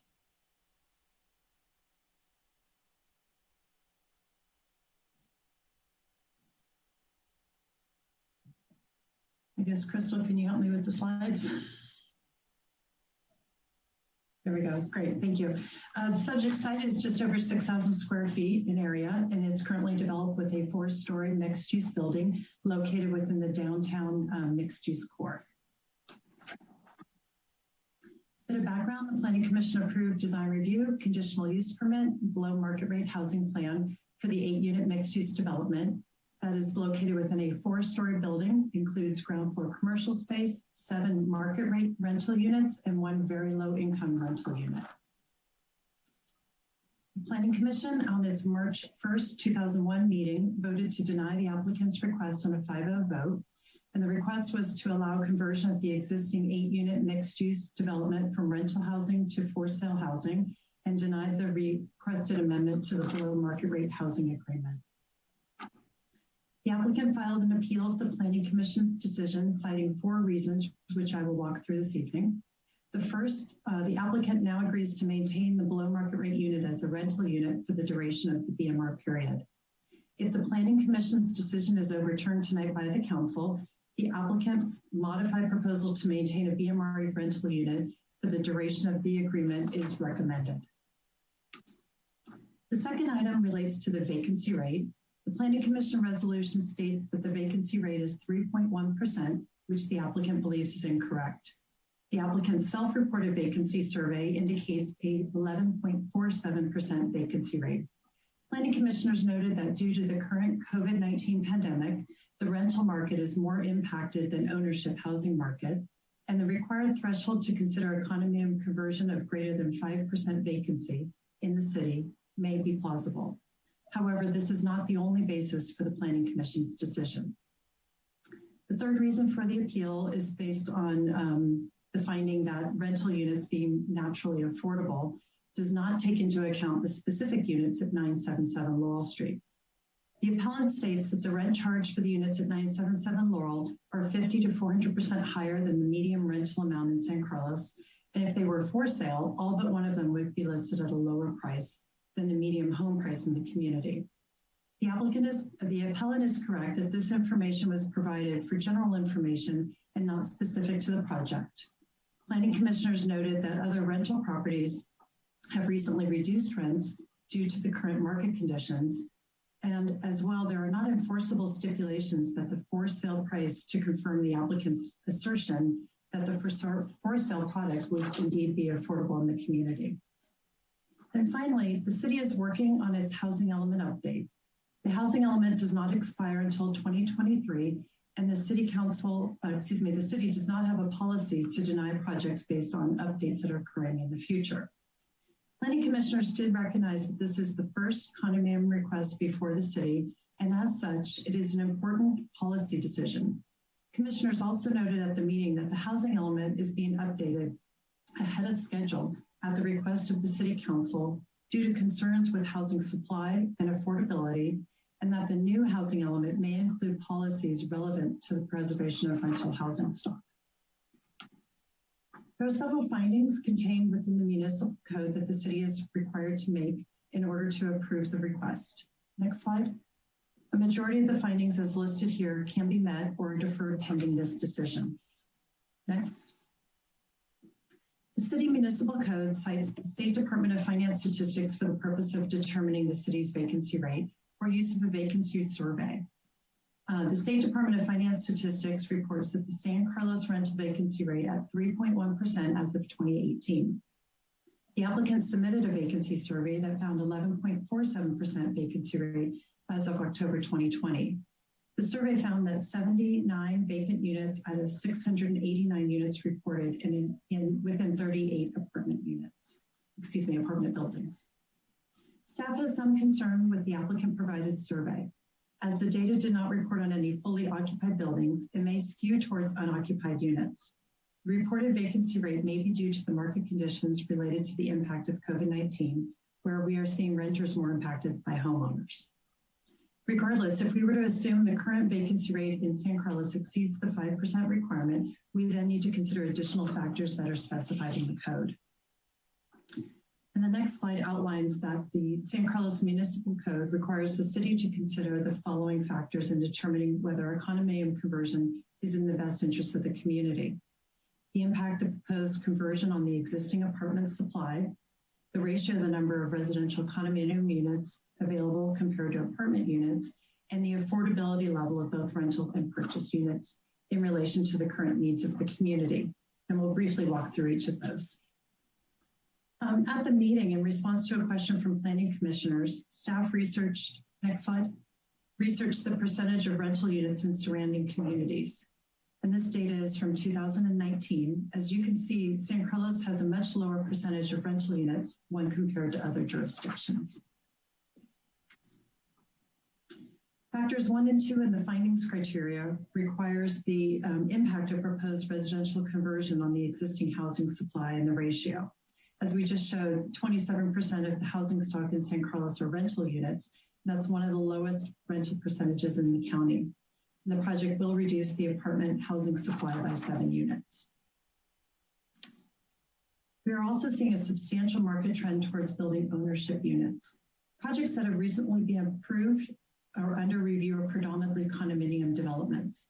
The city recently approved projects that have not yet been constructed include 173 new housing units, 33 of which are apartments. Of the apartment units, 24 are within a below market rate housing development at 817 Walnut Street that is co-sponsored by the city and not market driven. Other projects currently under review are all proposed as ownership developments. As there are very few new rental developments in the pipeline, it is important to preserve the existing rental stock. And then factor 3 requires the city to consider the affordability level of both rental and purchase units in relation to the current needs of the community. San Carlos median home price in August 2020 is just over $1.9 million, and the average monthly rate was $2,182. And that average rental rate would likely result in a home value of around $500,000. Generally, apartment units provide a more affordable housing opportunity for the community. And a greater inventory of apartment units tend to result in lower rents overall compared to market with fewer apartments. I'll now hand it off to Adam Aronson, who will walk through the below market rate housing plan for you. Thank you, Lisa. So the Planning Commission approved the BMR plan for this project in 2015. It requires one bedroom rental unit as affordable to very low income households, and that is for a term of 55 years. It also prohibits the owner from converting the BMR unit to a condominium unit. The project also qualified for a density bonus of one additional unit with the provision of a very low income unit. Next slide, please. The rental rate for the unit in question is restricted to $1,193 a month, that is including utilities. And then the maximum qualifying household incomes for that unit are about $60,000 for a single person, $69,000 for 2 people, and $78,000 for 3 people. Next slide, please. So the applicant has requested to amend the BMR housing plan and has agreed to maintain the very low income unit as a BMR rental unit for the term of the agreement, which would be 55 years. If the condominium conversion request is approved, the BMR plan can be approved on the condition that the BMR unit remain an affordable rental unit for the term of the agreement. Thank you. The public notice was mailed to all property owners within 300 feet of the site on March 29th and published in the newspaper on March 31st. Staff has not received any comments on the project to date. That concludes the staff presentation. We are now available to answer your questions. And I know the applicant has a presentation they would also like to give for you this evening. Thank you. Thank you. So questions for staff from council? Councilmember Collins, followed by Councilmember Rack. Thank you, Madam Mayor. Lisa, I'm just curious. It seems to me that accurate vacancy studies seem to be elusive. Why is that? Maybe Adam Aronson can help me with that. He did a bit more research on it. Sure, yeah. To be frank, the difficulty is finding vacancy studies specifically for San Carlos. It's easier to find cities or vacancy studies for more regional locations in the Bay Area or broader San Mateo County. But our ordinance specifically references the Department of Finance in their data, and we reached out to the Department of Finance. They recommended we use the 2018 rate from the American Community Survey, and that's the most recent survey we've been able to find that specifically centers on San Carlos. Okay, and so thinking about that for a minute, I think one of the criteria was if the vacancy rate was higher than what, 5%, then it might have an impact on your recommendation. Did I understand that correctly? No, so what we're saying is the code provides that once you hit that 5% vacancy, that a condominium conversion could be considered by the city, but that then there's other important factors that the city needs to consider. Right. And so is that vacancy rate due to a surplus in the rental market, or is there some other factor that's causing that higher vacancy rate? And our concern is that there's just such a very limited rental housing market in San Carlos. The concern is with removing any rental units and turning those into long-term condominium units would reduce the rental inventory and thereby reducing the affordability and the ability to live in this community. So even if there was general agreement that the vacancy rate was, I'm making up a number, 8%, that's not necessarily the item that pushes this over the threshold of being approved or not approved or recommended for approval. Is that right? That's correct. That's just one factor. And the Planning Commission in their deliberation also spent quite a bit of time considering the other factors and the impact of the community. Yeah. So the next question is, I mean, we've got what, 27% of our housing in San Carlos is rental housing. Why is that? Why are we so much lower than the other cities in our peer cities group? Maybe that's calling for an opinion, but I'm just curious. I am curious in your opinion. I'm not sure, to be honest with you, and maybe Elsevier maybe has a professional planning opinion on that. But, you know, there really isn't anything to distinguish this community from, say, Belmont, Menlo Park, as far as, you know, we don't distinguish zoning regulations between rental and ownership. It's the same standards for either building type, but the ownership market is quite profitable in this community. I know you certainly could buy. Home sale prices are quite high. So I don't know if Al has anything he'd like to add to that. I don't have much to add to that. I mean, we've seen real growth in the housing market just in the last decade or so, or less, really. I mean, before the Transit Village project, there weren't any really significant apartment projects in the city for many, many years. If people can think back, you know, the last 20, 25 years, you know, we really didn't see that many. So we'd have to kind of go back and it's probably due to market forces, maybe more than anything else. You know, whether it's our regulatory process, I don't think it is, quite frankly. Okay. Well, along those lines, when it comes to, you know, the market for condos, I think I heard that we haven't had a condo conversion request in 30 years. And it makes me wonder, why haven't we? One of the main reasons is that the vacancy rate, it hasn't been less than 5%, or excuse me, greater than 5% during that time period. Okay, so that's been a big driver of it. Correct. Okay. So if we were to approve this, would we be violating our own housing element policy? You need to consider that policy very, very closely, because it does talk about, you know, that balance between rental and ownership in the community. So that is definitely an important factor to consider. Yeah, not that we'd be violating it outright, but maybe violating it in spirit, at least partially. Correct. Okay. All right. Sorry, Madam Mayor, I'm done with my questions. Thank you. Councilmember Rack. Sorry, my screen kept jumping between Ron and everybody else for like, my eyes were going crazy. Thank you, Madam Mayor. So I guess, Lisa, I would say, I'm going to try to keep this to questions, but I'm surprised that while I get that there's no specific maybe survey data around San Carlos. I mean, there's been tons of surveys and reporting about the rental rates and vacancy rates in the Bay Area. So I can't imagine we are so unique that we wouldn't meet that threshold of 5%, given I see things in the Chronicle about 11, 12% in San Francisco. Stanford did a study. There's all kinds of studies going on around this for this. So is it just that we can't find a specific one around San Carlos? That's correct. Most of the studies that you're referring to are more regionally based. And I think, as Adam Aronson indicated, those are more readily available than city specific. Okay.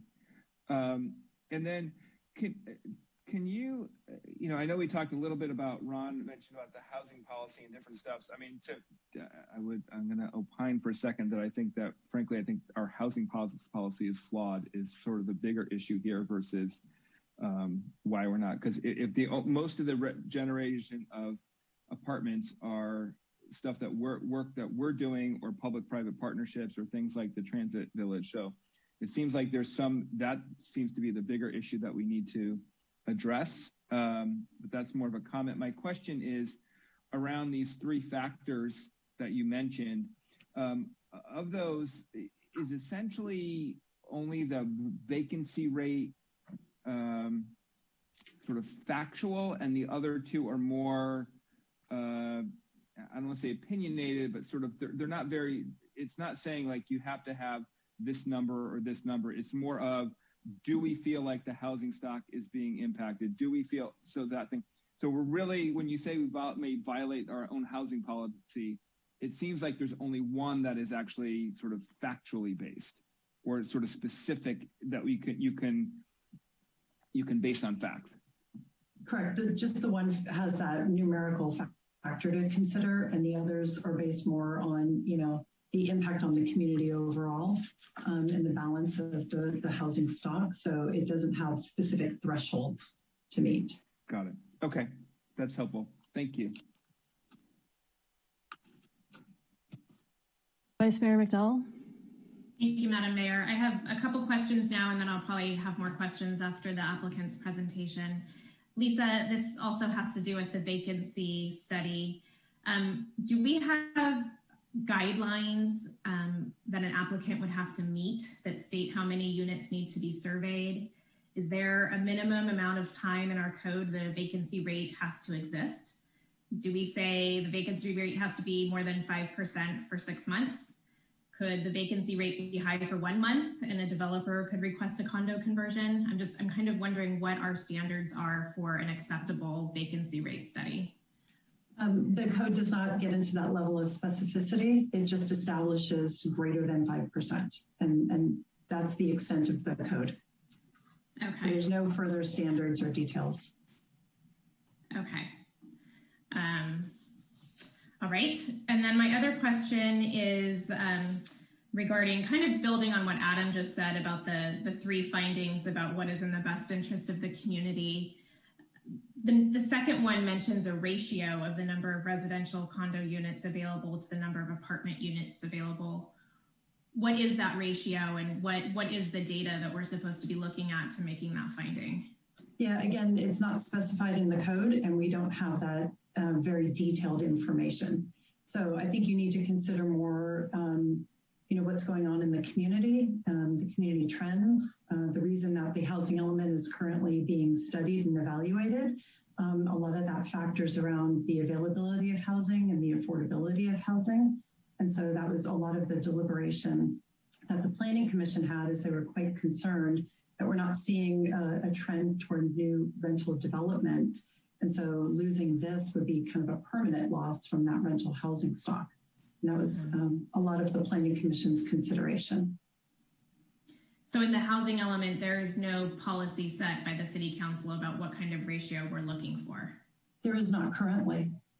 Okay, thank you. Madam Mayor, I'll reserve my questions for after the applicant's presentation. Okay, thank you. So procedurally, are the applicants up next, or is that part of public comment? It should be the applicant next. Thank you. All right, thank you. We're going to start with Ron. Ron, do you want to get going? Yes. Can you hear me? Yes, we can hear you. Yeah.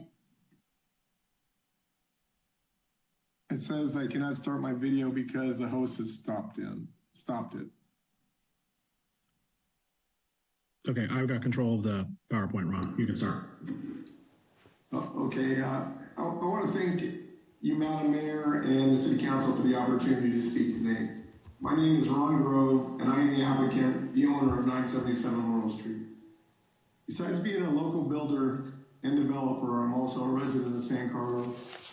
Recently, I have proposed and built developments at 545 Walnut and 977 Laurel. I've also proposed a development at 1257 Magnolia.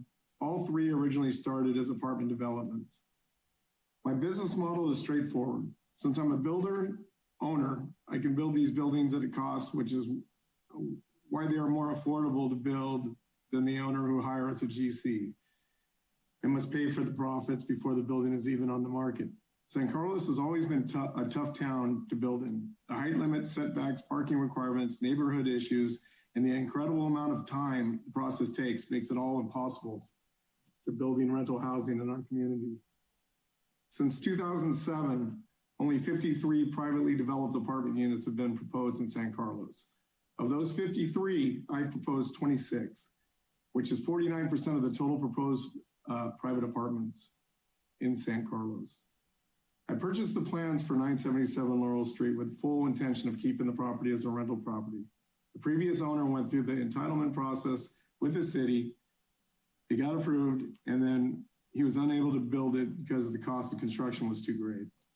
When I bought it, we did the math, and at the time the building penciled out. Unfortunately, a couple issues caused us to re-examine its viability and apply for a condo conversion. Upon completion of the building, the county hit me with a tax valuation of about $2.5 million more than expected, as we believe the value of the building would be reflective of the cost of the build and the rent roll. We also saw a weakening in the Class A rental market starting in February. In February, I met with the staff to discuss the possibility of a condo conversion, and the building was, the staff recommended a denial as the vacancy rate was not above the 5% threshold required for a condo conversion. The vacancy rate at the time was quoted at 3.1. The following month, the pandemic hit and the vacancy rate skyrocketed. We continued moving forward with the application with the city. This was a very difficult process and the staff was non-communicative a lot of the time, and it made the progress take a lot longer than it should have. Finally, everything was finalized and we were told 2 days before the release of the Planning Commission that the staff was recommending denial due to the vacancy rate. The BMR conversion, and because it's not supportive of changing for rent units to for sale units. We were surprised with most of this, but pushed forward. We were once again denied at the Planning Commission for all the reasons staff recommended, but we feel that these reasons given are not correct. We believe that we do qualify for a condo conversion and that the findings found in the city are not applicable. The condo conversion policy is meant for times exactly like this, when there are huge market swings, which make owning a new rental property unaffordable. We plan on selling 2 to 3 of the condos to pay down the loans on the property and leave the remainders as rentals.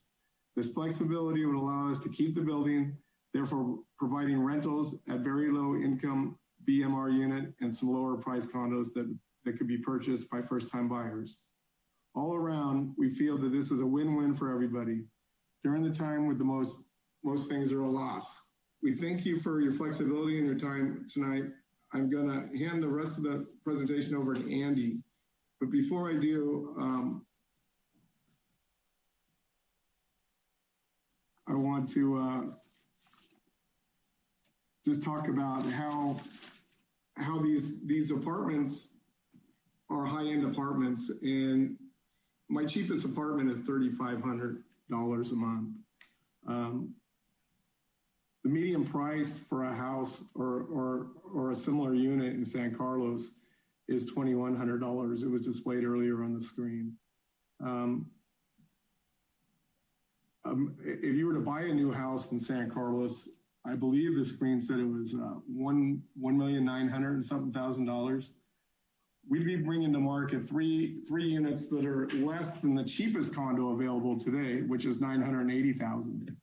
So our lowest price unit would be somewhere in the 600s, and that's based at a $1,100 a foot price, which is higher than anything that's listed right now. Everything's based at like $950 to $1,000 a foot. So we even went a little higher so nobody could say that we're trying to cook the books or whatever. But I think this is a good thing for the city. I think it's not a bad thing. I think first-time buyers need a chance to get into this community, and there is no chance. And this would be the perfect time for somebody to get into the city at a reasonable rate. And with that said, I'm going to turn it over to Andy and he can present the rest of our. Thank you, Ron. Thank you, Madam Mayor and the City Council. It's nice to be with you guys at 11:45 at night. I did not expect us to go this late. I'm going to enjoy waking up with my kid in the morning. And thanks everyone for their disclosures. Councilmember Collins did also not disclose that he was my baseball coach when I was 7. So I want to make sure that that gets out there. I batted last, so there's still some hard feelings there. But basically, for those of you who don't know me, my name is Andy Klein. I'm the Director of Property Management at Sequoia Realty Services. I also was raised in San Carlos, served on the General Plan Committee, and was elected to the City Council. So I know a bit about the housing policies here in San Carlos. I have no financial interest in this condo conversion before you, and I'm working for Mr. Grove pro bono.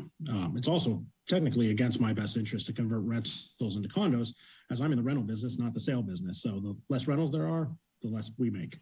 But that's besides the point. Tonight, I'm here to discuss the staff findings regarding the condo conversion at 977 Laurel Street. My role tonight is to go over these findings and to show you why we believe that this application should be approved by the City Council. Okay. There we go. Staff has made 3 findings. Oh, I got to go backwards, sorry. There we go. Staff has made 3 findings that have led to the recommended denial of this project. In their staff report, they pretty much stated that the first 2 could possibly not be correct. So we'll go over those quickly, and then we'll spend the rest of the time focusing on the 3rd. The first finding is the staff is not supportive of changing the BMR unit from a for rent to a for sale unit.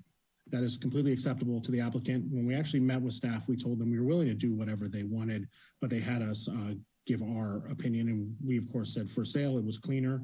But we've said here and at the Planning Commission that we are happy to keep it as a BMR for rental units. This has actually been done before at, I believe it's 530 or 520 El Camino Real, the San Carlos condominiums. Their BMR unit is for rent in a completely for sale condominium development. So we're happy to do that as well. The second finding is the vacancy rate of 3.1% does not support conversion, and that the current rental economy is temporary. In the staff report, city staff says that a vacancy rate of 5% is currently plausible. The city report states 3.1%, but that report's from 2018, and obviously a lot has happened since then.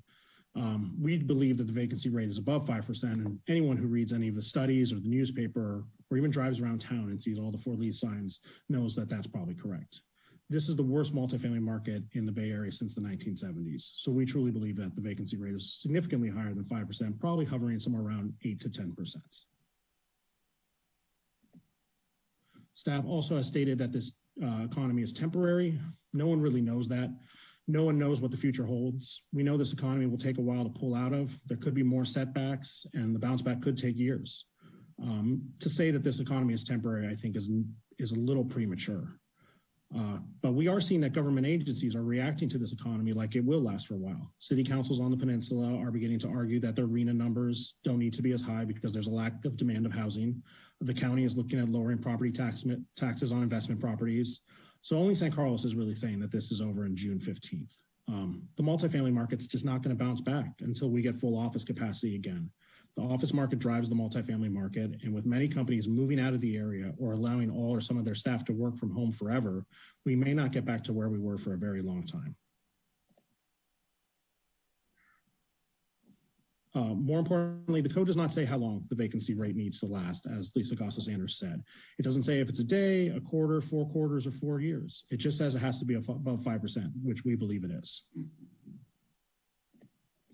Finally, the last finding is whether this condo conversion is in the best interest of the community. The code says that the city council shall consider the following factors. 1, the impact of proposed residential conversion on the existing apartment housing supply. We believe the impact would be negligible. The amount of units we are talking about amounts to 0.2% of the rental supply in San Carlos. Also, none of them outside of the BMR unit are considered affordable. The median cost of an apartment in San Carlos is $2,100 per the city report. This means that the lowest priced unit at 977 Laurel is 50% more expensive than the median apartment cost.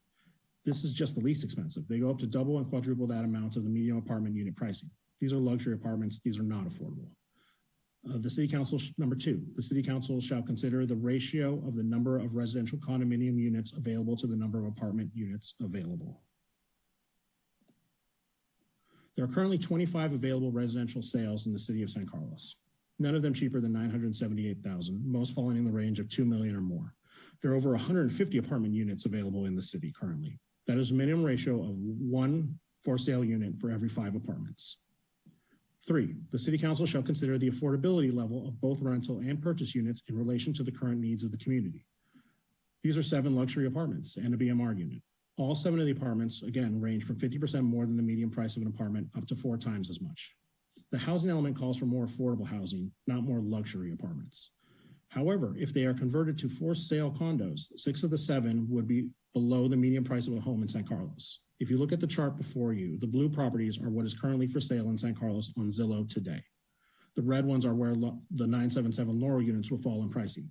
This is based on $1,100 per square foot, which is comparable to other downtown condos. 6 of the 7 units would fall beneath the median home price of $1.95 million. 3 of the units would be under $978,000. These 3 units would be the most affordable units on the market today. And this is really the crux of the issue. Does the council think that 7 luxury apartments are more important than 6 units for sale beneath the median income, with 3 being opportunities for first-time home buyers to buy into the community? I think the answer is no. When all 4 of you ran for council, all of you said how important it was for your children to be able to afford to live in the town. With prices continuing to skyrocket, it is important for the community to bring varying types of for sale products to the market. The units under $1 million will be the missing middle housing that San Carlos is just not providing. There's almost no opportunity to buy into this community for less than $1 million. This gives some people that option. This next slide shows the apartments proposed since 2007 by private developers. The reason I show this is the city staff has said approval of this condominium conversion may open the floodgates for other condo conversions. This is simply not correct. In order to do a condo conversion, you have to comply with current building code, fire code, and ADA requirements. With only 53 units being proposed by private developers and only 40 or so being built, these are the units that could be condo converted. Most won't because they're one-offs or in very small buildings that have significant challenges, but the tidal wave of condo conversions that everyone is worried about won't happen. The rest of the rental housing stock in town is too old to condo convert without spending millions on the conversion, if you could even do it at all. This slide also shows a lost generation of residential units. City staff has said that we need to build more units to make them more affordable. That's true, but not entirely correct. If you build hundreds and hundreds and hundreds of luxury units, you're just going to end up with a lot of luxury units like Redwood City. The creation of all the Greystar buildings, Indigo, et cetera, has not brought the prices down of those. What brings the prices down is building Class A apartments and then letting them age 15 or 20 years. If you see from this slide, we never did that. So we lost a whole generation there that we can't build now. I also put this stat to show how few private developers are actually building apartments in San Carlos.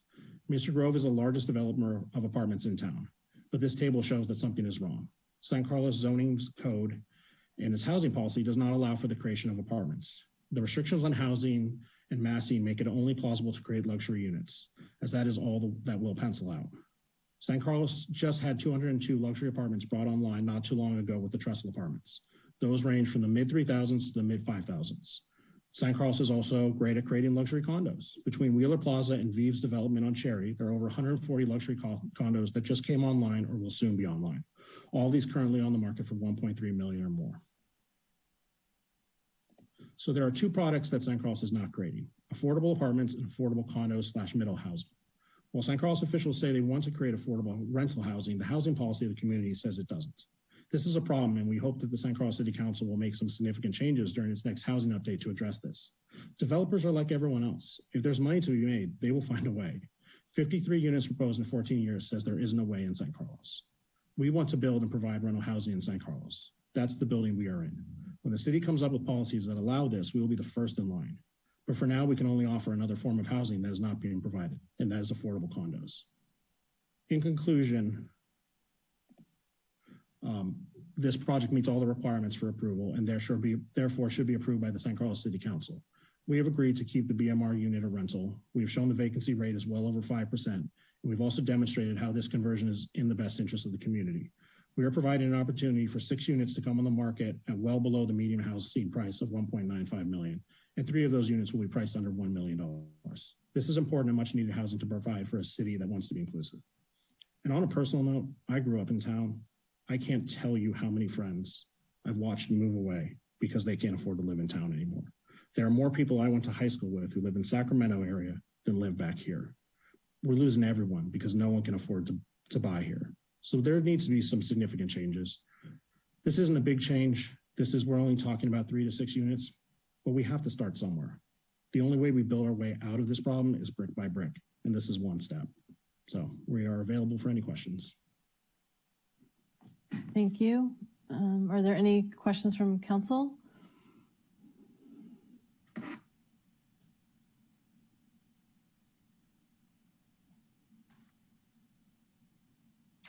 Councilmember Collins, followed by Vice Mayor McDowell. Thank you, Madam Mayor. Andy, when we talked last week, you said that the lowest units would sell for, correct me if I'm wrong, I thought you said something around 500,000 or 600,000. Did I hear that correctly? Yeah, the lowest unit would be in the 600,000s, and then the next due would be high 8s, low 9s. So we're talking about, my problem here is you've described these as luxury apartments. Yeah. How do luxury apartments suddenly become the lowest priced condos in town? Well, I mean, at 500,000, I'll put a bid in. Well, it's going to be 600,000, but that's easy. That's easy, Ron, as a council member. So these were built as apartments. So they weren't built with the finishes and the size that the condos at Wheeler Plaza or Vive or everyone else are being built with. So they're naturally more affordable due to quality and size. That's why. I mean, real estate always comes down to size until you get to single family homes when you can talk about yards and potential and stuff like that. But with condos, it comes down to size and quality. These were built as apartments. They weren't built as condos. So they're a little bit lower of a quality. They weren't built to the high level of Wheeler Plaza, and they're smaller. But don't you think that if a condo is priced at 550, 600,000, that there's going to be a high demand for it and therefore it might push the price up? Even if you pushed it to $1,200 a square feet, it still would be the cheapest one in the market. At the end of the day, people are only going to pay what a property is worth. But you're not going to pay that.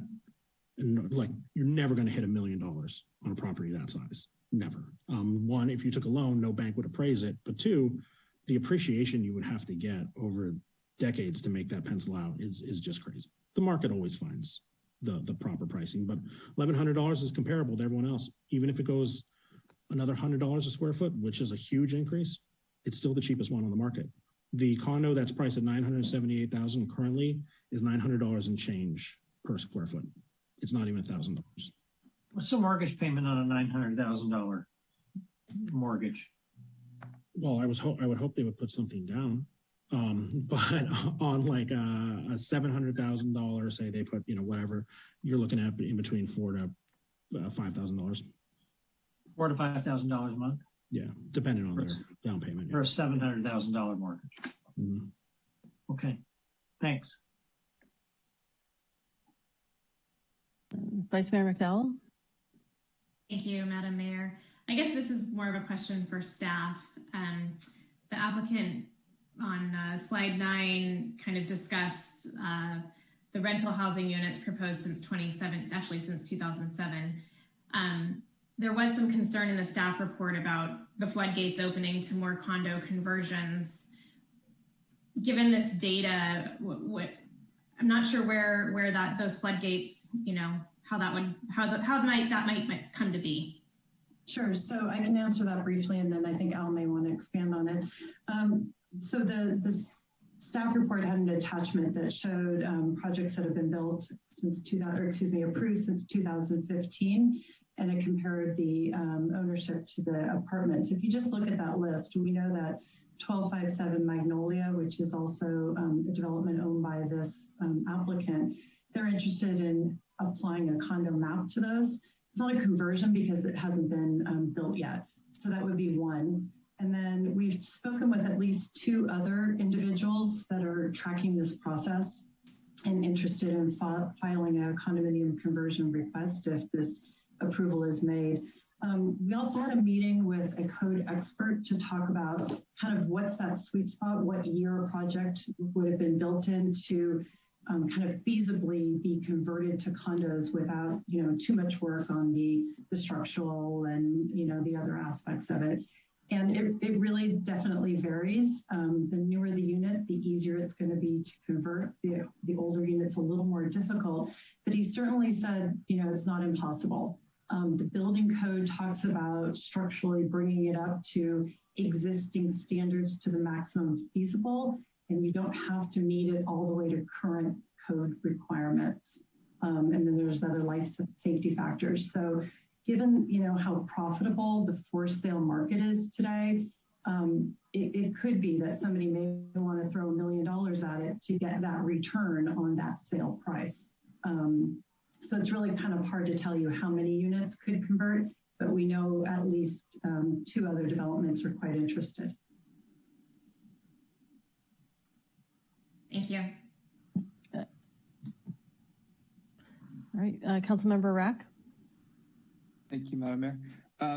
Lisa, can I just follow up on that? Because I want to look at so you mentioned some of the units. So the 9 on Magnolia is not a conversion, right? It's not approved. So that sort of should be looked at differently. But you mentioned 2 other potential projects. Can you, and maybe you can't share the specifics around it, but can you tell me sort of where they might fall in the aging group? Are they in what's in the staff report? Are they back to 2007? I mean, can you give me because if we're looking at, I'm just trying to understand the balance of, if stuff's built before 2007, how realistic is it that people are looking at this versus are they some of the newer ones that you're mentioning that are maybe 2015 or something, or, just trying to understand where those might fall in the process. Yeah, so the one on the Magnolia that we just mentioned, the one that could be considered with a map because it has not yet been constructed, but the project was approved. So just to clarify that. And then the other 2 were built, sometime early 2000. We don't have the exact construction date, and I don't have the addresses, and other staff members spoke to those interested developers. But as I indicated, we did talk to a code expert, and he could not pin a date of construction to kind of the likelihood of being easily converted. So it's really going to depend on each development and how it was constructed. Okay, I understand. Got it. Thank you.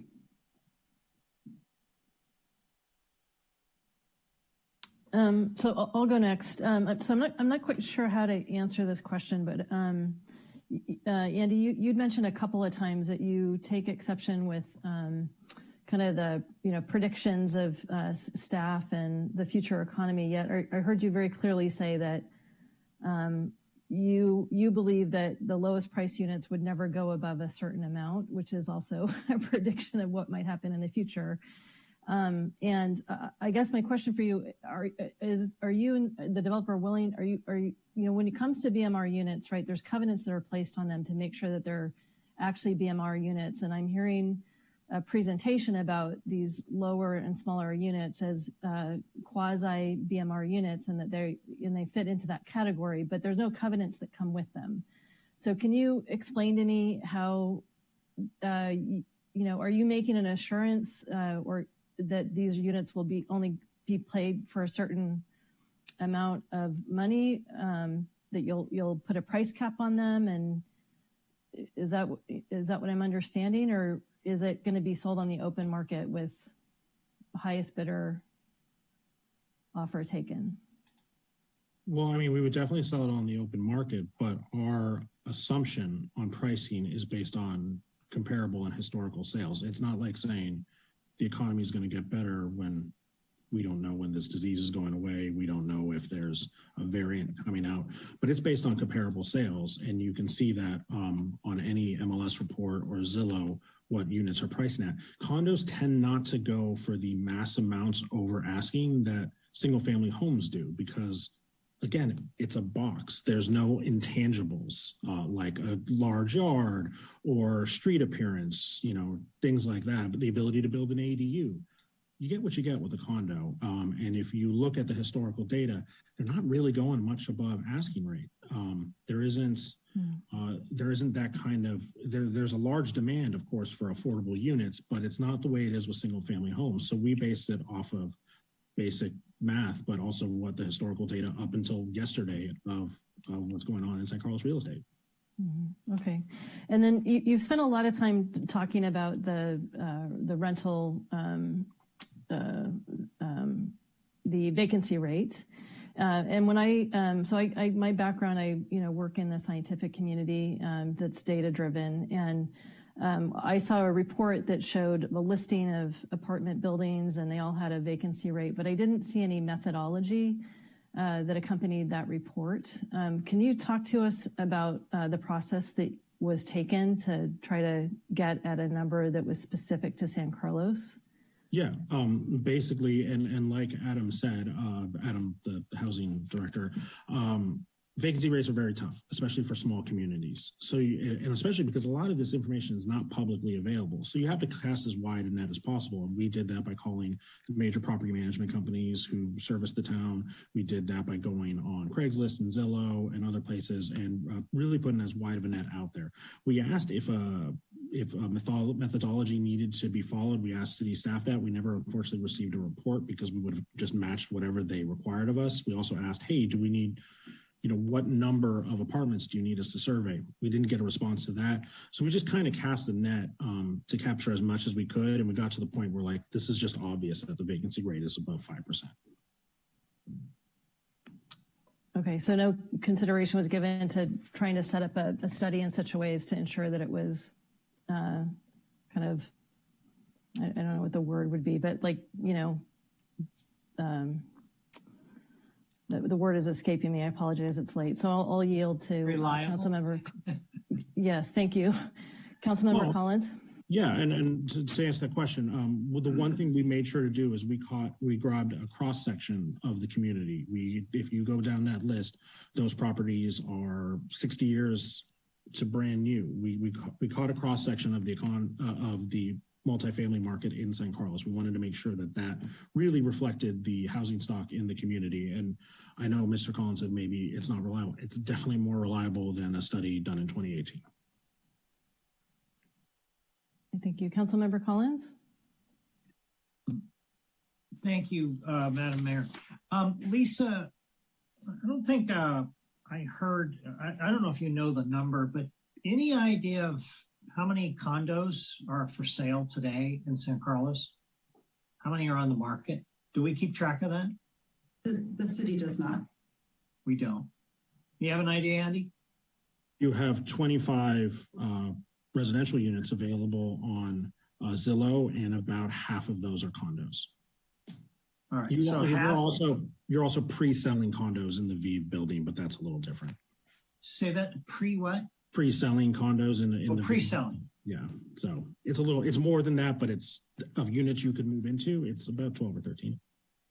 Okay. So 12 to 13 right now, condos for sale in San Carlos. Yeah. Do you have any idea how that compares to last year or the year before?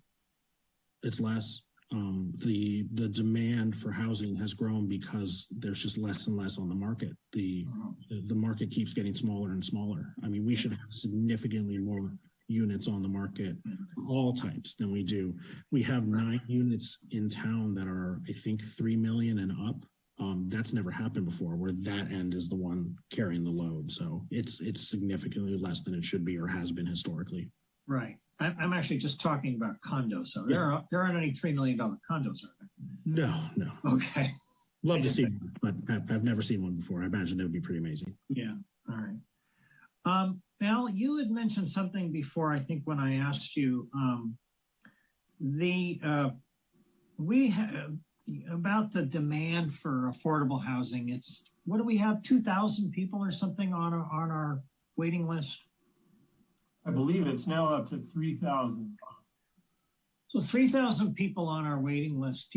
And do we measure, I don't even know if we can measure what the demand is for market rate rentals. Do we even keep track of that? Adam Aronson, maybe Adam can answer that question. Are you asking for market rate rentals, or are you asking for demand? Yeah, I mean, for all kinds of rental housing. I mean, we know how many people are on our waiting list for affordable housing in San Carlos. But if we expanded that to all, what the demand was for all rental housing, does anybody keep statistics on that? I mean, there's general market survey reports that would keep track of that, but I don't have an exact number of how many people are searching for market rate housing in San Carlos. Yeah. Andy, I mean, that's your business. Yeah, so, it's the vacancy rate. If the vacancy rate goes up, it means there's less people looking for housing. So right now, there's a ton of market rate housing on the market sitting and not getting rented, which implies that there's less people looking for market rate housing than there are available units. Okay. It's just the vacancy rate. That's why the vacancy rate is so important. A 3% vacancy rate indicates full housing.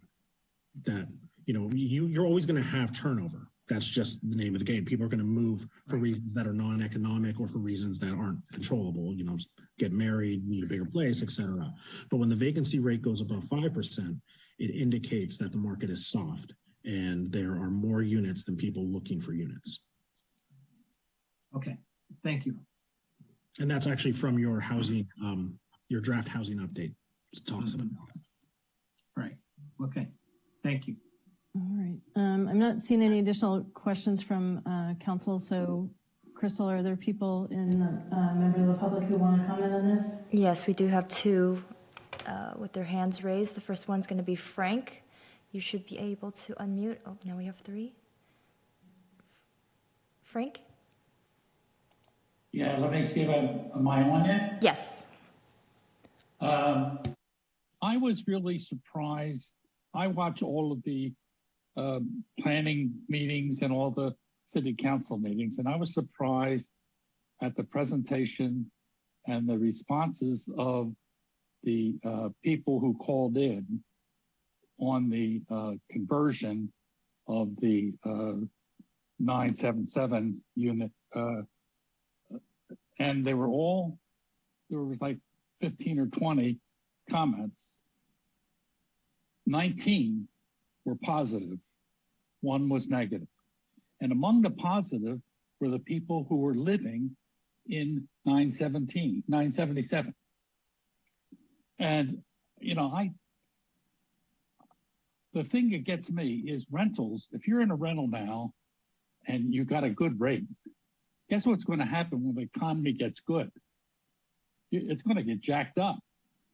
But if you have a condo and you own something and the economy gets better, your value of your house gets better. Your mortgage doesn't get better. It's a lot of false thinking about this. I only rented a house at the very beginning of my single getting married kind of time. Within a year, I was buying a house. And I bought houses all over the country since then. And I bought this house, this condo. I'm in 1001 Laurel, right across the street from 977. And I bought this in 08 for $666. Today it sells for $1.3 million. So that it's all this stuff about it's going to cost too much for these people to buy a condo. It's going to cost them a lot more when their rent goes up. Thank you. Thank you. Thank you, Frank. We have three more speakers. Next one is Olin Palmer, followed by Greg Garcia.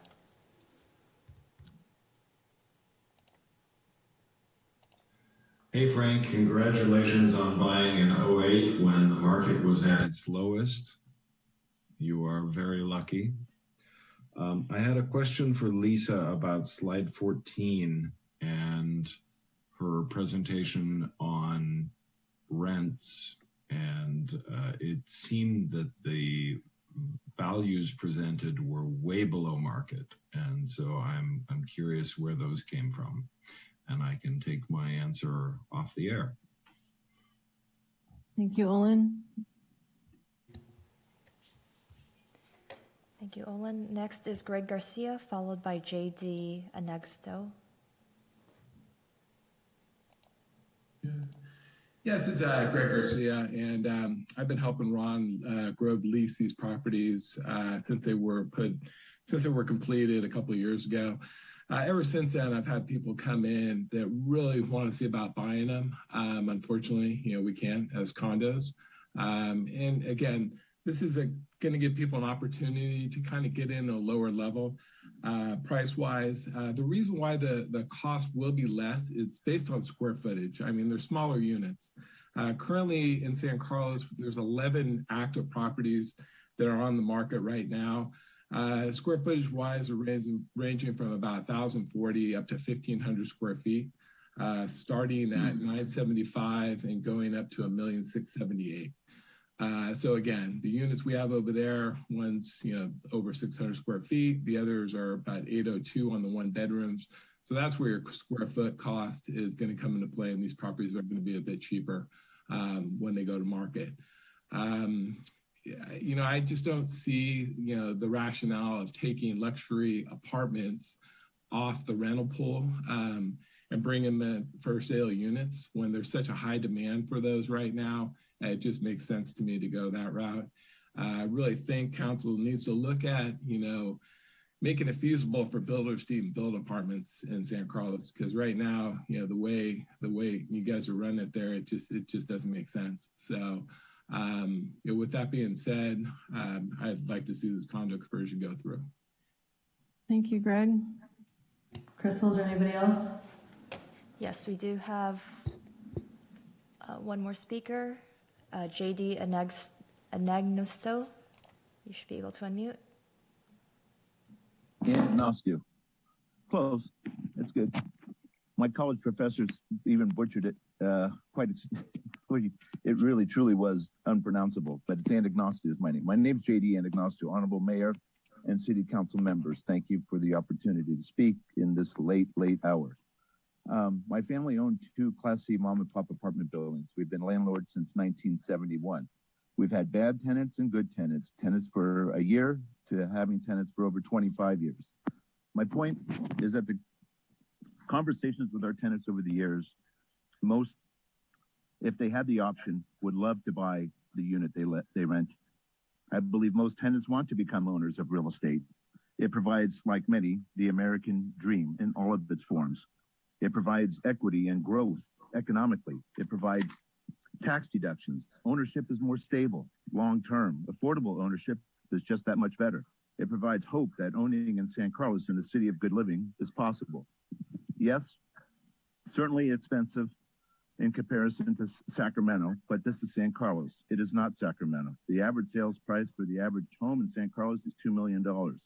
Certainly much less affordable compared to these units.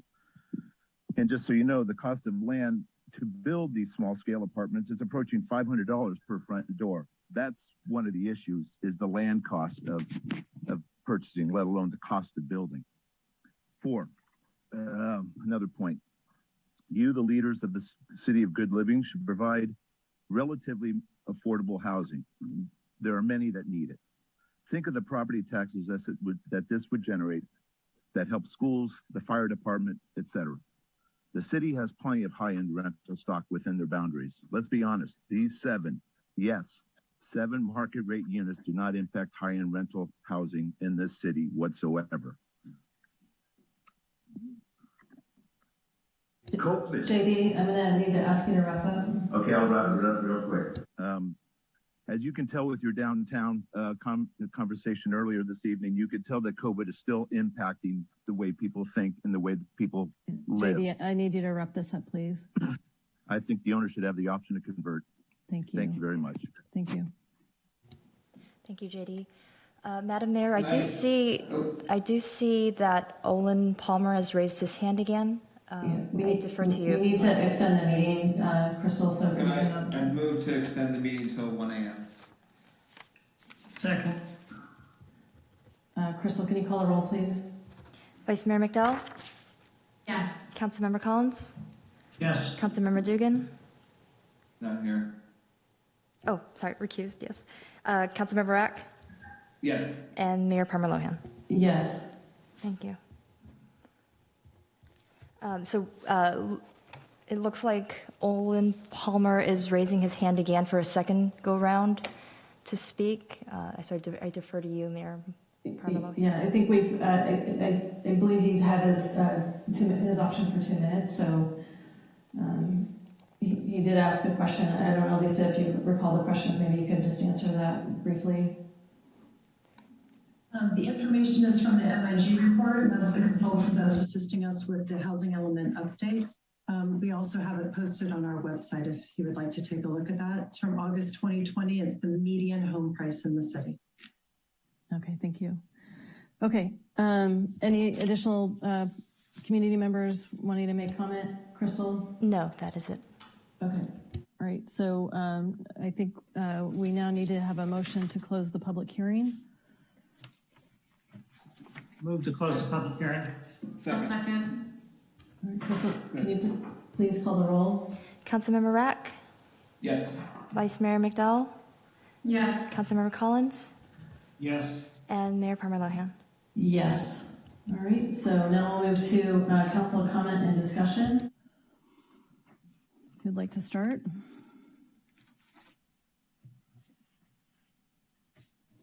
Well, I can start.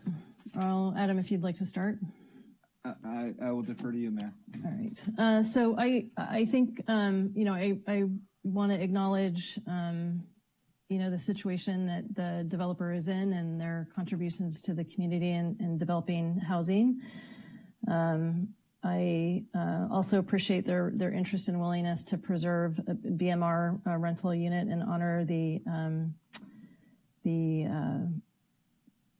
agreement.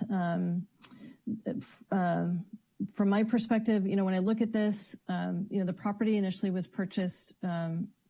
Well, let me back up a little bit and just say, I think there was many good arguments and assertions made about our housing policy today. I think there were some good concepts and thought-provoking ideas. What I believe I'm looking at today is the housing policy as it currently stands, and making an evaluation against that current criteria. I reject the notion that the city is responsible for telling an applicant how to put together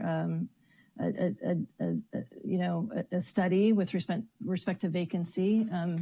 I think there's lots of examples of how to put together a quantitative data set out in the world, and I don't know necessarily that that's the responsibility of a city council to be that prescriptive. And I look at these policies as more values-based than clearly and purely metric-driven. And I think the context of the current, situation, clearly needs to be taken into account. I watched very carefully the Planning Commission meeting. I studied the packet. I've given a lot of thought to this. And I look at the facts as the following. The property was purchased with full knowledge that it was an apartment building. It's now a Class A luxury apartment building. The request was made for condo conversion because it sounds like there's, obviously a downturn in the market and a wish to regain the cost. And I certainly absolutely appreciate that. When I look at, the other criteria besides the vacancy rate, what I see is that our inventory for rental apartments will be further reduced. And I think staff gave a good articulation of the future pipeline of potential projects that could be converted from apartments to condos should we move forward with this request and overturn the denial from Planning Commission. So clearly there's a pipeline and a demand for that. When I look at new construction, many new condos have entered the market. And as I understand it, it took a while for many of those to sell. With respect to affordability, 28% of households in San Carlos are overpaying, and I would venture to guess that that's probably a lot higher. When we look at lower income households, fully 2/3 of them are overpaying for housing in our community. There's 3,000 people on the wait list now, and that has gone up exponentially since when I was first elected to this seat. The promise that the units will fall at below market rates, I appreciate Andy's perspective on that, but again, without any assurances or covenants, there's no way to guarantee that those units will actually go at that level. I absolutely understand and appreciate the challenges the pandemic has had on the business and the long road it was to get to this particular hearing this evening. I invite the challenge to make improvements to our housing policy, but that's not what's in question tonight. And, I look forward to future conversations on that because we do have a separate program. But I am, my interest tonight is to uphold the decision rendered by the Planning Commission. I thought they did a thorough and thoughtful job, and I thought that the data presented by staff was clear and presented a compelling argument to stay with these as apartments for the time being.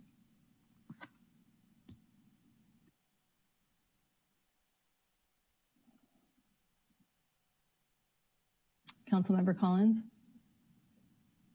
Thank you, Madam Mayor. I struggle with this more than I thought I would. First of all, I want to thank both Ron and Andy for the time they took to explain everything to me on Thursday. This is, let's face it, our housing situation around here is just so less than ideal. I don't want to say it's a mess, but it's not good. And we don't have enough housing for people who are at the lower income end. We've got a pandemic going on. There's so many negative impacts or influences that are affecting jobs and housing right now, more so than there were a year ago or 5 years ago, or even 10 years ago when I started on the council. And as I explained to them on Friday, I said that, or on Thursday, I said, my feeling was that the primary problem here was that of optics, in that we have so few rental units on the market, and here we are reducing them. I've moved off that a little bit, but then we get to the question of timing.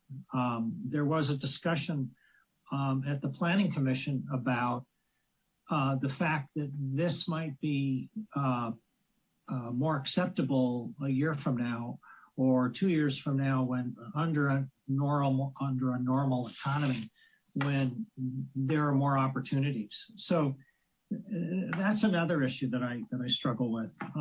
But the reason I asked the question about the condos is that, not only do we have several condos for sale, but we just approved a project of 27, 28 condos on Walnut.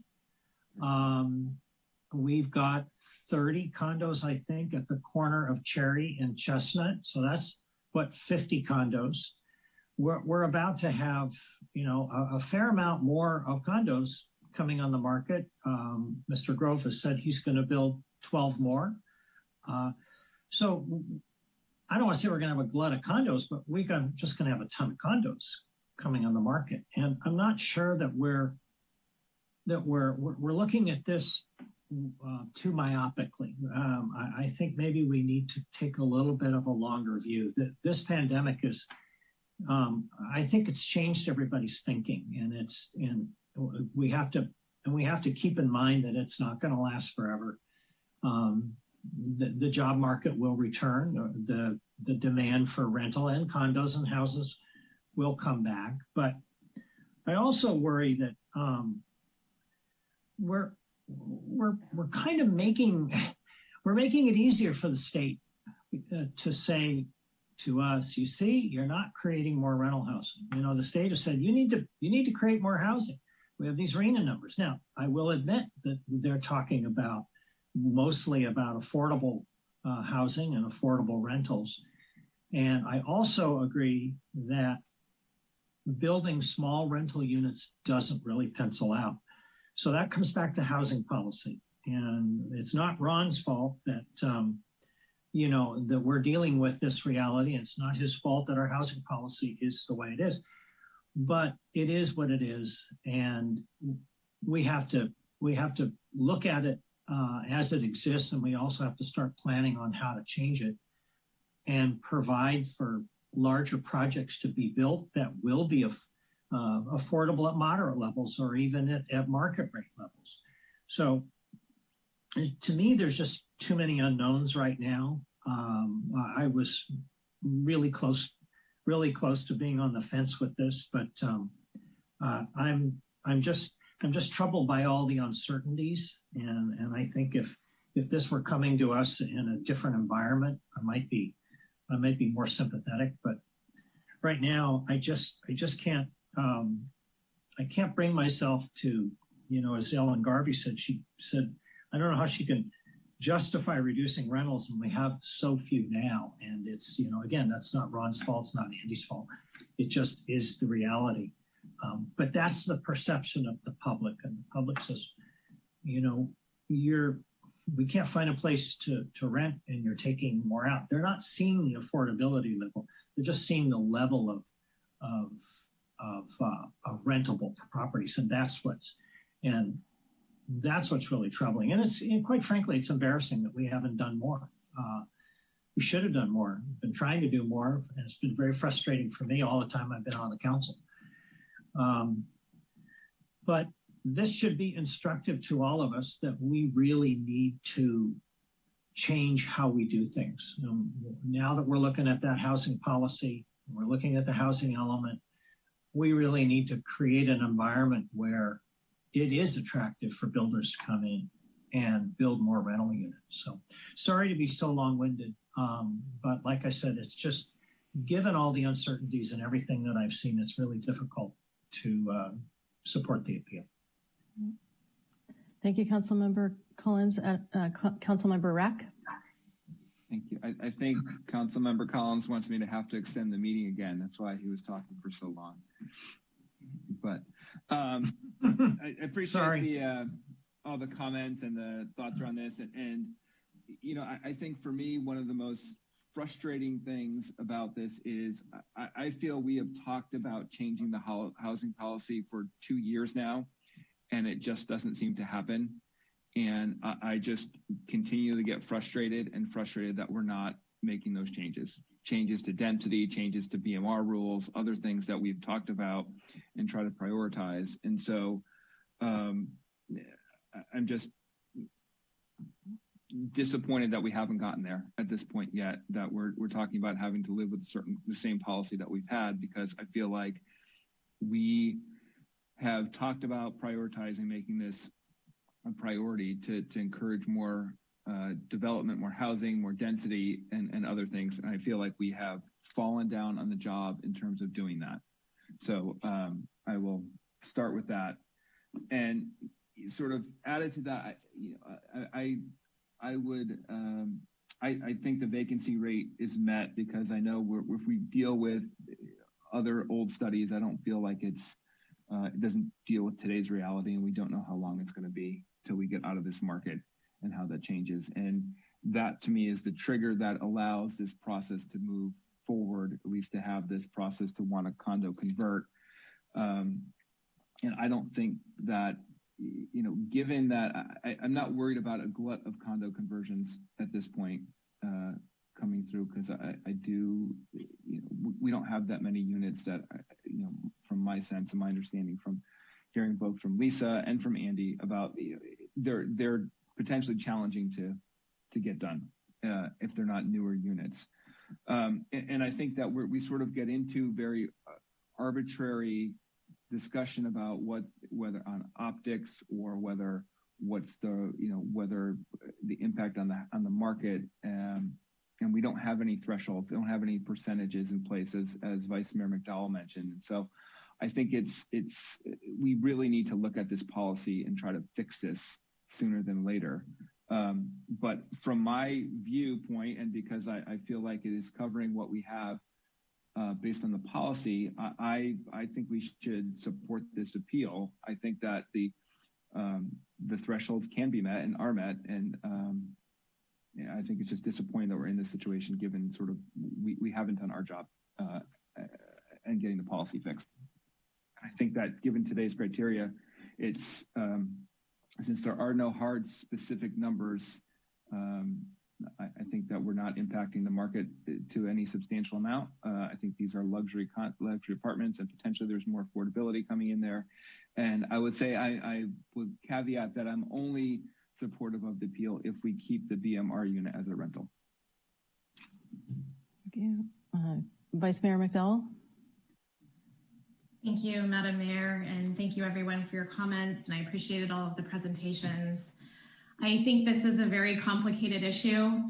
Like Laura, I watched the Planning Commission meeting as well. You guys know I watch all of them. I'm kind of a Planning Commission junkie. I like those. But I know that the commissioners did a great job wrestling with some really difficult questions. And I think that the finding on the BMR unit remaining a rental and the vacancy rate being higher than 5% are plausible and are met, as Adam said. I guess what I'm struggling with is the finding about what is in the best interest in the community, because that's such a subjective, I think that's just tripping us up because it's so subjective. And as Adam said, there's not a lot of data to back it up. Under that finding, there are a few factors to consider. One is the ratio of the number of residential condo units available to the number of apartment units available. And as staff said, there's no data to that. And we have given no direction on what kind of ratio we're looking for. And that is not in our current policy. Another factor is the affordability level of rental and purchase units in relation to the current needs of the community. And in this specific case that is before us tonight, we are asked to weigh luxury apartment units renting at amounts 50 to 400% higher than the median rental amount in San Carlos, versus homeownership that's on the lower end of the market that could meet a need for the missing middle, which are people who make too much to qualify for affordable housing programs but don't make enough to buy a $2 million single family home. If we are being asked to look at affordability levels and the needs of the community, it is hard for me to say that luxury apartment rentals are more important than affordable home ownership opportunities. Taking the BMR unit out of the equation, this is not an affordable housing project by any stretch of the imagination. It is also noted in the staff report that the housing element update may result in new policies relating to the preservation of rental housing, which is great. We should create those policies, but I find it hard to base a decision tonight on a housing policy update that has not yet been written. We do need to examine our policies and dig deeper into the existing housing supply to differentiate between older, naturally affordable units and newer luxury apartments. And then as a council, I really think we need to talk about options to preserve some of these older, naturally affordable units. So given the ambiguity in our current code and the policies that still need to be written, I find it hard to uphold the Planning Commission's ruling. I think after tonight, I would suggest that we put any future condo conversions on hold until we can make our code more straightforward with standards for vacancy rate studies so applicants know what we're looking for, and with ratios that reflect data on residential condos versus apartment units. Transparency, process, standards, guidelines, these are all topics that we have discussed as a council. With the lack of clear standards in our code on this specific topic, it's hard to see that this process has been especially smooth or standardized to follow. So I think our code on condo conversions needs some updating before we consider more. But I will agree with Adam, and I would find in favor of the appeal. Okay. All right. Well, that I guess concludes our council comments and discussions. I'll entertain a motion.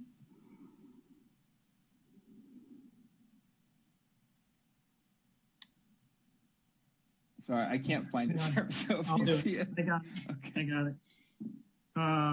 I move to uphold the Planning Commission's decision to deny the appeal of Ronald Grove and uphold Planning Commission denial of the condominium conversion and below market rate housing plan amendment at 977 Laurel. Is there a second?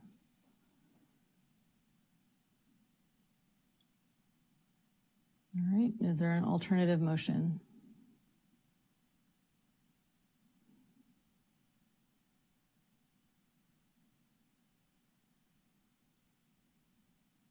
Trying to figure out how to word it.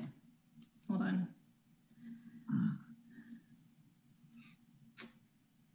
I don't know how do I opposite word it? I don't know. I move to deny overturn the planning commission's decision. Yeah, there you so go. Late. That's it. You would actually be upholding the appeal, but you may want to put conditions on that upholding of the appeal if that's the motion you want to make. I move to uphold the appeal of Ronald Grove. Let's see. Oh my gosh, pull the planning. And then the below market rate housing plan amendment at 977 Laurel includes the BMR unit remaining a rental. I assume, Greg, that covers that part? Yes, I would just ask that you include that it's subject to the approval by the city attorney's office, the form of the restriction. Okay, subject to the approval of the city attorney's office. Second. All right, Crystal, can you call the roll? Councilmember Rack? Yes. Vice Mayor McDowell? Yes. Councilmember Collins? No. Councilmember Dugan is recused, and Mayor Parmalohan? No. So the case law on when the council effectively deadlocks on a 2-2 vote is that no action's been taken. I believe that means that you have the council as two potential outcomes come from a tie vote. One is that by operation of law, the Planning Commission's decision stands because the council was not able to make a decision on the appeal. The council also has the option, if it needs more information, it can continue this item to ask the staff to provide it with more information to in order to see if the council can make the required findings to either uphold the appeal or to deny the appeal.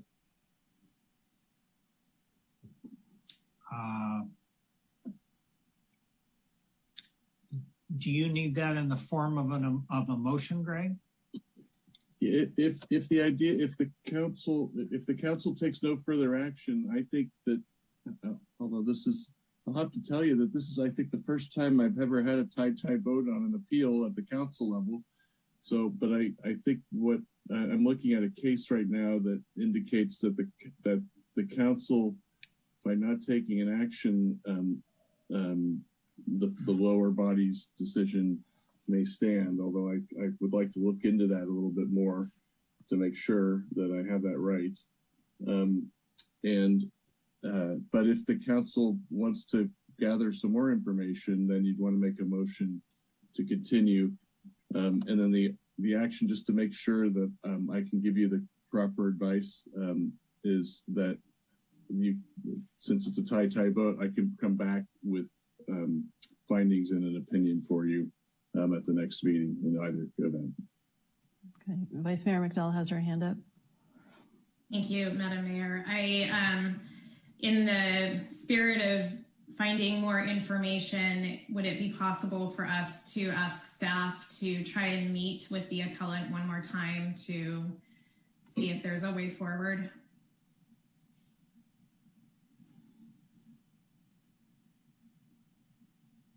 Are you asking if that would qualify as asking for more information? Yes. I don't even know if that would be of interest to the appellant or to staff, but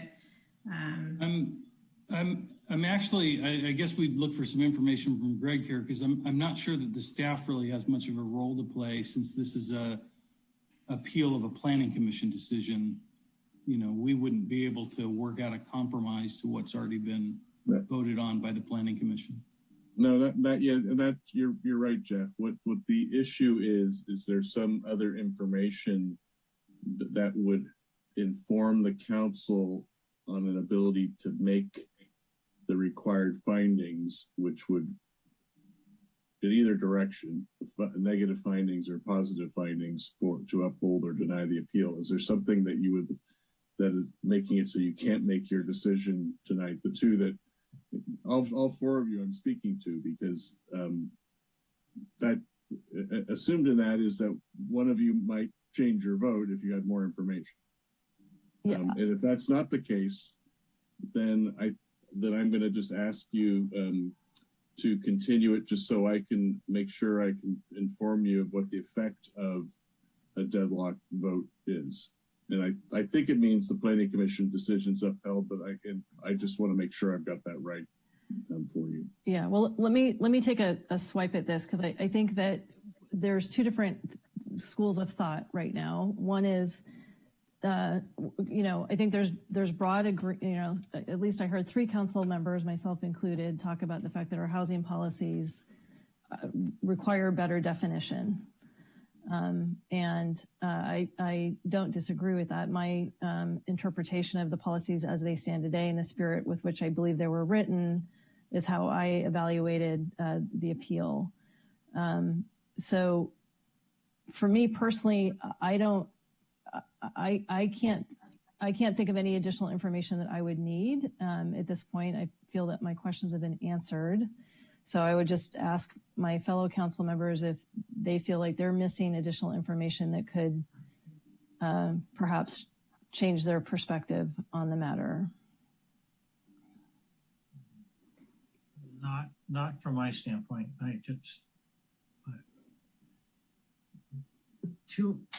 As I think I said before, too many unpredictable outcomes that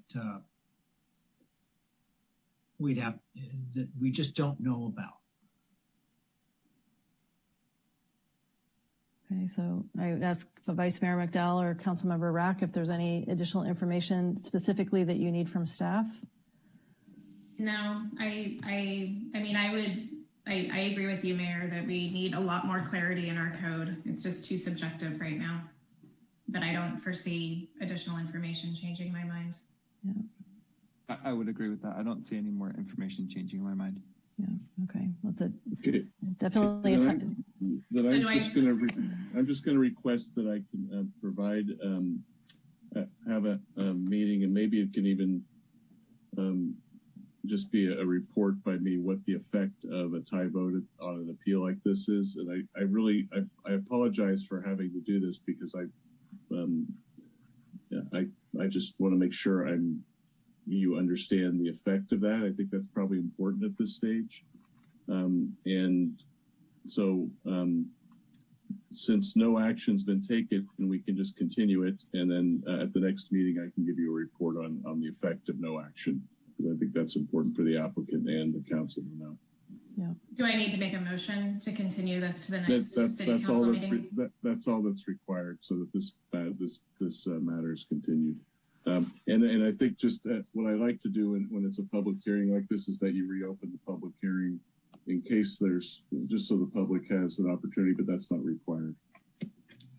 Greg, do we reopen that now or late, or at the next meeting? You would do it now if you think you want to hear more from the public. If you don't want to hear from the public and you just want to hear what I have to say, then that's all you need to do is just continue it. I personally am not willing to reopen the public comment. Okay. Okay. Then the motion would be just to continue. Yeah. I'll move to continue this to the next city council meeting. Second. All right, Crystal, can you call the roll, please? Councilmember Collins? Yes. Councilmember Rack? Yes. Vice Mayor McDowell? Yes. And Mayor Parma Lohan? Yes. I'll get the answer for you. All right, thank you. I'm sure there's a case on it. All right. So in the interest of time and the fact that we do have to do closed session, can we continue item 8B to the next council meeting? Or is that time sensitive as well? And do we need to ask for an extended meeting length? We can continue it. However, we have had Carrie, our finance manager, standing by all night to do it. Okay. I believe it's a very short item. All right. I wouldn't expect there to be, normally, I mean, it's consent calendar level. It's just required to be a public hearing under the law. Understood. All right. So then if I could invite a motion to extend the meeting. I'm now wishing I took up John's offer for 2 a.m. Okay. But I'll move for how about 1:15? I'm hoping we can get done. Or All right. 1:30? All right. Well, let's say 1:30. And Crystal, 1:30 to be safe. All right. And Crystal, can you have John come back in, please? Yeah, yes, I've reached out to him. Thank you. All right. I'll entertain a second to the first motion. Second. All right. Crystal, can you call the roll? Vice Mayor McDowell? Yes. Is Councilmember Dugan here? Not yet. He's probably asleep. Okay, so not here. Oh. Oh, he's not asleep. Tempting, very tempting. Councilmember Dugan, we are on you to see if you approve extending the meeting to 1:30. Yes. Okay. And you won the bet. I should have gone with you and went 2 at the beginning. Is there any downside to throwing a long time out there? I don't know. I don't know. Incentive to get done. No. Yeah. Some prefer marathons, some prefer sprints. If we keep it to the sprint. Let's just get the vote so we can hear the item. Councilmember Collins? Yes. Councilmember Rack? Yes. And Mayor Parmalahian? Yes. Thank you.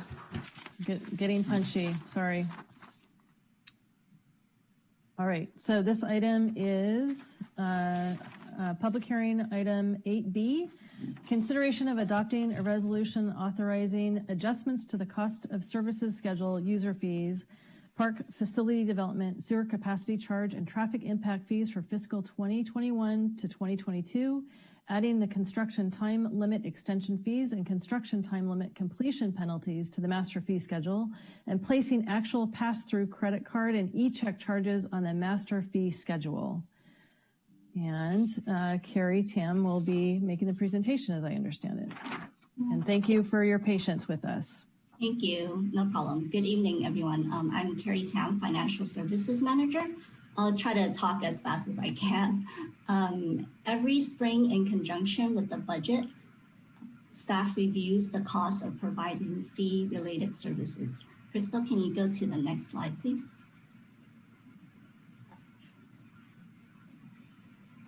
The proposed fee schedule was derived from a comprehensive fee study performed by NBS in June 2017. A comprehensive study is typically performed every 3 to 5 years, as it can take up to 6 to 9 months to complete. Next slide, please.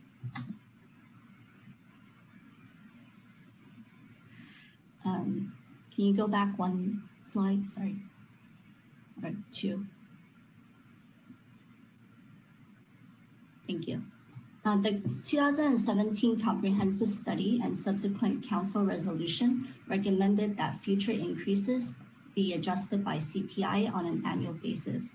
As such, the recommendation is to increase the fees by the 1.8% CPI for almost all of our fees, with the exception of 2 fees, where we are recommending to keep the fees the same as last year.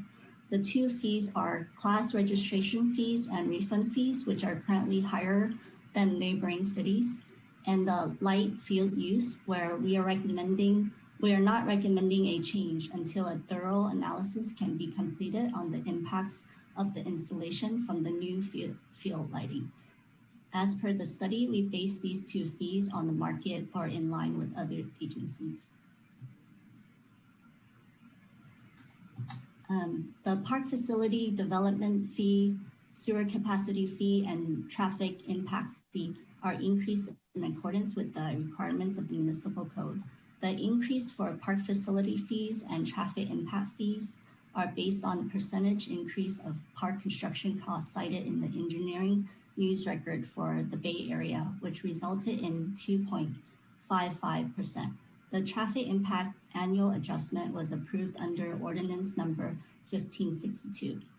The sewer capacity fee increase will be adjusted annually based on the change in the construction cost index 20 city averages from March 2016 index, which result in an increase of 1.1%. Next slide, please. Ordinance number 1560 was approved by City Council on April 27, 2020, which added Chapter 15.60 to Title 15 of the Municipal Code, creating a timeline for construction projects and penalties when activities exceeded the time allocated in the timeline. The new chapter addressed extension fees and construction completion penalties, which were not previously included in the master fee schedule. They are now found on page 17 of the master fee schedule. Next slide, please. We are also proposing to pass through credit card and e-check charges to applicants and customers for all departments except for Parks and Recreation, as those fees are part of our agreement with Active Network. Historically, the city has absorbed the fees for processing credit card and e-check transactions. As the city increases its acceptance of electronic payments, more transactions are conducted online and electronically. The city currently accepts credit cards and e-checks for transactions such as business registration, permits, deposits, and park and rec registrations, and is paying the merchant service providers transactions and interchange fees for these services, averaging around 0.1 to 5%. Staff anticipates that some customers may opt to pay cash, check, or automatic clearinghouse, or ACH, as a result of processing fees passed through. Customers who pay those tenders will not be charged a processing fee. Staff informally polled neighboring cities and agencies. Of the 9 agencies that responded, 6 agencies were either fully or partially passing through fees or charging a convenience fee, and 2 were absorbing the fees. On March 23rd, 2021, the City of Millbrae City Council approved a resolution to include a processing fee of 2.1% for credit, debit, and charge card transactions, which became effective on April 1st, 2021. If approved tonight, the pass-through of credit card and e-check charges will become effective for San Carlos after the implementation of the new cashiering system, which was approved as part of the consent calendar earlier tonight. Next slide, please. If council approves the recommendations, the fees on the master fee schedule and the changes on the impact fees would become effective on July 1st, 2021, and would provide an estimated increase of revenue in the amount of $119,000, of which only $79,000 is general fund revenue, and the majority of that comes from development fees. However, these increases are based on the activity levels that were used during the 2017 study and do not factor in any of the impact from the COVID-19 emergency. The impact to the development fees in the next fiscal year are still unknown. City staff plan on doing a full comprehensive study next year.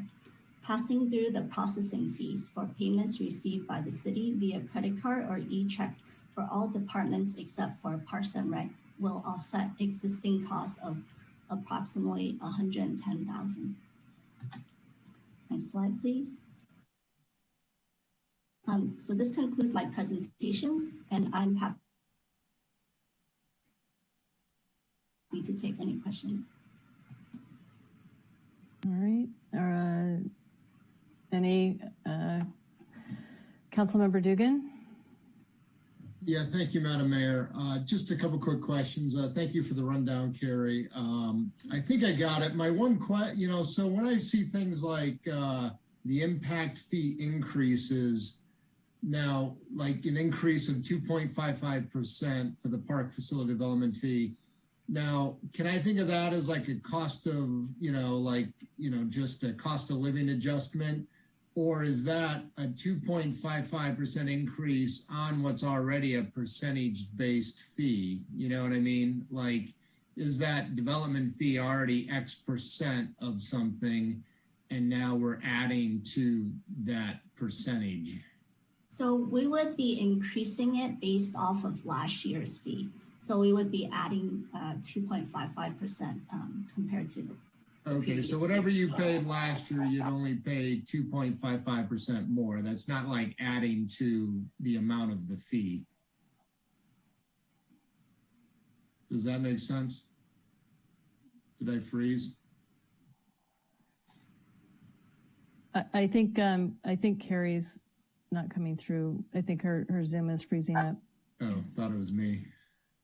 I can respond to that. It's a 2.55% increase over the last year, so it is an increase over the fee that was charged last year. Okay, so it's And not it's set changing by the the municipal percentage code. basis of the fee. No, it's set based on the municipal code.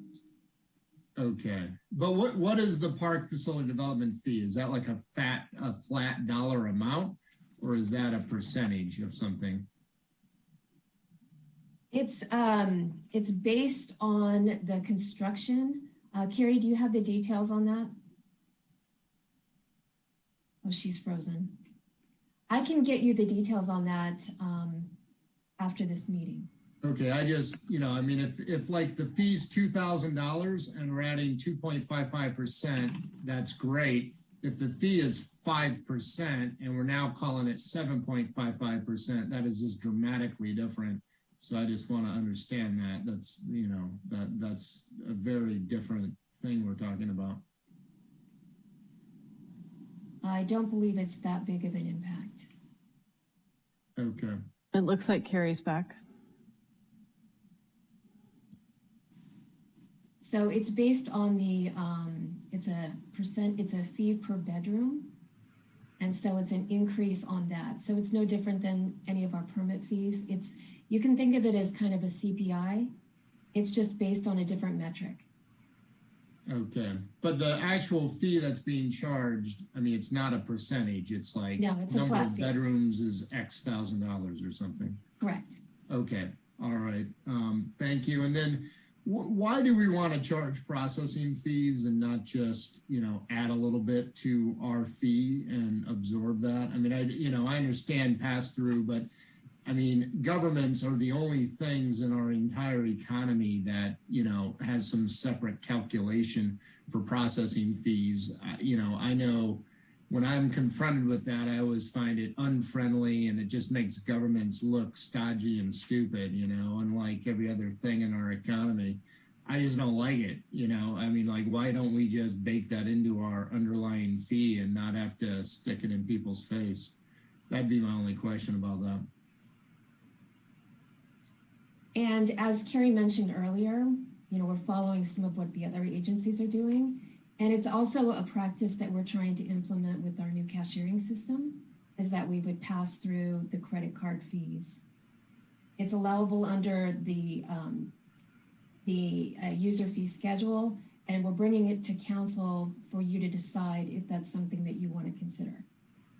Okay, so it's basically like a fee increase, right? Because up till now we've absorbed that, we probably weren't losing money or anything. So, we've just decided to add somewhere between 2 and 3% to everything. It's basically a fee increase, right? That's the way to think of it. Well, the user fee schedule is a way that the city can recoup its costs. So we aren't making money. We're just recouping the costs that we're being charged. So if you consider it that way, it's a pass-through of the credit card charges. The city's been absorbing that on behalf of the applicants. This would be just passing through those charges. Yeah, which is a fee increase, but okay, got it. Thank you. Okay, I don't see any additional questions. Crystal, are there any members of the public who wish to comment on this item? No. Move to close the public hearing. A second. Crystal, can you call the roll, please? Councilmember Dugan? Yes. Vice Mayor McDowell? Yes. Councilmember Rack? Yes. Councilmember Collins? Yes. And Mayor Palmer Lohan? Yes. Thank you. All right, council comment and discussion. Anybody care to? Councilmember Dugan. Yeah, just for what it's worth, I just find it very unuser friendly to pass through credit card charges. It's what makes doing business with a government seem strange and backwards as opposed to everything else in our economy.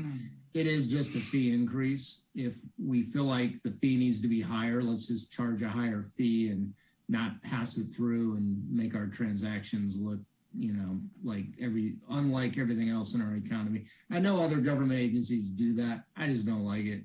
That's where I would come out on that. But, if no one else agrees, anyway, I just think I'd rather not pass through fee increases. I'd rather increase the actual fee. Well, John, you're kind of asking the taxpayer to pick up the fee increase then.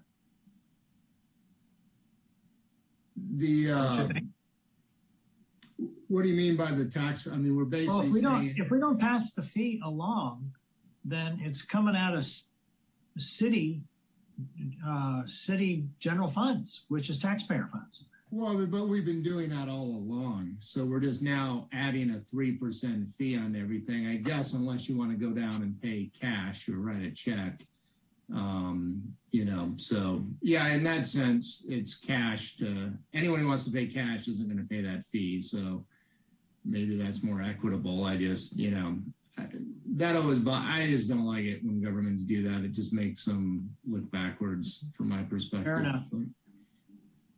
Yeah, John, I think having been the administrative services director in the past, cities are very restricted in terms of what we charge for fees and has to be study based. And the problem that we've got is if we were to put the credit card charges in, we'd be charging everybody regardless if it was baked in, even if they didn't. And so you're put in a position where potentially if you paid cash, you could then turn around and argue that we didn't charge you a correct fee because there were elements of the fee that, didn't apply to you. Okay, so in all cases, you can still walk in and pay cash for these fees. That's correct, yeah. Okay, all right. I move to adopt resolution 2021-28. A resolution of the City Council of the City of San Carlos authorizing adjustments to the cost of services schedule, user fees, park facility development, sewer capacity charge, and traffic impact fees for the fiscal year 2021 to 2022, adding construction time limit extension fees and construction time limit completion penalties to the master fee schedule, and placing actual pass through credit card and e-check charges on the master fee schedule. Second. All right, Crystal, can you please call the roll? Councilmember Rack? Yes. Councilmember Collins? Yes. Vice Mayor McDowell? Yes. Councilmember Dugan? Yes. And Mayor Parmer Lohan? Yes. All right, thank you. Thank you, Carrie and Rebecca. So our next item, agenda setting, item 10, items listed in this agenda setting. Well, we don't have any items listed in the agenda setting section, but are there any items that people wish to bring forward for future agendas? Madam Mayor, can I say something? I found the answer to the question already, and I wish I had looked for it earlier, but our code actually says that when there's a tie vote, the appeal is denied. So what I'm going to, since you've already continued it, I'll make that announcement again, but and it's on a future agenda, but I just wanted to state that tonight so that the council knows I've already found the answer to the question that was posed earlier.